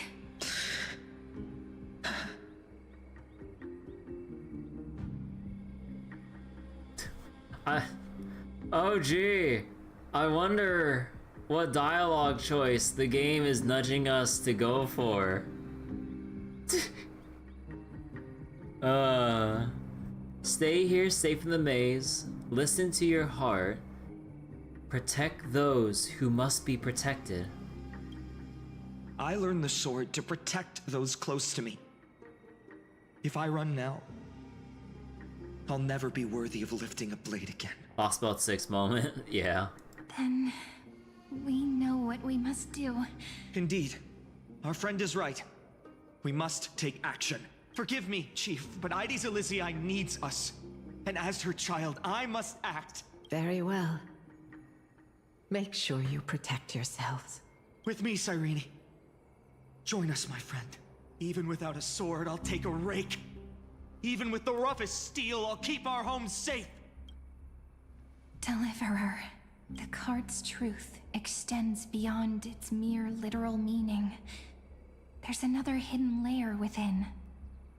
Not someone perfect from the start, standing high above, casting merciful gazes upon the world, but one who starts small, from a humble village, expanding their world within step by step, learning to save others as they grow.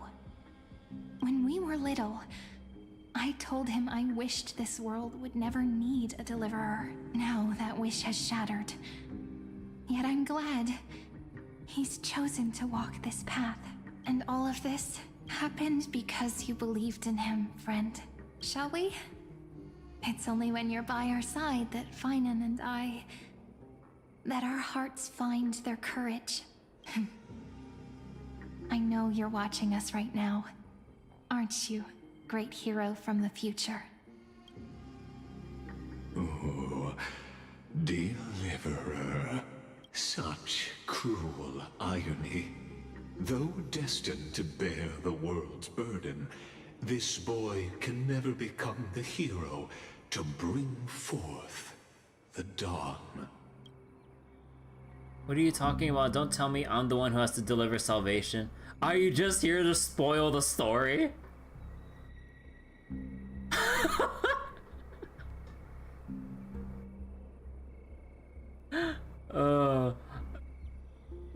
I feel like dealing with Lygus and all of his shit, I feel like the Trailblazer response would be just to, like, sass the fuck out of him.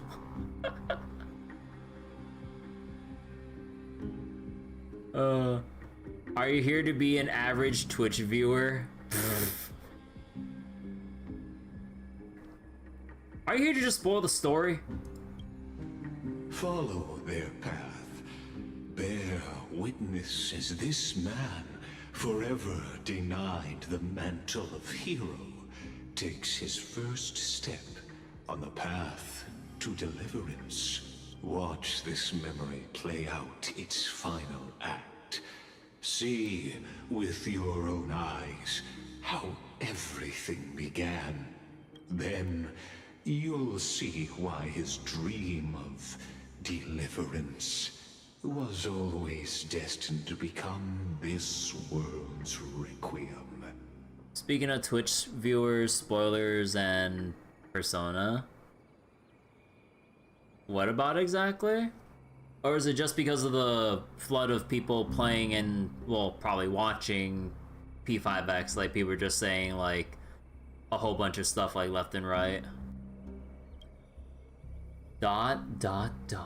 A sun red as Subway blood, Slammer. wheat fields turning to dust. I wanna slam. And in the heart of it all, a village aflame. Heck, all the excuse when who came in when. Oh, he was doing P5R when, like, earlier. That was the most we had to ban in short. Oh, Jesus Christ. Like, yeah, it's one thing to meme about something, but then, yeah, that's like, that's not the, just because it's P5 related, yeah, that, what the heck? Oh, wait. Oh, not earlier, like a year, oh, you mean like when he was like first doing P5 Royal? Oh, okay. I thought like there was like something I missed earlier or something that I that probably like slipped my mind. Oh, okay. Yeah, like usually when it comes to like the Persona communities or other communities with spoiler happy people or trigger happy people with spoilers. Yeah. One person came with a spoiler as their name. Yeah, I remember there was like another instance like that with like vanilla Persona 5. They'd act as surprised when you ban them on the spot. Yeah, people are weird and get a sick satisfaction with trying to ruin other people's joy. In that moment, the boy stood in what felt like the end of existence itself. You know what they did? Yeah.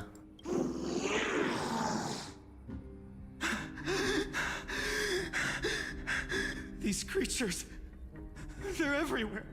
Someone, anyone, where are you? No, it can't be.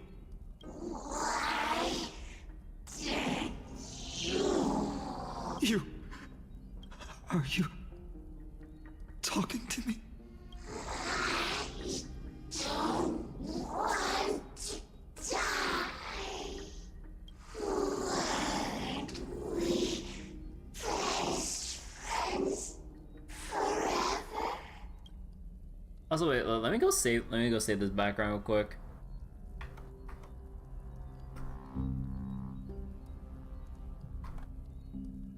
Alright. No. That ribbon. Olivia. No. I should have known. Save us. Save us. Please. No. Stop. Please stop. Oh. Okay. Now this is the small details that I've been asking for when it comes to the story scenes here. Like fade to like instant cut to black with the visual sword slash there or some shit like that, like with like what a lot of visual novels do. Finally! Oh my god, we're adding some detail here. Olivia. I'm so sorry. And these monsters, they're all...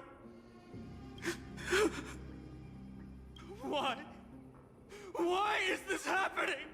Ooh, I like that delivery. No pun intended.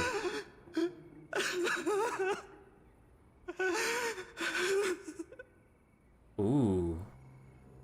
When the black tide arrived, the wavering boy found resolve in his companions, and together they ran toward their first battlefield. Yeah, you're missing pain and suffering so far, Seneca.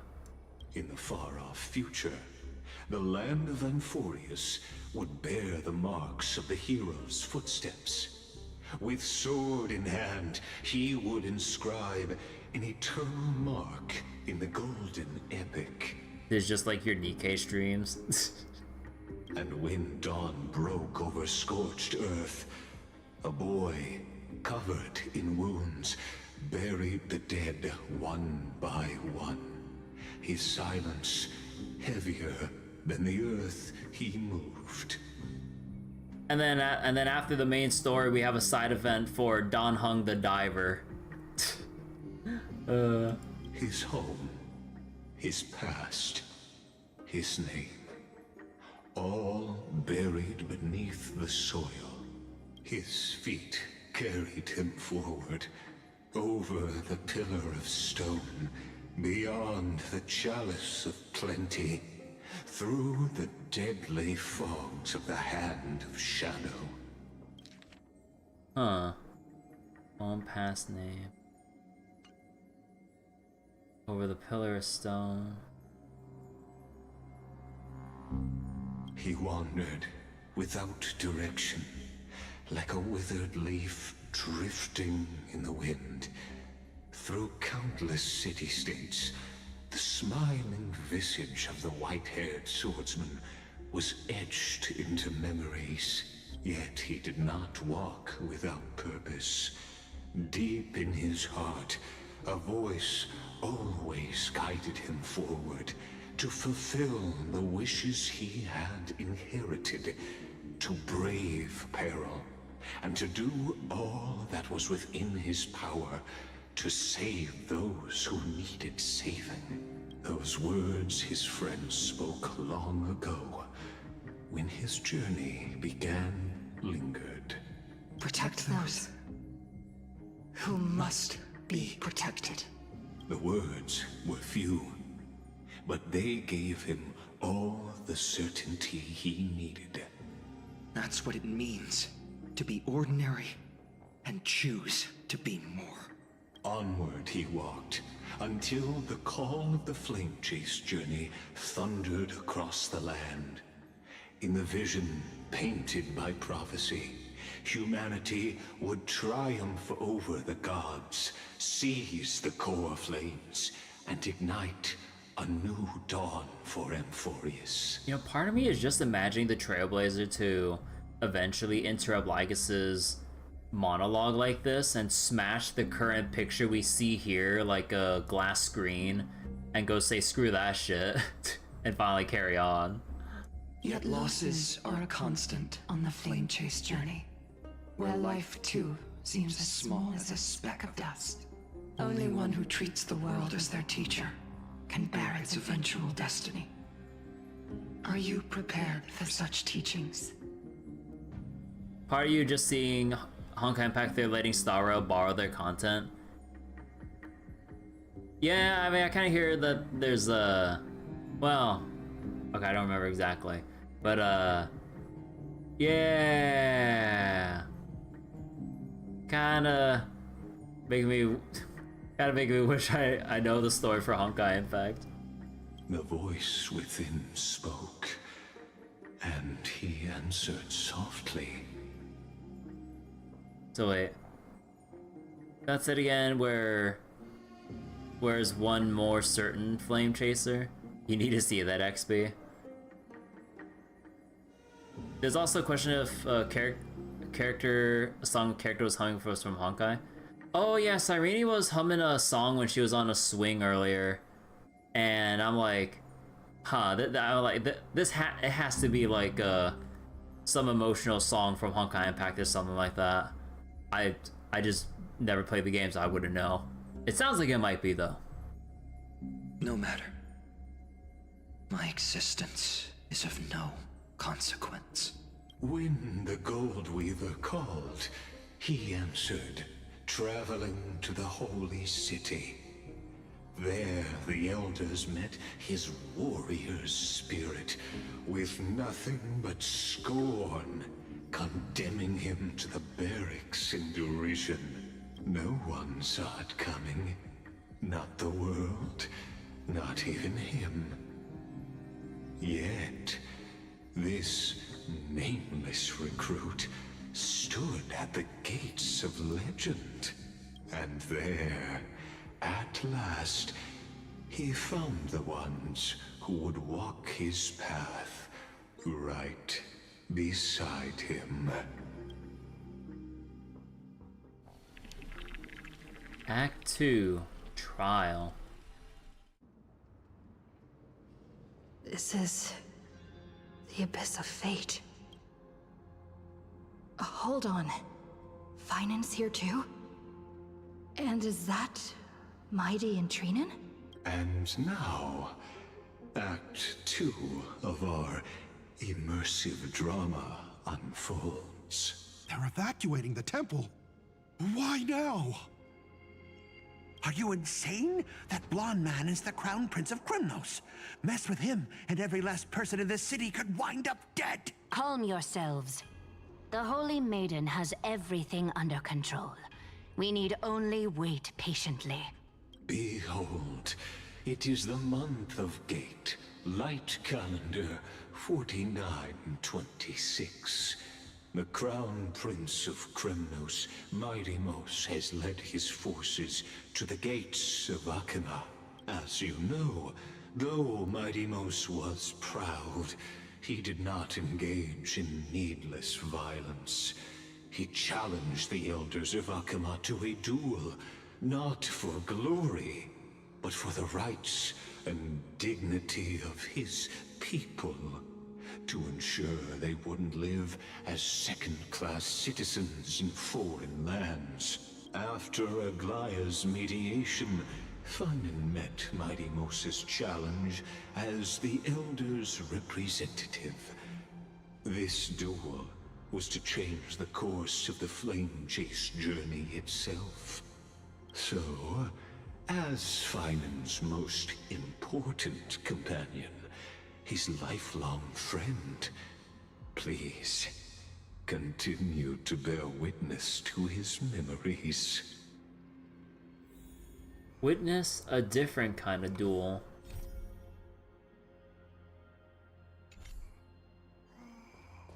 Did we talk with the other people back here? No.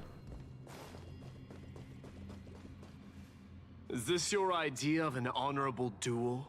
Bloodshed isn't the way. We and Aggie don't want to see Chrysoceres turn on each other. True warriors know when to sheathe their blades.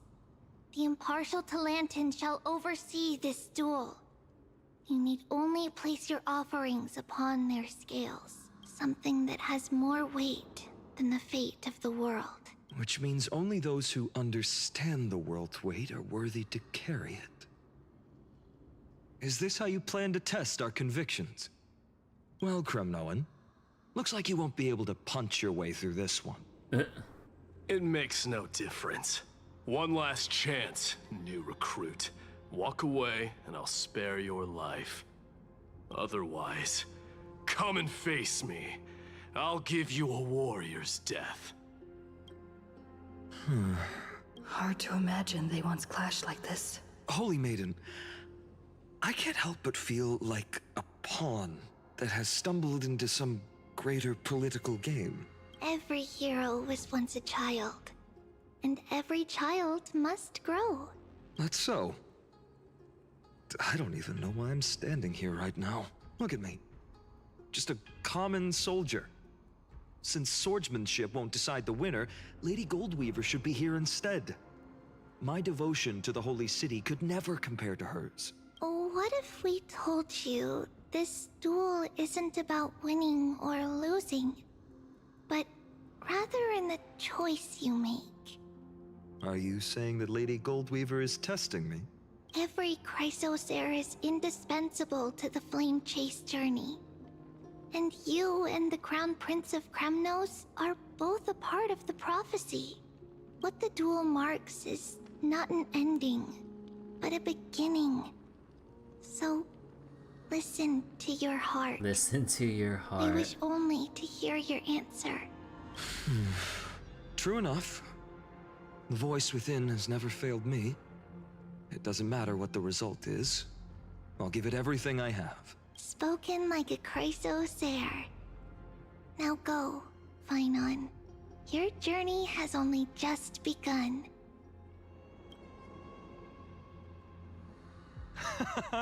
That's right, comrade. It's time for us to teach that proud prince a lesson together. Bill Collins reference. I don't know who that is, I'm sorry. Come on, we got this soon. Or someday he too will be your comrade. What if we lose? Someday he too will be your comrade. Me? With him? Don't joke around like that. Jennifer Gone? Never heard of the name before. Still, on the topic of the Temple of the Three Fates, here we are, at the Temple of the Time Titan. Tarzan? I mean, I know about And I don't even Tarzan. know how Cyreni's studies are progressing. Know anything else? We haven't really had much contact since I set out. Still, I hope she's doing well. Anyway, let's go, comrade. That's what everyone tells me. You get a chance to see Talantin's scales of justice. And this is why I always feel like uncomfortable talking with new people, trying to make acquaintances with like new people. they just feel like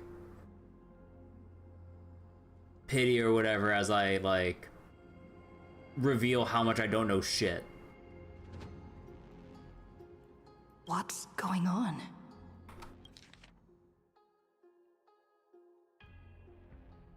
I'm just thinking back to my time during jury duty when like one person that I was like talking with and having lunch with and everything, and he was like trying so goddamn hard to make conversation with me, to, you know, just socialize in general, like nothing wrong with that.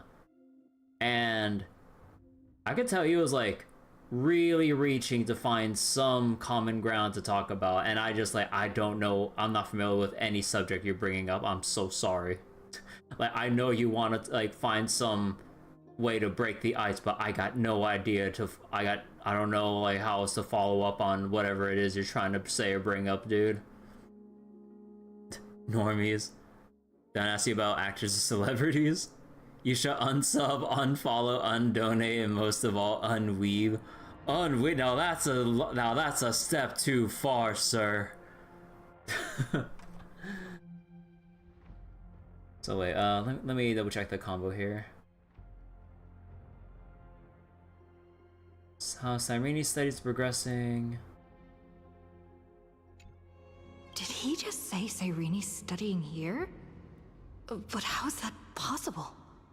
Wasn't she? Of course, Lygus disappears right when I need answers. Forget it. I need to catch up with Phainon first. Kind of nice that we have the Trailblazer talk to themselves more. Fallen, but their scales remain true to their purpose. You write a 5-page essay about an Uma Musume character of your choice. Like, single-spaced, double-sided 5-page essay? I hope you still remember your purpose, new recruit. Half-inch margins all around? You seem awfully confident, Kremnoan. Let's see how you define the idea of weight. For your information, in Castrum Kremnos, the punishment for profaning a duel with such crooked words is impalement. Impalement. But as we're in foreign lands, I'll indulge you. Make sure the essay is laminated, otherwise the turnip will get it. And rip it in half. The signet of Kremnos. The crown jewel of our people. That's my choice. A ring. Not just any ornament, I'd wager. What's the story behind this little treasure? Don't push your luck. Think I'd pour my heart out to you? Just know that Kremnos' 1,000 years of glory could bring a titan to its knees. Let alone a nobody like you. So to him, glory and his people outweigh the entire world. And the very destiny that Mighty himself will eventually shoulder. Accept the test of Talantin. Well, that's easy for you to say. I'm just a holy city guard up against Kremnos' walking war machine of a prince. Don't you think this is a little bit too unfair? I know. We can put Tusper on the scales. Don't overthink it, Phainon.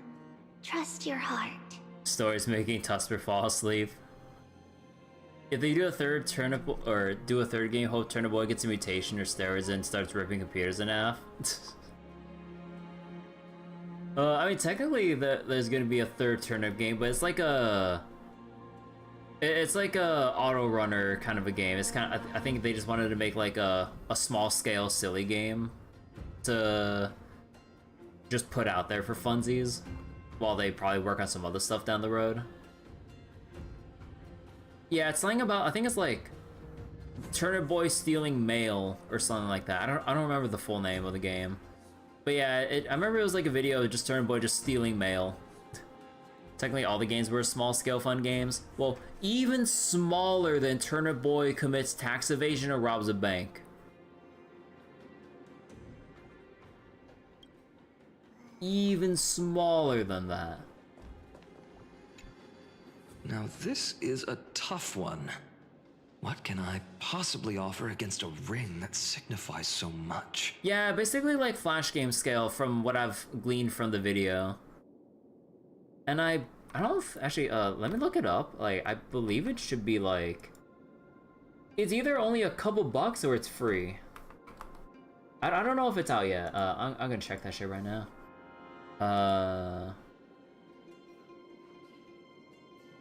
Oh no, it's still coming soon, and it's gonna be free to play. It's quite literally Turnip Boy Steals the Mail.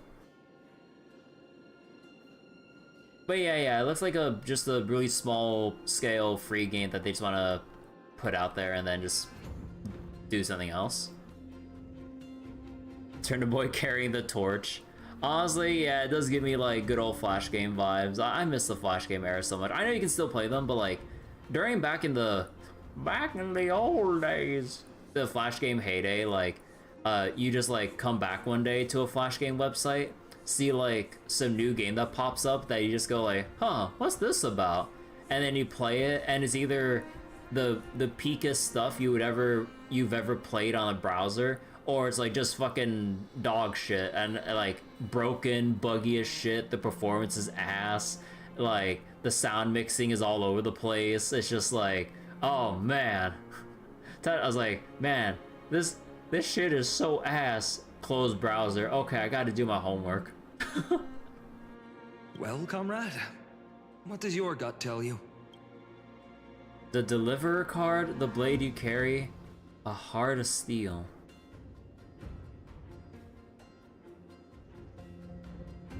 Huh.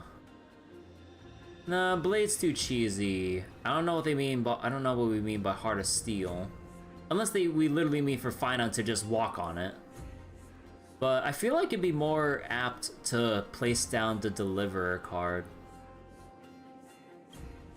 Looks like we really are on the same wavelength. In the end, there's only one thing I can trust. The Deliverer that appeared in my life on that day. How ironic. I can't even look at this card properly, much less follow where it leads. Just thinking about how my village was swallowed by the black tide makes my hands shake.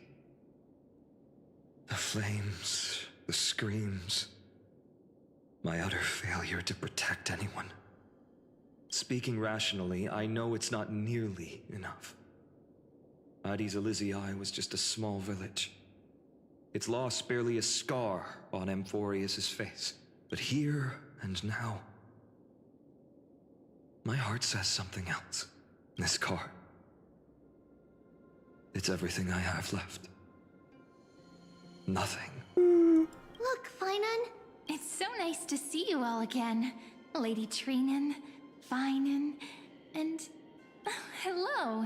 Seeing you here sure is a sweet surprise. Did I stumble into the wrong Amphorius?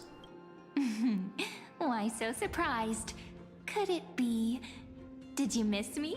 Cyrene? This is... incredible! I was literally just thinking about how you might be here. But I'd never imagined I'd see you this soon. I was supposed to leave with the priests, but then I heard Lady Maiden was with a white-haired young man. I figured it had to be you, so I snuck back here.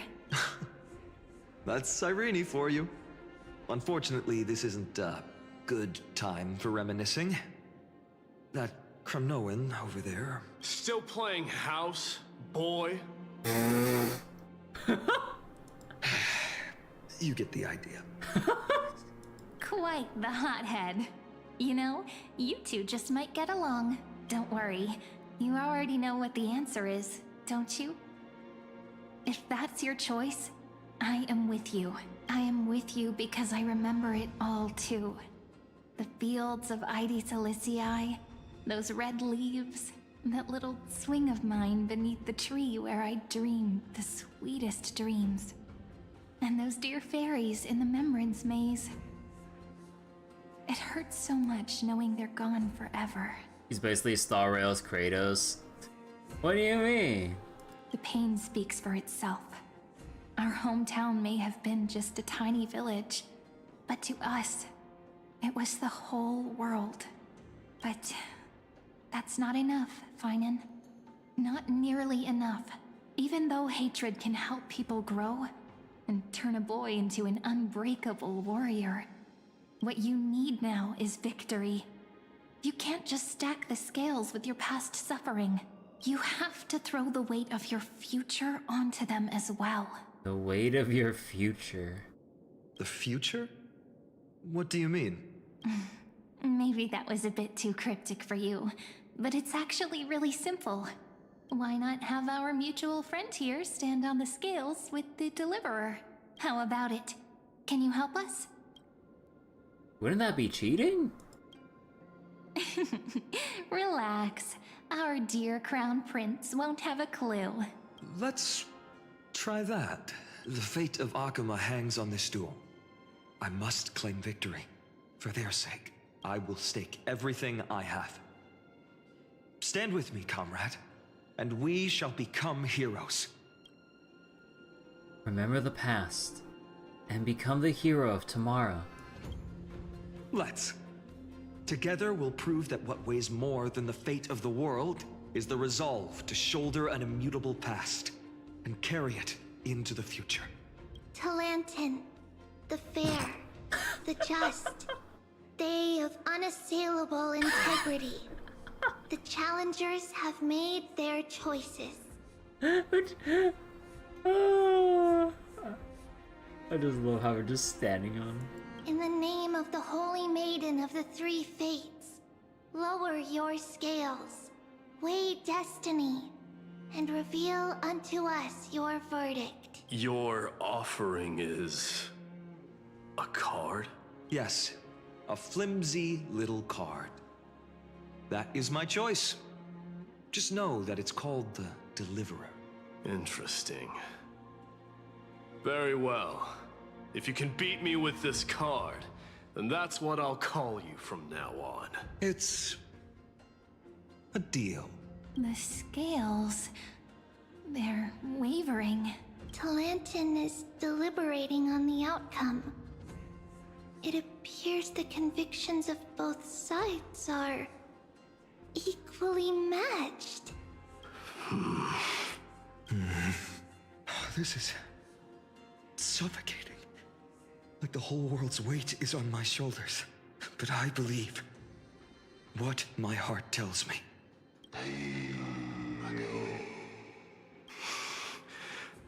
Finally decided? Hear thee, children of humanity. I shall pronounce judgment, for the difference is now clear. And this is with the Trailblazer added on with the card? Yeah. You miss playing Flash games on Miniclip and Newgrounds? Yeah. Like, Miniclip, Newgrounds, Armor Games, like... I remember it was like X-Gen Studios or some shit where they had a like dedicated Flash game section for all their stick figure Flash games and shit. The one whose offering weighs more than the fate of the world is... one from Ides Aliciae, the nameless hero.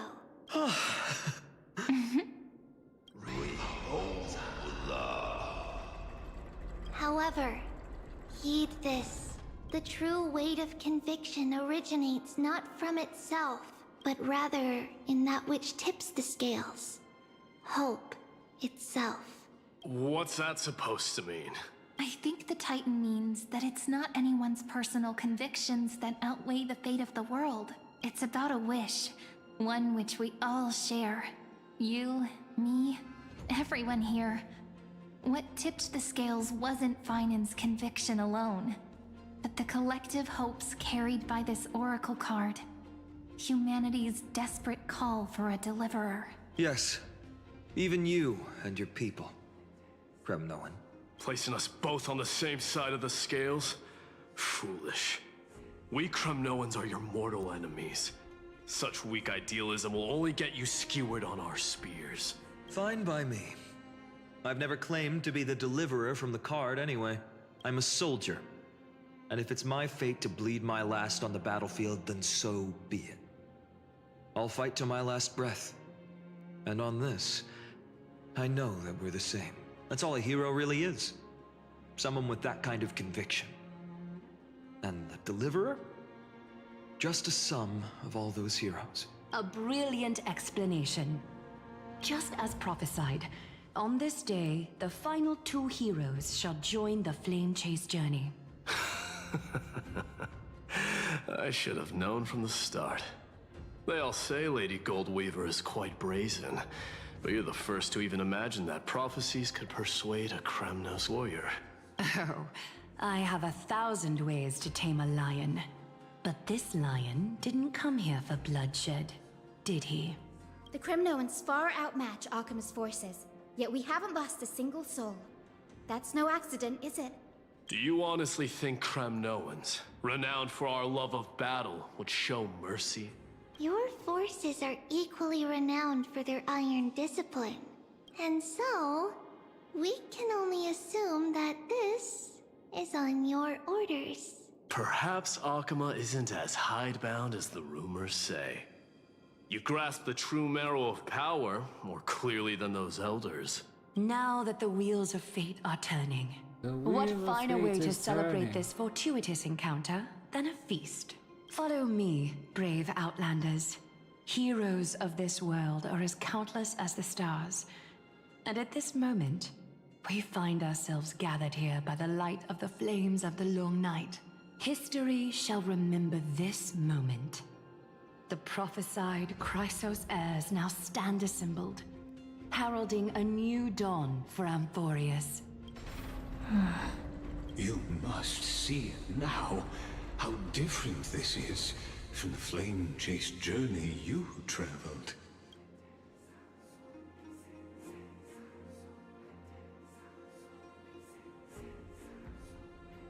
Where did you disappear to? Whose memories are these? And whose role am I playing?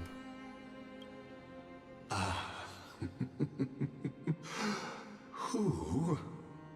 Perhaps the role is not that of a person who really existed. Notice how only 2 particular individuals seem aware of your presence. Patience. We're approaching the final act. These are, as I mentioned, his first memories. They are of particular importance for the imminent Era Nova, such as this very moment, as the prophesized demigods gather with Talenton as witness.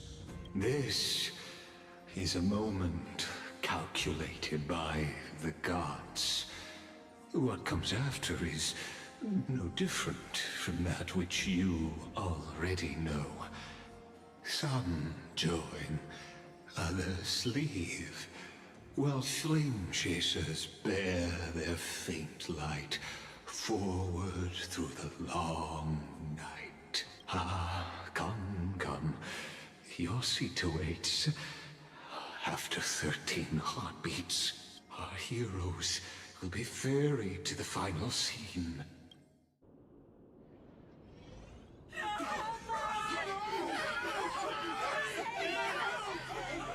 They say that the heroes of this world should be as countless as the stars. Yet now, we're the only ones left standing. So, in the end, the black tide still swallowed everything. Oh. Oh, I want a shot of this.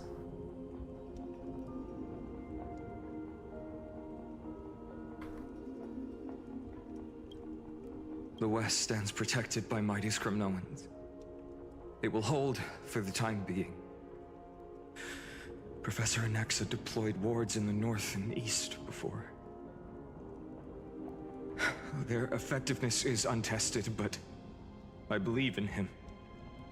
And Akama. We needn't fear for Aglaya. Even in death, she counts as the greatest among demigods.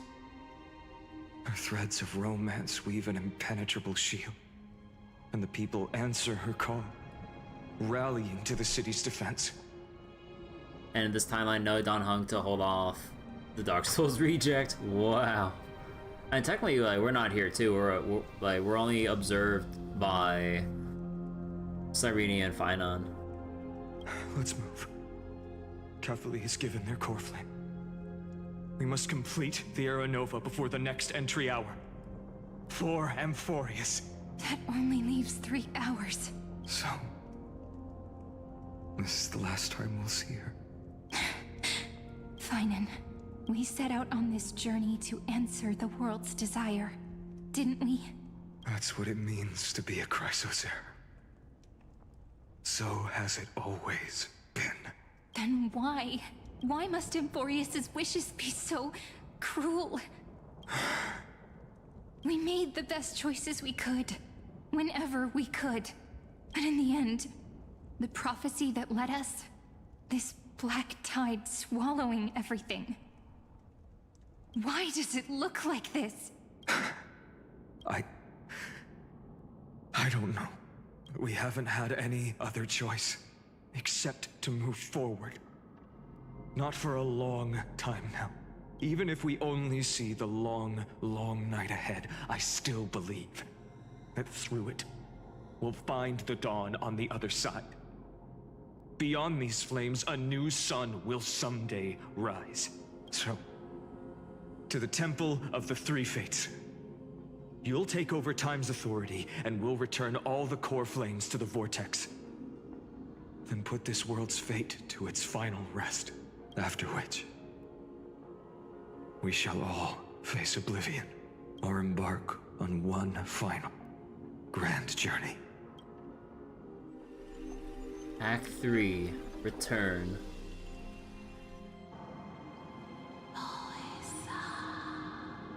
Please forgive us for disturbing your sleep, Orynyx. It matters not.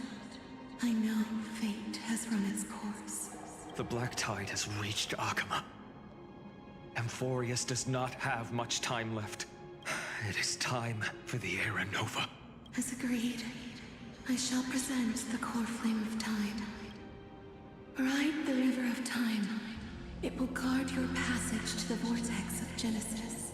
Step through and witness.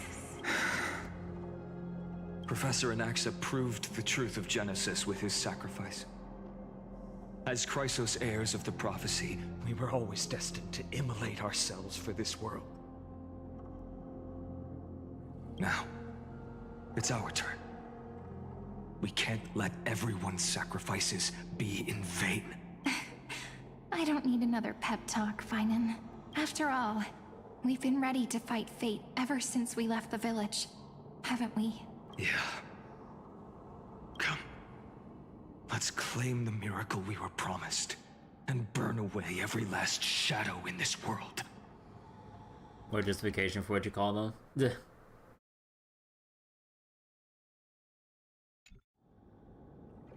Don't go to paradise. And then rise as the first light of a new world. Light calendar 4931, the third week of the month of Evernight. Welcome, my lady, to the end of the flame chase, and the end of all things. The Titan has revealed the gateway of fate. Please accept the invitation to step across the threshold, and behold, beyond this gate lies the new world that our heroes sought through their trials, as well as the terminus that the owner of these long memories has been hurtling towards their entire life. Perhaps you'll find it all too familiar.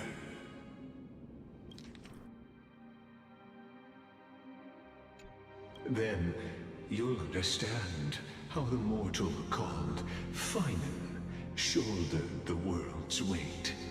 How that same burden crushed him, proving that the so-called Deliverer is nothing more than Amphorius's own delusion. A pitiful fantasy that it could defy fate's decree. You know, I kind of wish they would do more with, like, more of the expression and movement, or lack thereof in this scene. Like, kind of wish, like, Lygus would maybe, like, either start pacing, like, around the Trailblazer, or maybe just have the different, like, even more, like, nice little camera angle shots, or just something. And also, like, when Lygus is kind of, like, laughing to himself, or whatever, like, I kind of wish we can see, like, his upper body, like, shaking from, like, his own, like, small little bursts of laughter as he talks, because he does it quite often. I wish they would, like, display that, like, through more gestures or some shit. Like, yeah. Please, esteemed one, the answers you seek lie in these non-existent times. So wait, let me just reread all this again. End of all things, accept this invitation. New world that they sought. Terminus that owner long memories been hurling. Perhaps will find it all too familiar. You'll understand how the mortal called Phainon shouldered the world's weight and how that burden crushed him. Proving that the Deliverer is nothing more than Amphorius's delusion. A fantasy, a pitiful fantasy that it could defy fate's decree.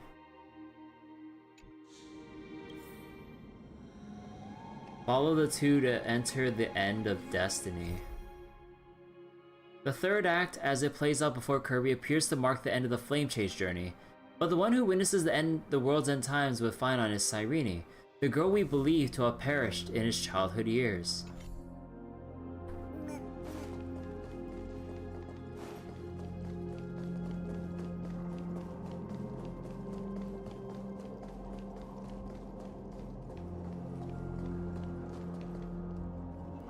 The future revealed by the Titan. Just what will we see? The future It's the same thing.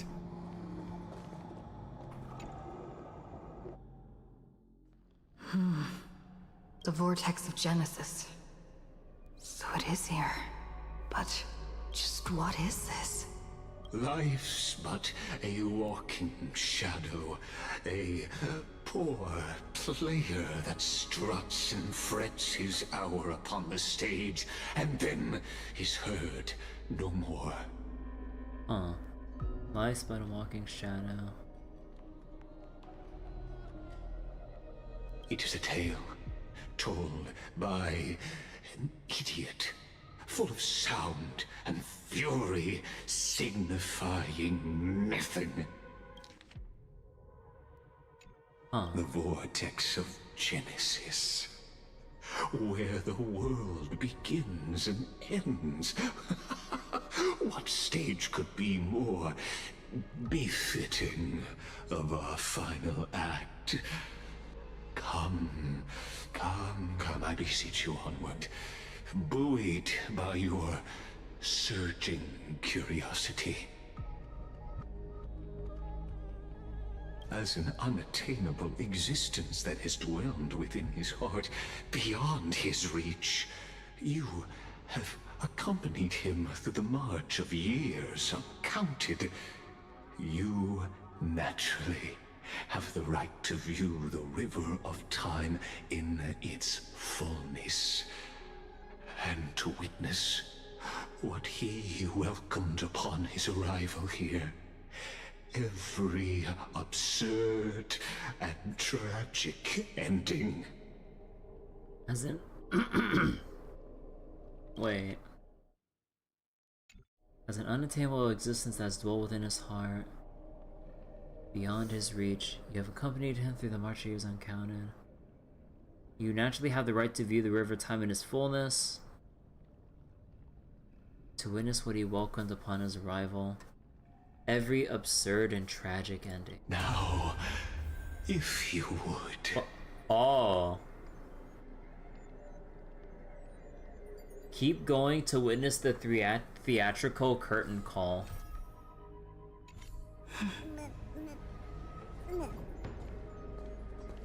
My journey to the Aranova. Oh, deliverer. Enough talk. Go. Now this what if is the Beyond Make the air. the Era Nova.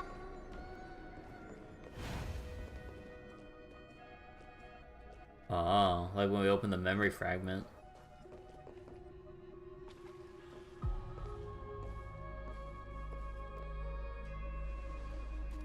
None of that matters now. This brutal flame chase journey has stripped away my delusions. I know the future is in some peaceful paradise with gentle west winds, just waiting to welcome us to step in. This will be a romantic story like none that has come before. You think so too, right?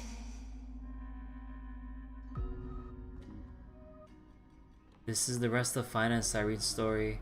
Haven't I seen this scene before? I've seen this scene before. No, sorry. Ah, indeed. In his memories, such a scene replays over and over. Though the details may differ, this remains ever the same. All shall bid farewell to one, and that person alone will witness the miracle. Only one shall live to the end, and they alone will witness Era Nova. Deja vu. A total of 33,550,335 times. There's that number everyone's been memeing ever since the Phainon videos came out on the Star Rail channel that people keep bringing up to no end, and when you convert that shit to binary, if I remember correctly, like, or was it binary? But yeah.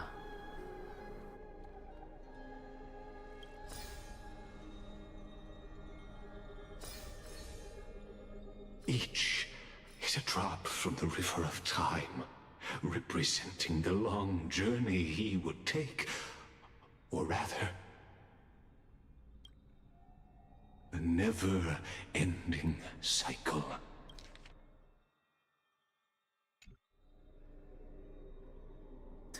What cycle? I knew it.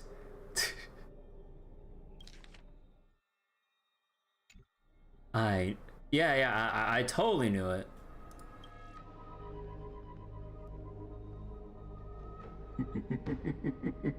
Sharp as ever, I see. Seeing is believing. Why not let your own two eyes uncover the truth? Or perhaps you can simply walk straight to the final truth. See the true face of the character you play, and witness the ultimate nature of the Chrysos heirs, flame chase journey, and the cycles of Euphorius. I don't want to. I can still stop.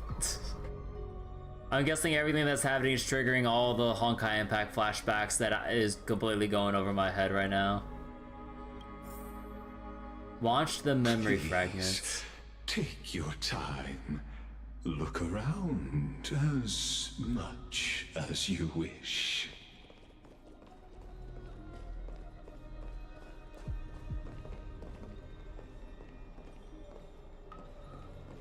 Oh, I have to watch them in order. Eternal Recurrence, 134. Not a single soul to be seen. So this is how the vortex looks at the end of days.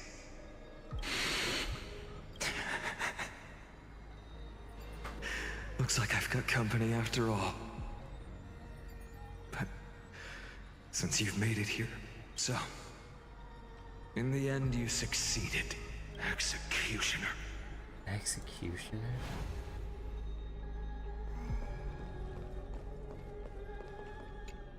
By Eternal Currents, what? A million... what? Castros, didn't you? Yes. I've become Death's demigod, and shall never again walk the world of the living. What you see is the surging of the River of Souls, brought on by the countless dead feeding it in these dark times. They cry out. Though dead, they'll converge into a torrent and guard the vortex to see the Era Nova fulfilled. I will take all the wishes of the departed with me. Please, everyone, fight with me to the very last. I hear them. The dead hail you. They're prepared. Go on, Deliverer. We'll keep that executioner in our shadows. The path before you leads to light and eternal flames.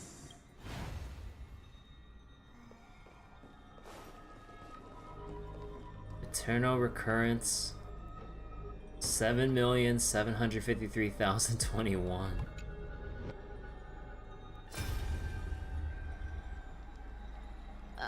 There's water everywhere. This place is always all wet and sticky. Even my tail's getting heavy. Plus that burnt smell. And that sizzling noise. Yikes. Nobody from Dolos could stand this. So you feel it too, huh? Go on then. I'll handle the filth. Do what you need to do. Let me fight with you. Better odds with two. Hey, remember what the seamstress said? You know what really matters. Yeah. I'll leave it to you then. Wow, someone's not shy. Just so you know, I'm not in the business of making losing deals. I'll distract that executioner. You go turn the world's biggest lie into truth. Let me become the first wind of your new world.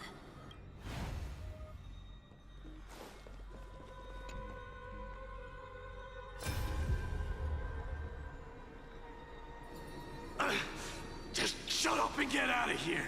Are you crazy, Mighty? Immortal or not, even if you're the demigod of strife. So not everyone died along the way every cycle? Yeah, there's probably like... there's always like, at least so far, like, at least someone that comes with Phainon to the final step, but then they gotta, like, you know, be the second to last to see them off. Or the last one to see them off. Or Phainon. Oh, there. Still no match for them? No, I know you can. I just wanted to request that you witness the Era Nova with me. But yeah, it's basically like the branching paths of a Telltale game. Like, you have all these different people who are seeing you off on the final step of your journey, all for the same goddamn ending. Together, let's prove that we're enough to transcend the prophesized fate. Then what's the deal with the Flame Reaver? I still am not 100% sure, unless I probably missed a lot of obvious things. But I'm still not 100% sure with the Flame Reaver. Could it be that now, at the critical juncture, our mighty deliverer is chickening out, scared of a stupid prophecy? So wait, is this the Ukano style thing? I don't even know what you're even talking about. I'll transcend the prophesized fate. All right. But I've got a better way. As the son of Gorgo, I'll prove myself with one last grand victory. Just like when I ripped out the old king's heart.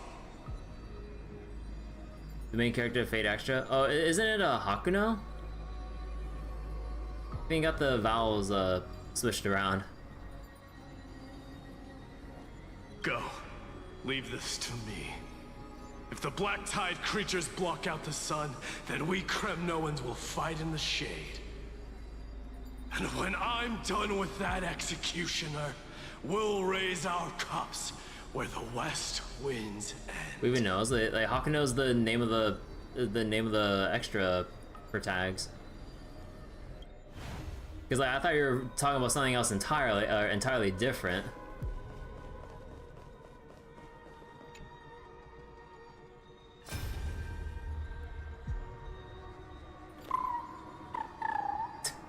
Phainon, out of the way. You're blocking little Aika. Hey, little one. Are you scared?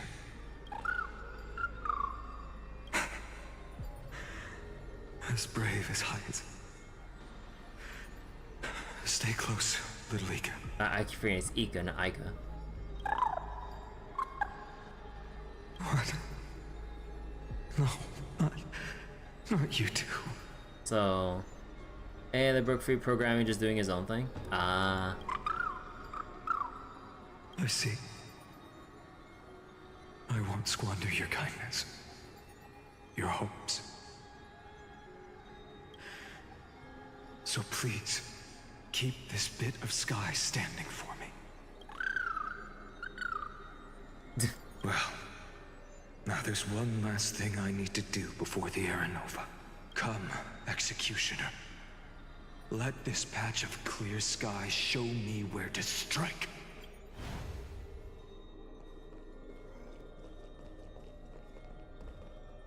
Eternal recurrence 33,550,334.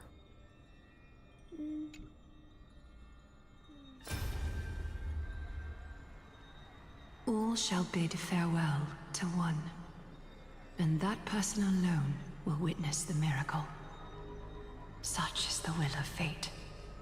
So even the future revealed by the Titans may not come to pass. The Era Nova. This unrivaled masterpiece. I have no regrets now that I'm entrusted to my most trusted apprentice. Are you saying? Fate is ever unassailable. The golden threads tell me the black tide rushes toward the vortex, ready to swallow this place. I must weave the last of my humanity into a net to hold back the deluge. I shall have my final bath in warm and radiant gold. Now, the hour of fulfillment has come. Forgive me. I must snip away every risk to weave the strongest future for the new world. There is nothing more to say. We part here. I shall personally dispatch that wretched executioner, not with threads of gold, but with the steel tip of a needle.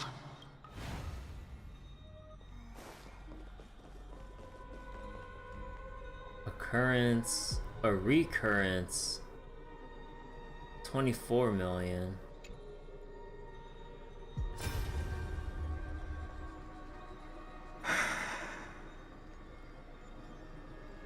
Treeby, look. Aww. We made it to the vortex. That prophesied future. The flower fields where the west wind ends. Era Nova. We're so close now. I mean, we're probably not seeing it from the camera angle here, but probably in his right hand, he's holding the last doll for Treeby, as she probably opened the last door to get Phainon here. Aww. You can't speak anymore. Aww. Please. Allow me to pause just a moment before I keep my promise. Let me answer your cruel fate by tearing that executioner's heart from the void.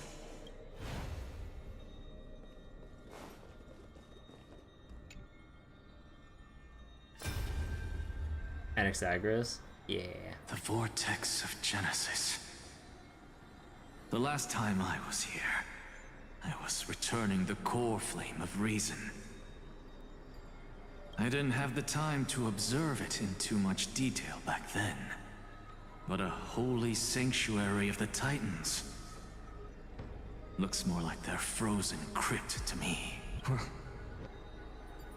All the core flames do lie here now. It's my honor to walk the final stretch with a mind such as yours, Professor. Oh, getting ahead of ourselves, are we? Have you forgotten so quickly? I died for truth long ago. What walks with you now is but a thought in your mind. Of course. How could I forget that? But I'll say the same to you. It's my honor to walk this final stretch with you, too. the looping, like, skybox effect here with the Vortex of Genesis played out for so long that it didn't have a clean reset to it. It just, like, looped back to full brightness. Now go. Stand tall and finish your final task. Yeah. Just leave it to me. Time for that wretched executioner to pay what they owe. Oh, damn. The sync right there.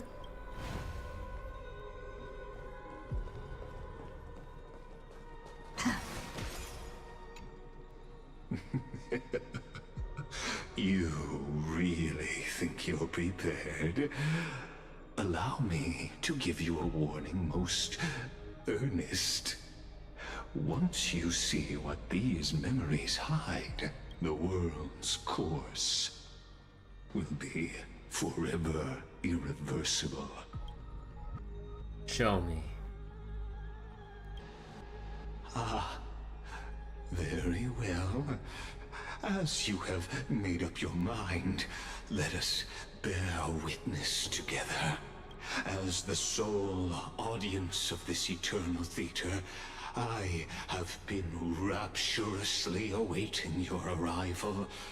And this, too, is the very reason I must show you everything. I believe that since you've bathed in that eon's gaze... Which one? There's been a bunch already. You gotta be more specific than that, Lygus.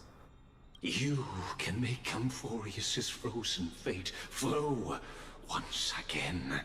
Frozen fate. Really, then.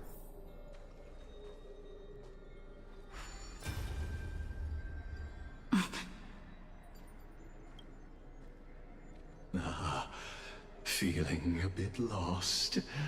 As you now see, this scene marks the final act of the drama Amphorius. You know, you wonder what happened with the Trailblazers bathed in all of them?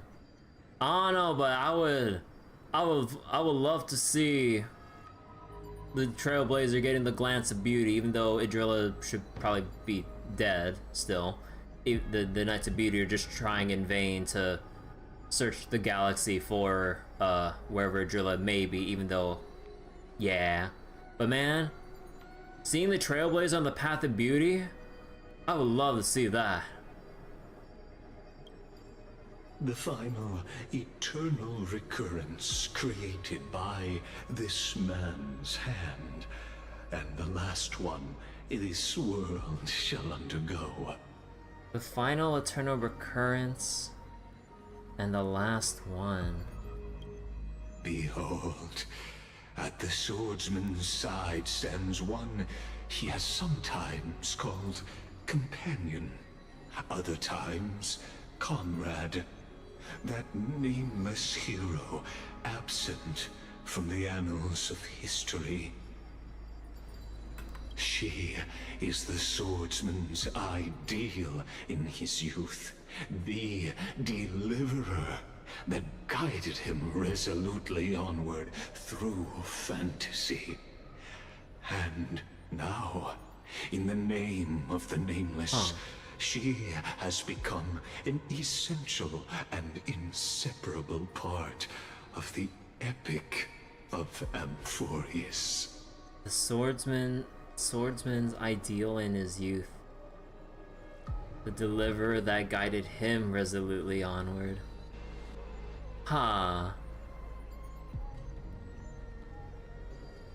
And this time, under her guidance, what choice shall the hero make? Whither shall the fate of the world flow? And what is the ultimate leading to a truth fucking cliffhanger, of isn't the it? nature of Amphorius? There are many mysteries yet to be unwound. But if I may, allow me to temporarily yield the stage to one far more fitting. Please put your hands together and give a rousing round of applause for they who will reveal the answers and bring about the final end of the 33,550,336th flame chase journey. I gotta say the transition like between like so basically like he just like popped out, he basically just paused everything, popped out of consciousness, and then we just saw every lead up, well not every lead up, but like, you know, the template for the lead ups to this very moment from the other recurrences. It's kind of cool that he like basically like resumed our resume time here as we like went through this whole like flashback journey. The master of the countless memories we saw, the other important actor now stepping into the vortex. They who have already burnt their own self to cinder, the Flame Reaver. Yeah, because at the end of every recurrence, Phainon and his +1 always ends up fighting the Flame Reaver. Or they go like, no, go do your thing, I'll hold them off. So now it's our turn to hold off the fucking Flame Reaver. Cinema? Oh! Oh, he just straight up killed Light. Oh shit. So, in the end, you succeed. Executioner. Did he cut off his own line? With my flesh as kindling, like the first dawn of the new world. Oh, so the staff he has is the one that Cyrene was carrying. To once again start everything. Repay. Let's try it this other way. I choose you. I'll see you off.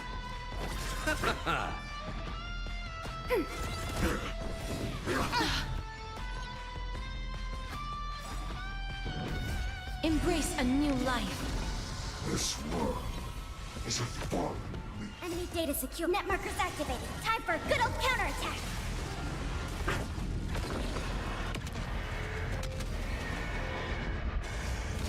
Receive divinity. Mimi! Please cherish this time. Dead souls, return to dust. You chose the wrong enemy. I'm on it. Mimi! Trust me. We can do anything! I'm still here. Eternal sleep. The dead return! Enemy targets detected.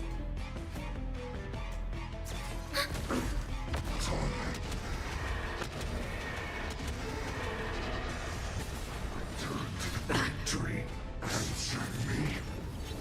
Will it be the blazing sun? Even if all creation burns to ash. Darkness follows me. I'll see you off. Enemy data secure. Net markers activated. Time for a good old counterattack. Bloom. Repay.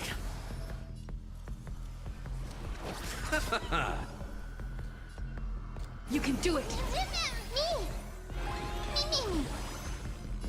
Dead souls, return to dust! We have the upper hand.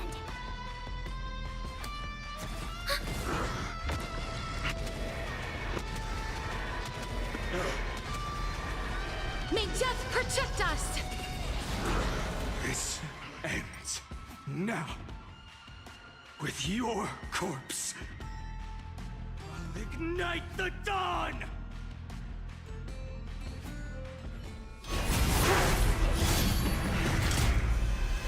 And we see the reveal. How is this possible?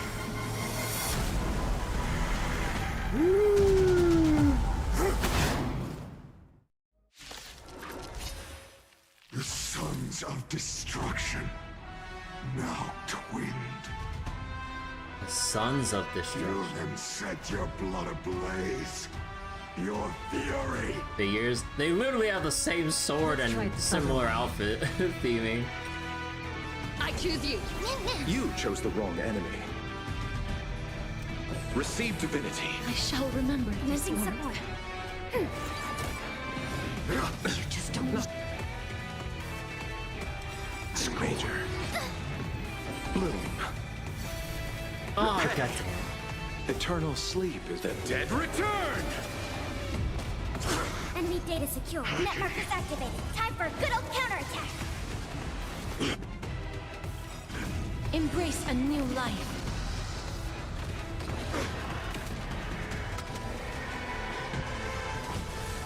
Mimi! Mimi! Darkness follows me. This is being in sync? Mimi! Trust me. We can do anything! I'm still here. Ready for another?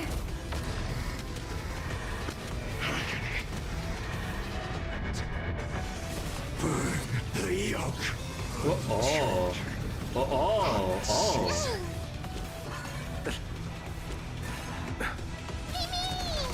Life is not so fragile.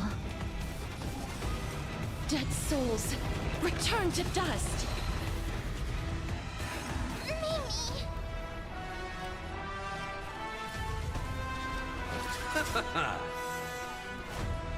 You can do it!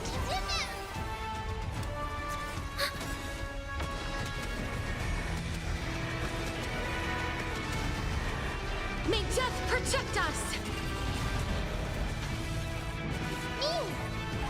Mimi! Enemy data secure. Net markers activated. Time for a good old counterattack.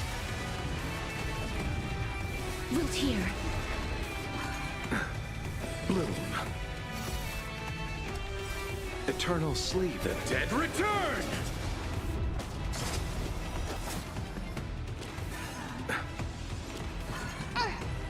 Not enough. Oh. This form shall fuel the fire. Burn. Burn unceasing. Receive divinity. I shall remember this warmth.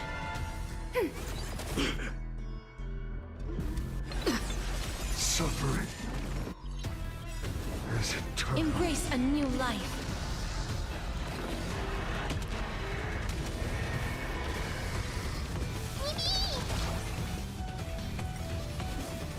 Darkness follows me. I'm okay. You just don't learn.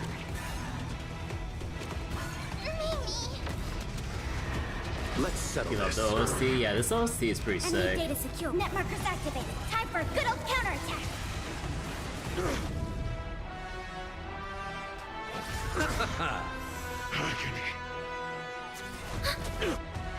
Mimi! Mimi! Darkness with me. Bloom. It's over. Eternal sleep. The dead return!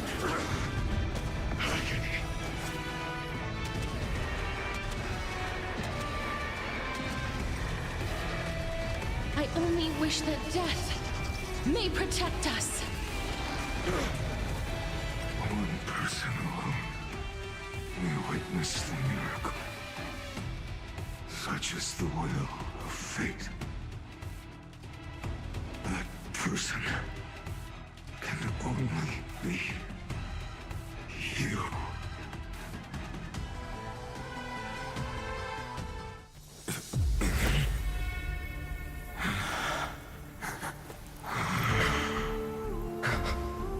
Why not let wrath incinerate fate?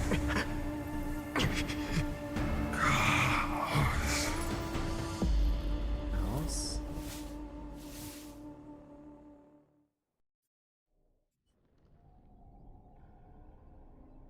At last, Amphorius's fate has begun to shift. Just as I foretold, your arrival will change everything. After all, you've also been bathed in that eon's gaze, which can awaken the long-dormant instinct inside a man. Much like that scepter we spoke of earlier, it was only under the same eon's glance that it was reborn. That's right. If you recall, I mentioned it at the very start of our play. The celestial body neuron, once belonging to the erudition abandoned by the Eon. Now, allow me to reveal the final piece of the puzzle for you. The eternal land, known as Amphorius, is nothing more than the scepter's endless, lonely extrapolation. A bottomless well of fury, aimed at the god who cast it aside. Huh. So yeah, like we knew already from before, yeah, like Amphorius is just one of many, or has gone through one of many extrapolations to find a way to, like, essentially break the cycle, and the last straw was basically us. But then...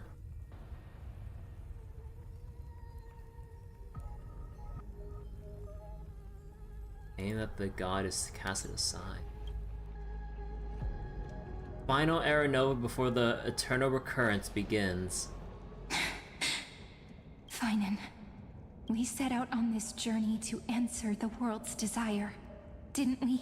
That's what it means to be a Chrysosaur. So has it always been. Then why? Why must Amphorius's wishes be so cruel? We made the best choices we could, whenever we could. But in the end, the prophecy that led us, this black tide swallowing everything. Why does it look like this? Ah. There we go. It's now we see the black tide corrosion eating away at, like, Akama.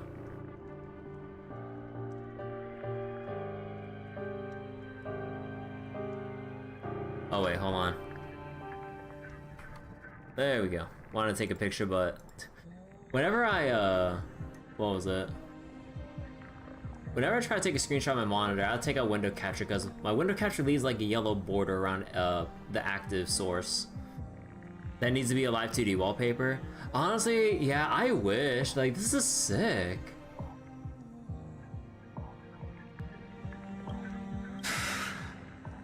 You see it too? Those burn marks. The flickering cubes. They're not a tide at all. They're more like a shattered teleslate. A shattered teleslate. Standing here, the voices of Titans have never been clearer. Turns out, they were coming from the black tide all along. The voices of Titans from the black tide. Is that Amphorius crying? Or maybe it is screaming at its creator, at its god. Phainon, Do you still remember when I was little? I had a dream. A dark, cold room with nothing but Orynyx's curtain, glowing like crystal. The curtain seemed to contain all of Amphorius, where strange and fantastic dramas played out within. There were countless versions of us, from countless different worlds. The recurrences. Perhaps it wasn't a dream. Yeah. As I gaze out at the world before me, those sorrowful thoughts have become reality. So, this is the reason the sky was sealed. Amphorius is merely a larger ID Silicii. We are just characters in this tiny world, following the prophecy, stepping onto the same journey over and over. Just characters in this laboratory following the program, stepping onto the same extrapolation over and over. The definition of insanity, one might say. What then is this so-called Era Nova? And what are the spectators watching all of this truly hoping for? The eons, like, spectating or watching over Amphorius?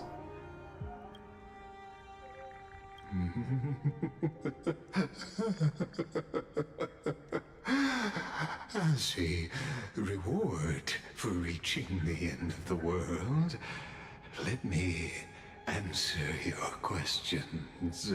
As the Theoros, I have observed. Thus is the synthesis of the prime mover of life formed. Prime mover of life.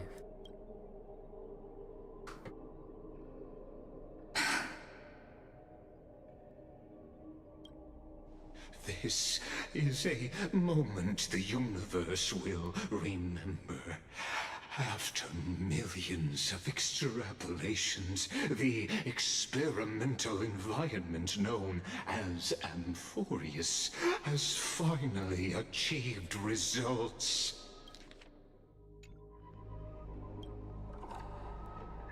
So, the results you speak of are this wreckage of a world. We all gave everything we had, returning 12 core flames to recreate the world. And in return, we become nothing more than sacrificial offerings at the end of everything. Exactly. The Titans are Chrysos heirs of the past, and Chrysos heirs are the Titans of the future. Anaxagoras' theory of Era Nova holds true.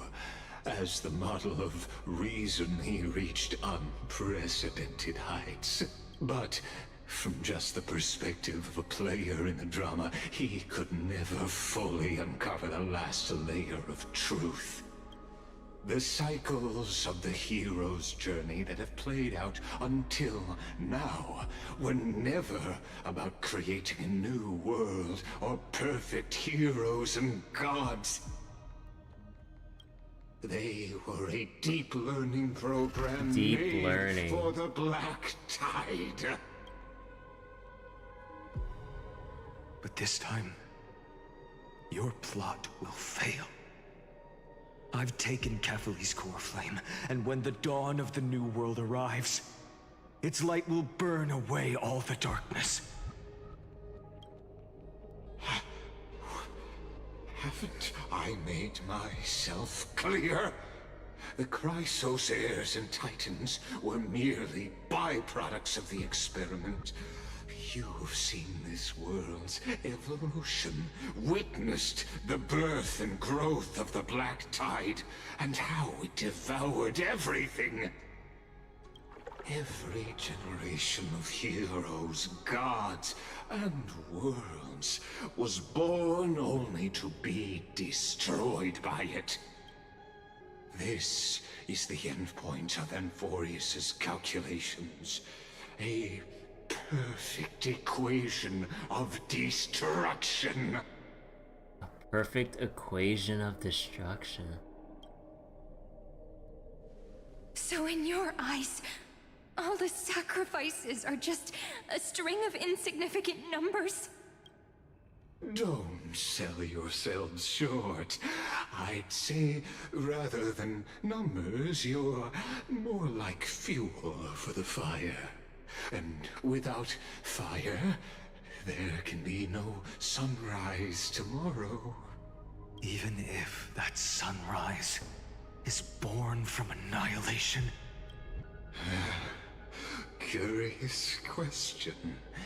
Have you ever considered that after millions of extrapolations, Amphorius is already following a different path from the erudition?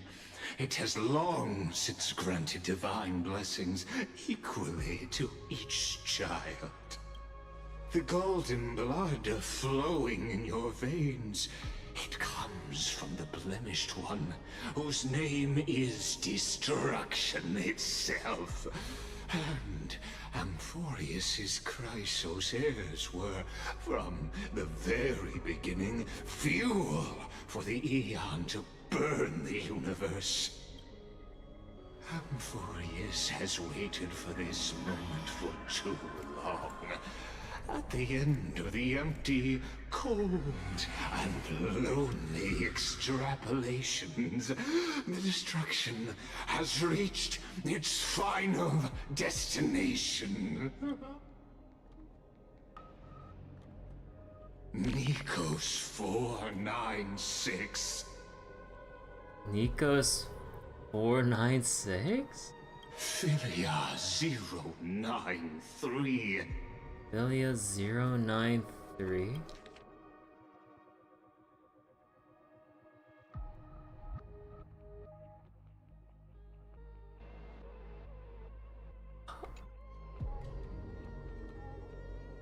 Huh. God, if only I was an expert in Honkai Impact. No need to feel regret. This generation of Chrysos heirs is the most outstanding model. And you two are the final factors. For you, the Era Nova is no lie. Just step forward, embrace the black tide, and accept the Aeon's gaze. The destructions? You will come to life from a string of cold numbers. Along with all those who have passed, you will run toward the real universe, fulfilling Amphorius's long-held wish. In the name of the Lord Ravager Iron Tomb, unleash its fury and destroy the source of all this tragedy. Unleash the Black Tide and destroy Noose the Erudition.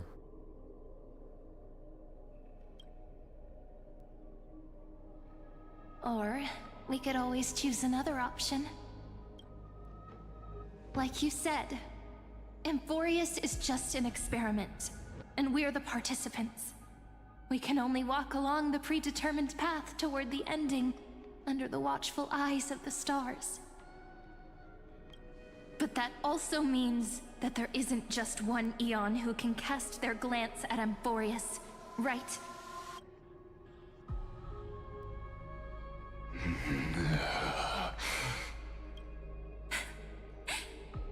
Is this question really that hard to answer? Or did I guess it right? And in reality, this world has already been under the watch of other Aeons. It's strange when you think about it. If you just stayed back, watching us complete the ritual and get consumed by the Black Tide, your goal would naturally be achieved. Why go through the trouble of explaining all this to us?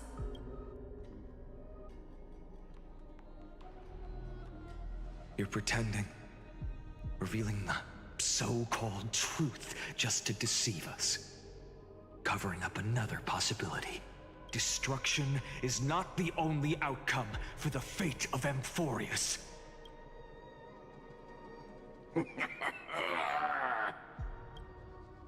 you two really think, as petty little demigods, you can change the outcome written by the stars? What makes you think you are capable of doing that? A little courage and determination. Just kidding. The answer is pretty simple. But we're not gonna tell ya. The wink. Whoa!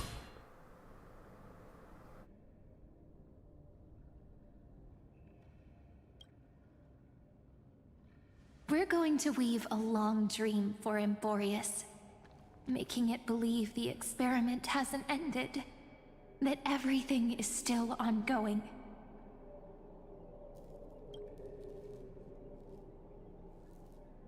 With just Orynyx's power, though, it should be impossible to achieve this, right? Yeah. So, I can only place my hopes on that childhood dream. And the god behind Orynyx that appeared in that dream. And the god behind Orynyx. Now, I can say with certainty, time is the page on which that eon records Amphorius. Really? If it fades from existence, and all that it records is lost among the stars, that eon will surely direct their gaze here. Time is the page on which Phainon records Amphorius. If Amphorius fades from existence and all records have been lost among the stars, surely Phainon will cast their gaze here. And it will be a glance that spans time and space, granting each incarnation of me the power to reset time, imbuing my soul into this ceremonial blade, and creating an endless flame-chased journey. An unending era nova. I understand. Then let me step into the cycles and continue Amphorius's grand design. To deceive the gods, deceive the world itself. But to make time vanish from this world, that would mean you...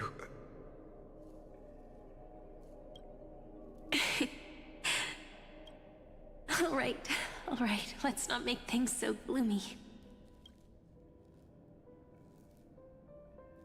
What we're about to embark on is the true hero's journey, so come on, cheer up a bit, okay? In that memory, you will definitely meet me again. A little Cyrene who knew nothing, lying on a soft patch of grass, feeling the light breeze, dreaming of the distant world.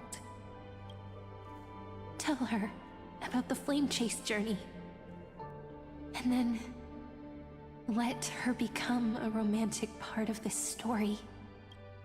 I believe every Cyrene will make the same choice, erasing time again and again, resetting time over and over. After all, they're all me, and I will always have my charm. I'll always have my charm. We're doing this again? I don't know what we're doing again.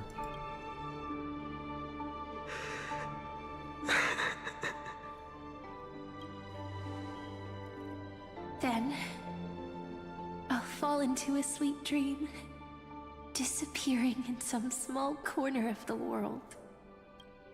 Quietly, waiting for the day when that next page is turned.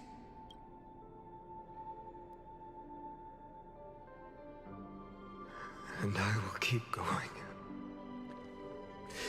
Even if the road ahead is dark, I will burn myself to light the way. Rather than let the core flames become nourishment for the Black Tide, I'll become their vessel. To prevent the arrival of Aranova. Even if I have to burn through my own body, it's no matter. As long as I don't extinguish, the flame chase will never end.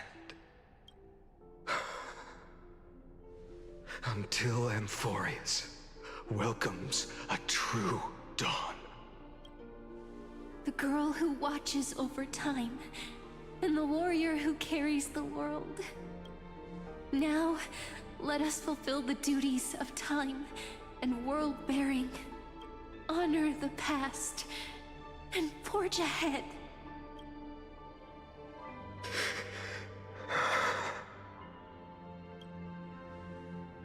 I promise you, the pain will pass in the blink of an eye. You need to hold tight to this ceremonial blade. After I'm gone, it will take you back to the beginning of time. The start of a new story. I believe that in that story, or in countless stories, each alike yet unique, everyone, all the companions who sacrificed themselves, alongside the deliverer we once dreamed of as children, will reunite beneath a vast, endless sky. If we can never break free from this prison, I will stand my ground. Until the day someone shatters this endless cycle and writes the final chapter of Amphorius' fate. So, let's set out. We will be the ones to start everything. Carry the primordial chaos, just as your name suggests, and bear this world we hold so dear. So long, Kaslana. As the theme She said the name. I have observed. Instruction synthesis is formed.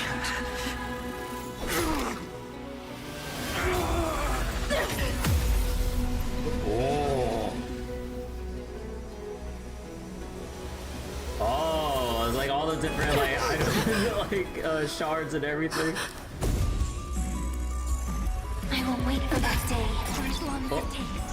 The day will come. The numbers. And follows in her footprint, right in there, and understand whatever was. The numbers, Trailblazer. What do they mean?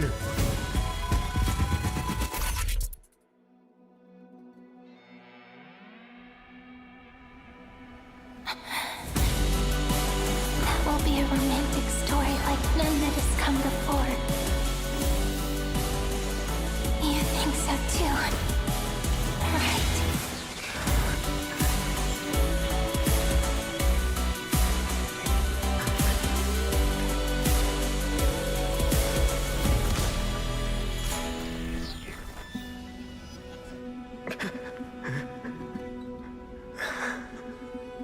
Rolling over to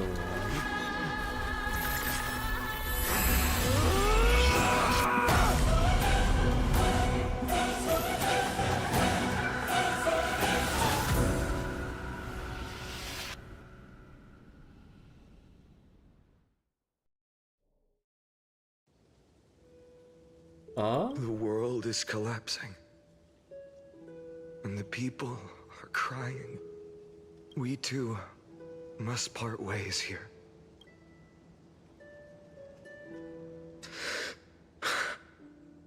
Friend.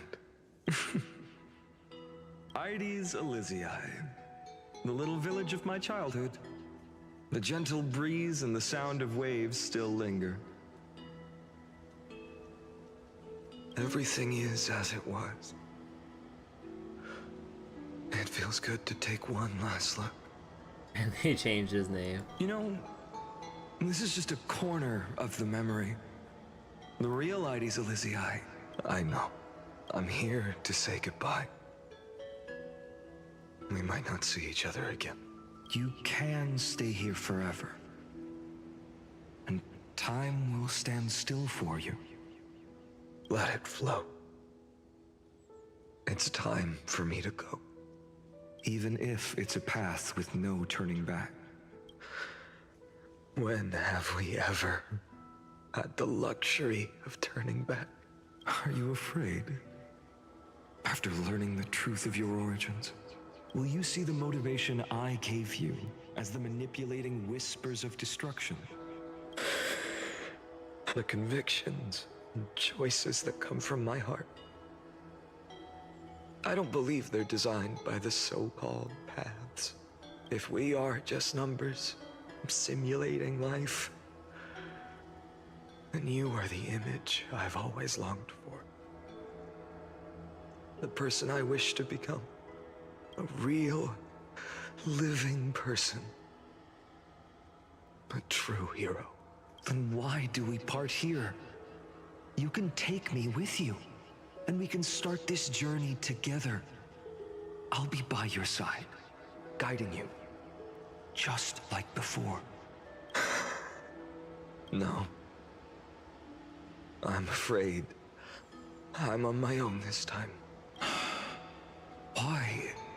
Because there is no perfect solution in this world. Cyrene has already embraced her fate, and I will embrace my origin. Destruction.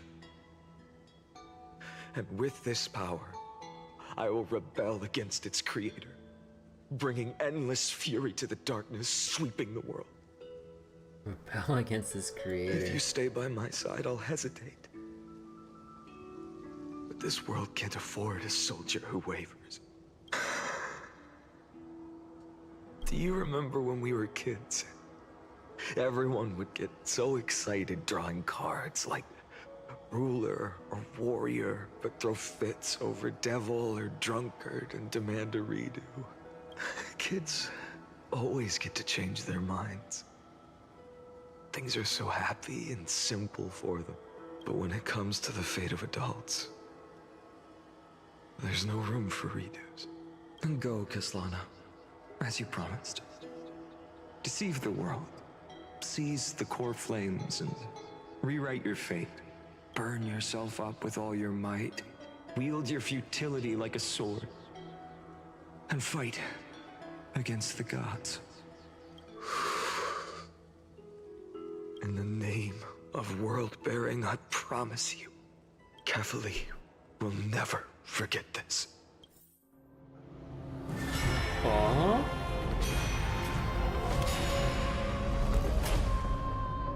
Eternal recurrences until the end of the world. So, time retreated behind me until it reached the origin, where nothing ever existed, just as Professor Anaxa once said. In that void, Kefali stood at the center of chaos. Time, space, and causality all flowed from their body. When the waves of time finally calmed, it was the year 3870 of the light calendar. 3870. The Chrysos War had lasted for nearly a century, and the threat of the Black Tide was growing stronger and more relentless. That was the era of the Day Thunder Knight's battle with the sky. While she could not seize the core flame, she proved that the prophecy was true. That mortals could slay gods. From that moment, the sole survivor of the old dynasty, Imperator Cyrindra, issued a call to arms across the lands, summoning heroic Chrysos heirs to wage war on the Titans. And that was the first doomed flame chase journey, sealed away in history. The first eternal recurrence. Oh, we're gonna like flip through. Oh! So what you're saying is, you've traveled back down the River of Time, finally reaching this untouched seabed just to tell us the flame chase journey and even all of Amphorius are nothing but illusions in an eon's dreams? Exactly. So, Dux Gladiorum. Dux. Please take me to meet Her Majesty Cyrindra. I must share the truth with her. Since Her Majesty's not here, no need for formalities. The word Gladiorum always reminds me of my fallen homeland buried deep in the depths. God, well, I see that like the frame rate is like I'm losing like frame rate in game right now. Call me Hycelans, nameless swordmaster. Oh, so this is Hycelans. Is this a preview for the next world? I got no idea. I'm having trouble just processing like everything else that just happened. Please allow me to add one more thing. You actually already know my name. Looks playable. She should be the next savior of Dot. Of Dot meta. Hopefully. Maybe. Hoyo. Please. You mean Phainon? Such a name could never be your true one. You can also see like the translucent midriff and everything, like all the liquid and bubbles effect going on here. Huh. I remember people bringing this up before, but that's interesting. Like, it's interesting to see how it actually looks like in game compared to like the Actually, wait, was Hycelans drip marketed already? I think so, right? Wanchachi, Star Rails, Kokomi. Who's Kokomi? But I won't question you further about it. Ever since Her Majesty issued the Flame Chase Decree, heroes from all over have sent their letters of introduction. What's the harm in adding one more name like Phainon or Phainon? Phainon. Besides, the deep sea is dark. Isn't it the perfect place to hide secrets best left unseen? Kokomi was a healer in Genshin? All right, nameless swordmaster. Hold on to my wake. Let's find somewhere else to talk. Kokomi has so much wasteful healing that they made an artifact set to capitalize on it. Oh. Aren't you even a little suspicious of what I've said? Harboring suspicions is not my concern. My sword dances only when the Imperator harbors doubts. There's no use in speaking further. Show me your true intentions through action. When Phainon's in the team... Oh, yeah. Perhaps you should demonstrate your skills and calm the raging black tide for us.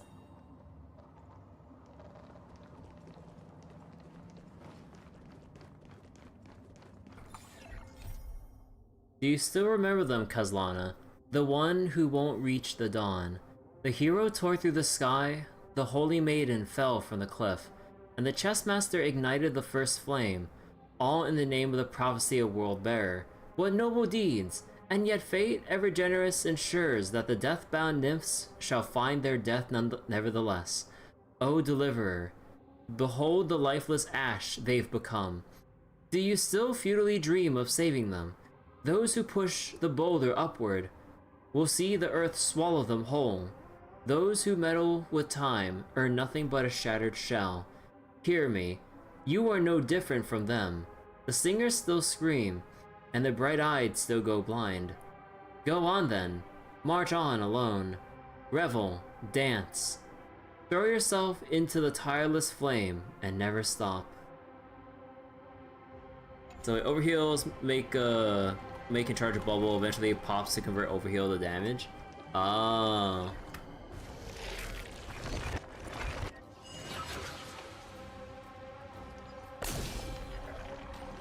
Light up the dawn. Actually, wait, what time is it right now? Holy shit, it's almost 2 in the morning. I mean, I did waste like an hour and a half just going through like the, I did waste an hour and a half going through the character buffs and just talking about random shit. So, I don't know how much more of this we have to go. I would imagine there's still a decent amount left, but I don't want to awkwardly like leave it when it feels like we should be getting to some end soon, but I don't know. So wait, almost 2, yeah. It was a neat idea to solve that problem Poyo does have some creative ideas sometimes. Yeah! Okay, so I think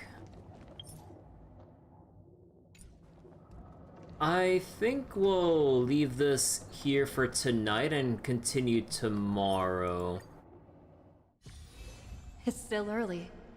Where to now? Any other things we got going on here? Like, we're still waiting on the fake collab, which I kind of wish we don't have to wait 10 days, or like, 9 more days for. There's a rerun of or a permanent edition of like the Match 3 game that they released a while back. And then there's no other thing to do right now. Although I think with how usually they do this, actually, oh no, because usually when an update comes out, it's usually like 2 to 3 days before that patches event comes out. But instead of like the patches event coming out in a couple days, I think we have to wait 9 days for the fake collab, I think. So wait, my minimal taste of Honkai Impact 3rd suffering has barely begun. Didn't Honkai Impact kill off characters more liberally? Yeah, I don't know how I should be taking in all of what just happened tonight. Like, there's so much that's going over my head right now, or like some other things that are coming to a head that like I don't know.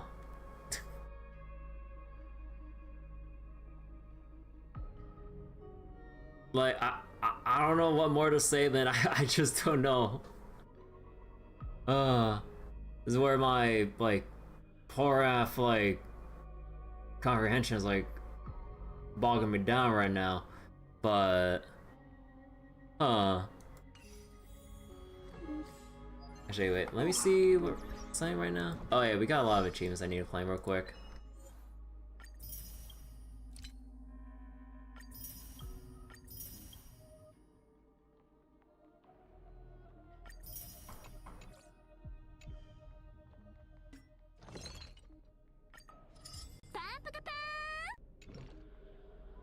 My brain needs to be shut down and rebooted. Like, there's just like a lot to kind of unpack and take in, like with everything that like has been going on about. Like, yeah, we know that like Amphorius is like basically the result of the Emperor's Scepter like going through countless extrapolations to bring about the next like the Ravager and everything like that. But it's just everything else going on with like Siren and Phainon and like everything else about the Eon's Gazes and the other random tidbits that like Lygus just dropped out of nowhere with Sirens and or with referring to Siren and Phainon as what was it? Philia, I forget the numbers, and Niklos or fuck, I forget already. We also have no idea what happened to the Trailblazer after all that.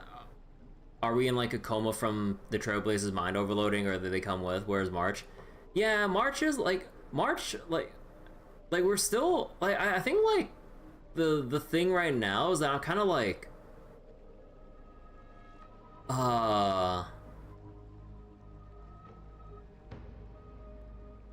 like everything to me just seems kind of jumbled up because we keep jumping between like different perspectives or points in time, because like either we're going between like Phainon and Siren's like perspectives of them going through these cycles, or then like seeing that like the Trailblazer is observing as a spectator, or like Lygus basically like spiriting us away to like go through and spectate like what Phainon and Cyrene have been up to or something like that, or mainly Phainon. I don't know, it's just like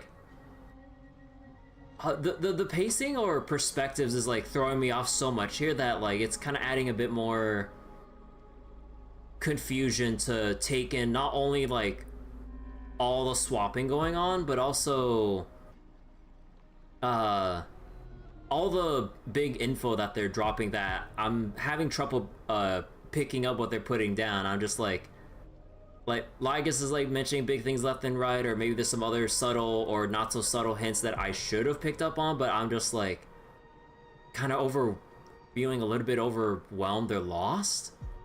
And yeah, there's still like the other things in the background with like whatever the hell March is doing, which we'll probably see soon. But yeah, they pack so much that I'm just so lost in like, I feel like I need like a spark notes of like what the hell exactly happened, because it's just like, it's so much at once, which may be in a way the point, but at the same time I just like, at this point I feel like I'm just here for the ride, but I feel like my reaction senses are a bit dulled to like everything that's happening, because it's just so much that my mind is like subconsciously checking out, so I'm just kind of like blinking my eyes in confusion, going like, just like wondering like how much was there that was revealed or processed, or just I don't know. Don't think it's worth digesting it, so more food on my plate. Yeah, like there's still the rest of the current story that we need to finish up. I don't know how much more we got, but like yeah, we'll definitely do this for tomorrow and see how much longer it'll take to wrap this up. I'm not sure how beefy this 3.4 is, but we'll have to see. But I think that's something. Yeah, definitely still need to spend my stamina. And man, I'm not sure mathematically how good this set is with replacing Glamoth's set. I think it should be debatably better. Although the problem is I need to reach like 3600 attack, and if I try to look back at my Kafka right now, that's kind of rough. Like, I'm only on 3100. What more can I really do to boost up my attack? Like, an extra total, like, rounding down 500-ish. Like, no way I would get 500 extra attack for just substats. And we had to switch Kafka to effect hit rate. Oh, right.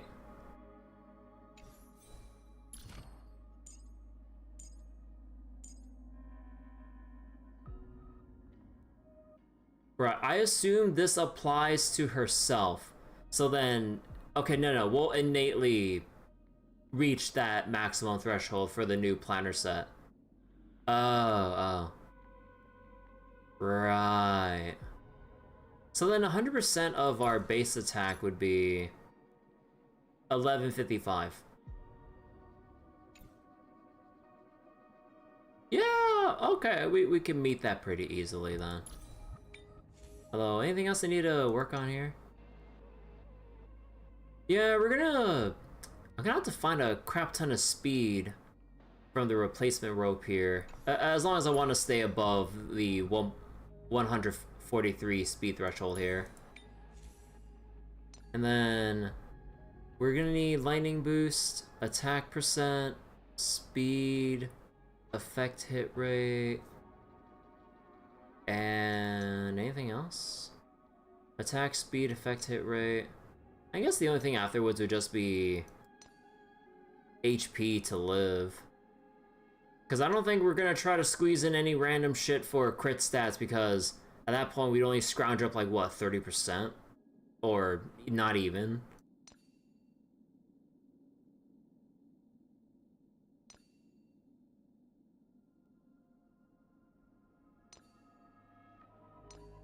Huh. Alright, I'll probably go... Oh yeah, wait, it's been so long that like the daily reset already. Alright, I'll probably go just do a lot on my own. So, anyways, let me just go end it here for tonight. Thank you all for watching. We'll go wrap up, or well, hopefully, unless like Hoyo decides to make this even longer than we ever thought this would be, but I'm pretty sure I'm at the tail end before we go into like interlude mode of like, oh hey, to be continued or something, because yeah, like we stepped through a bunch of different zones and everything, but I definitely need to go get some rest. So thank you all for watching. I need to God, I feel like I would like to rewatch my own goddamn VOD just so I can like process the cutscenes again, honestly. Alright, so take care everyone. See you later. Thanks for watching, and more Star Road tomorrow. Bye bye.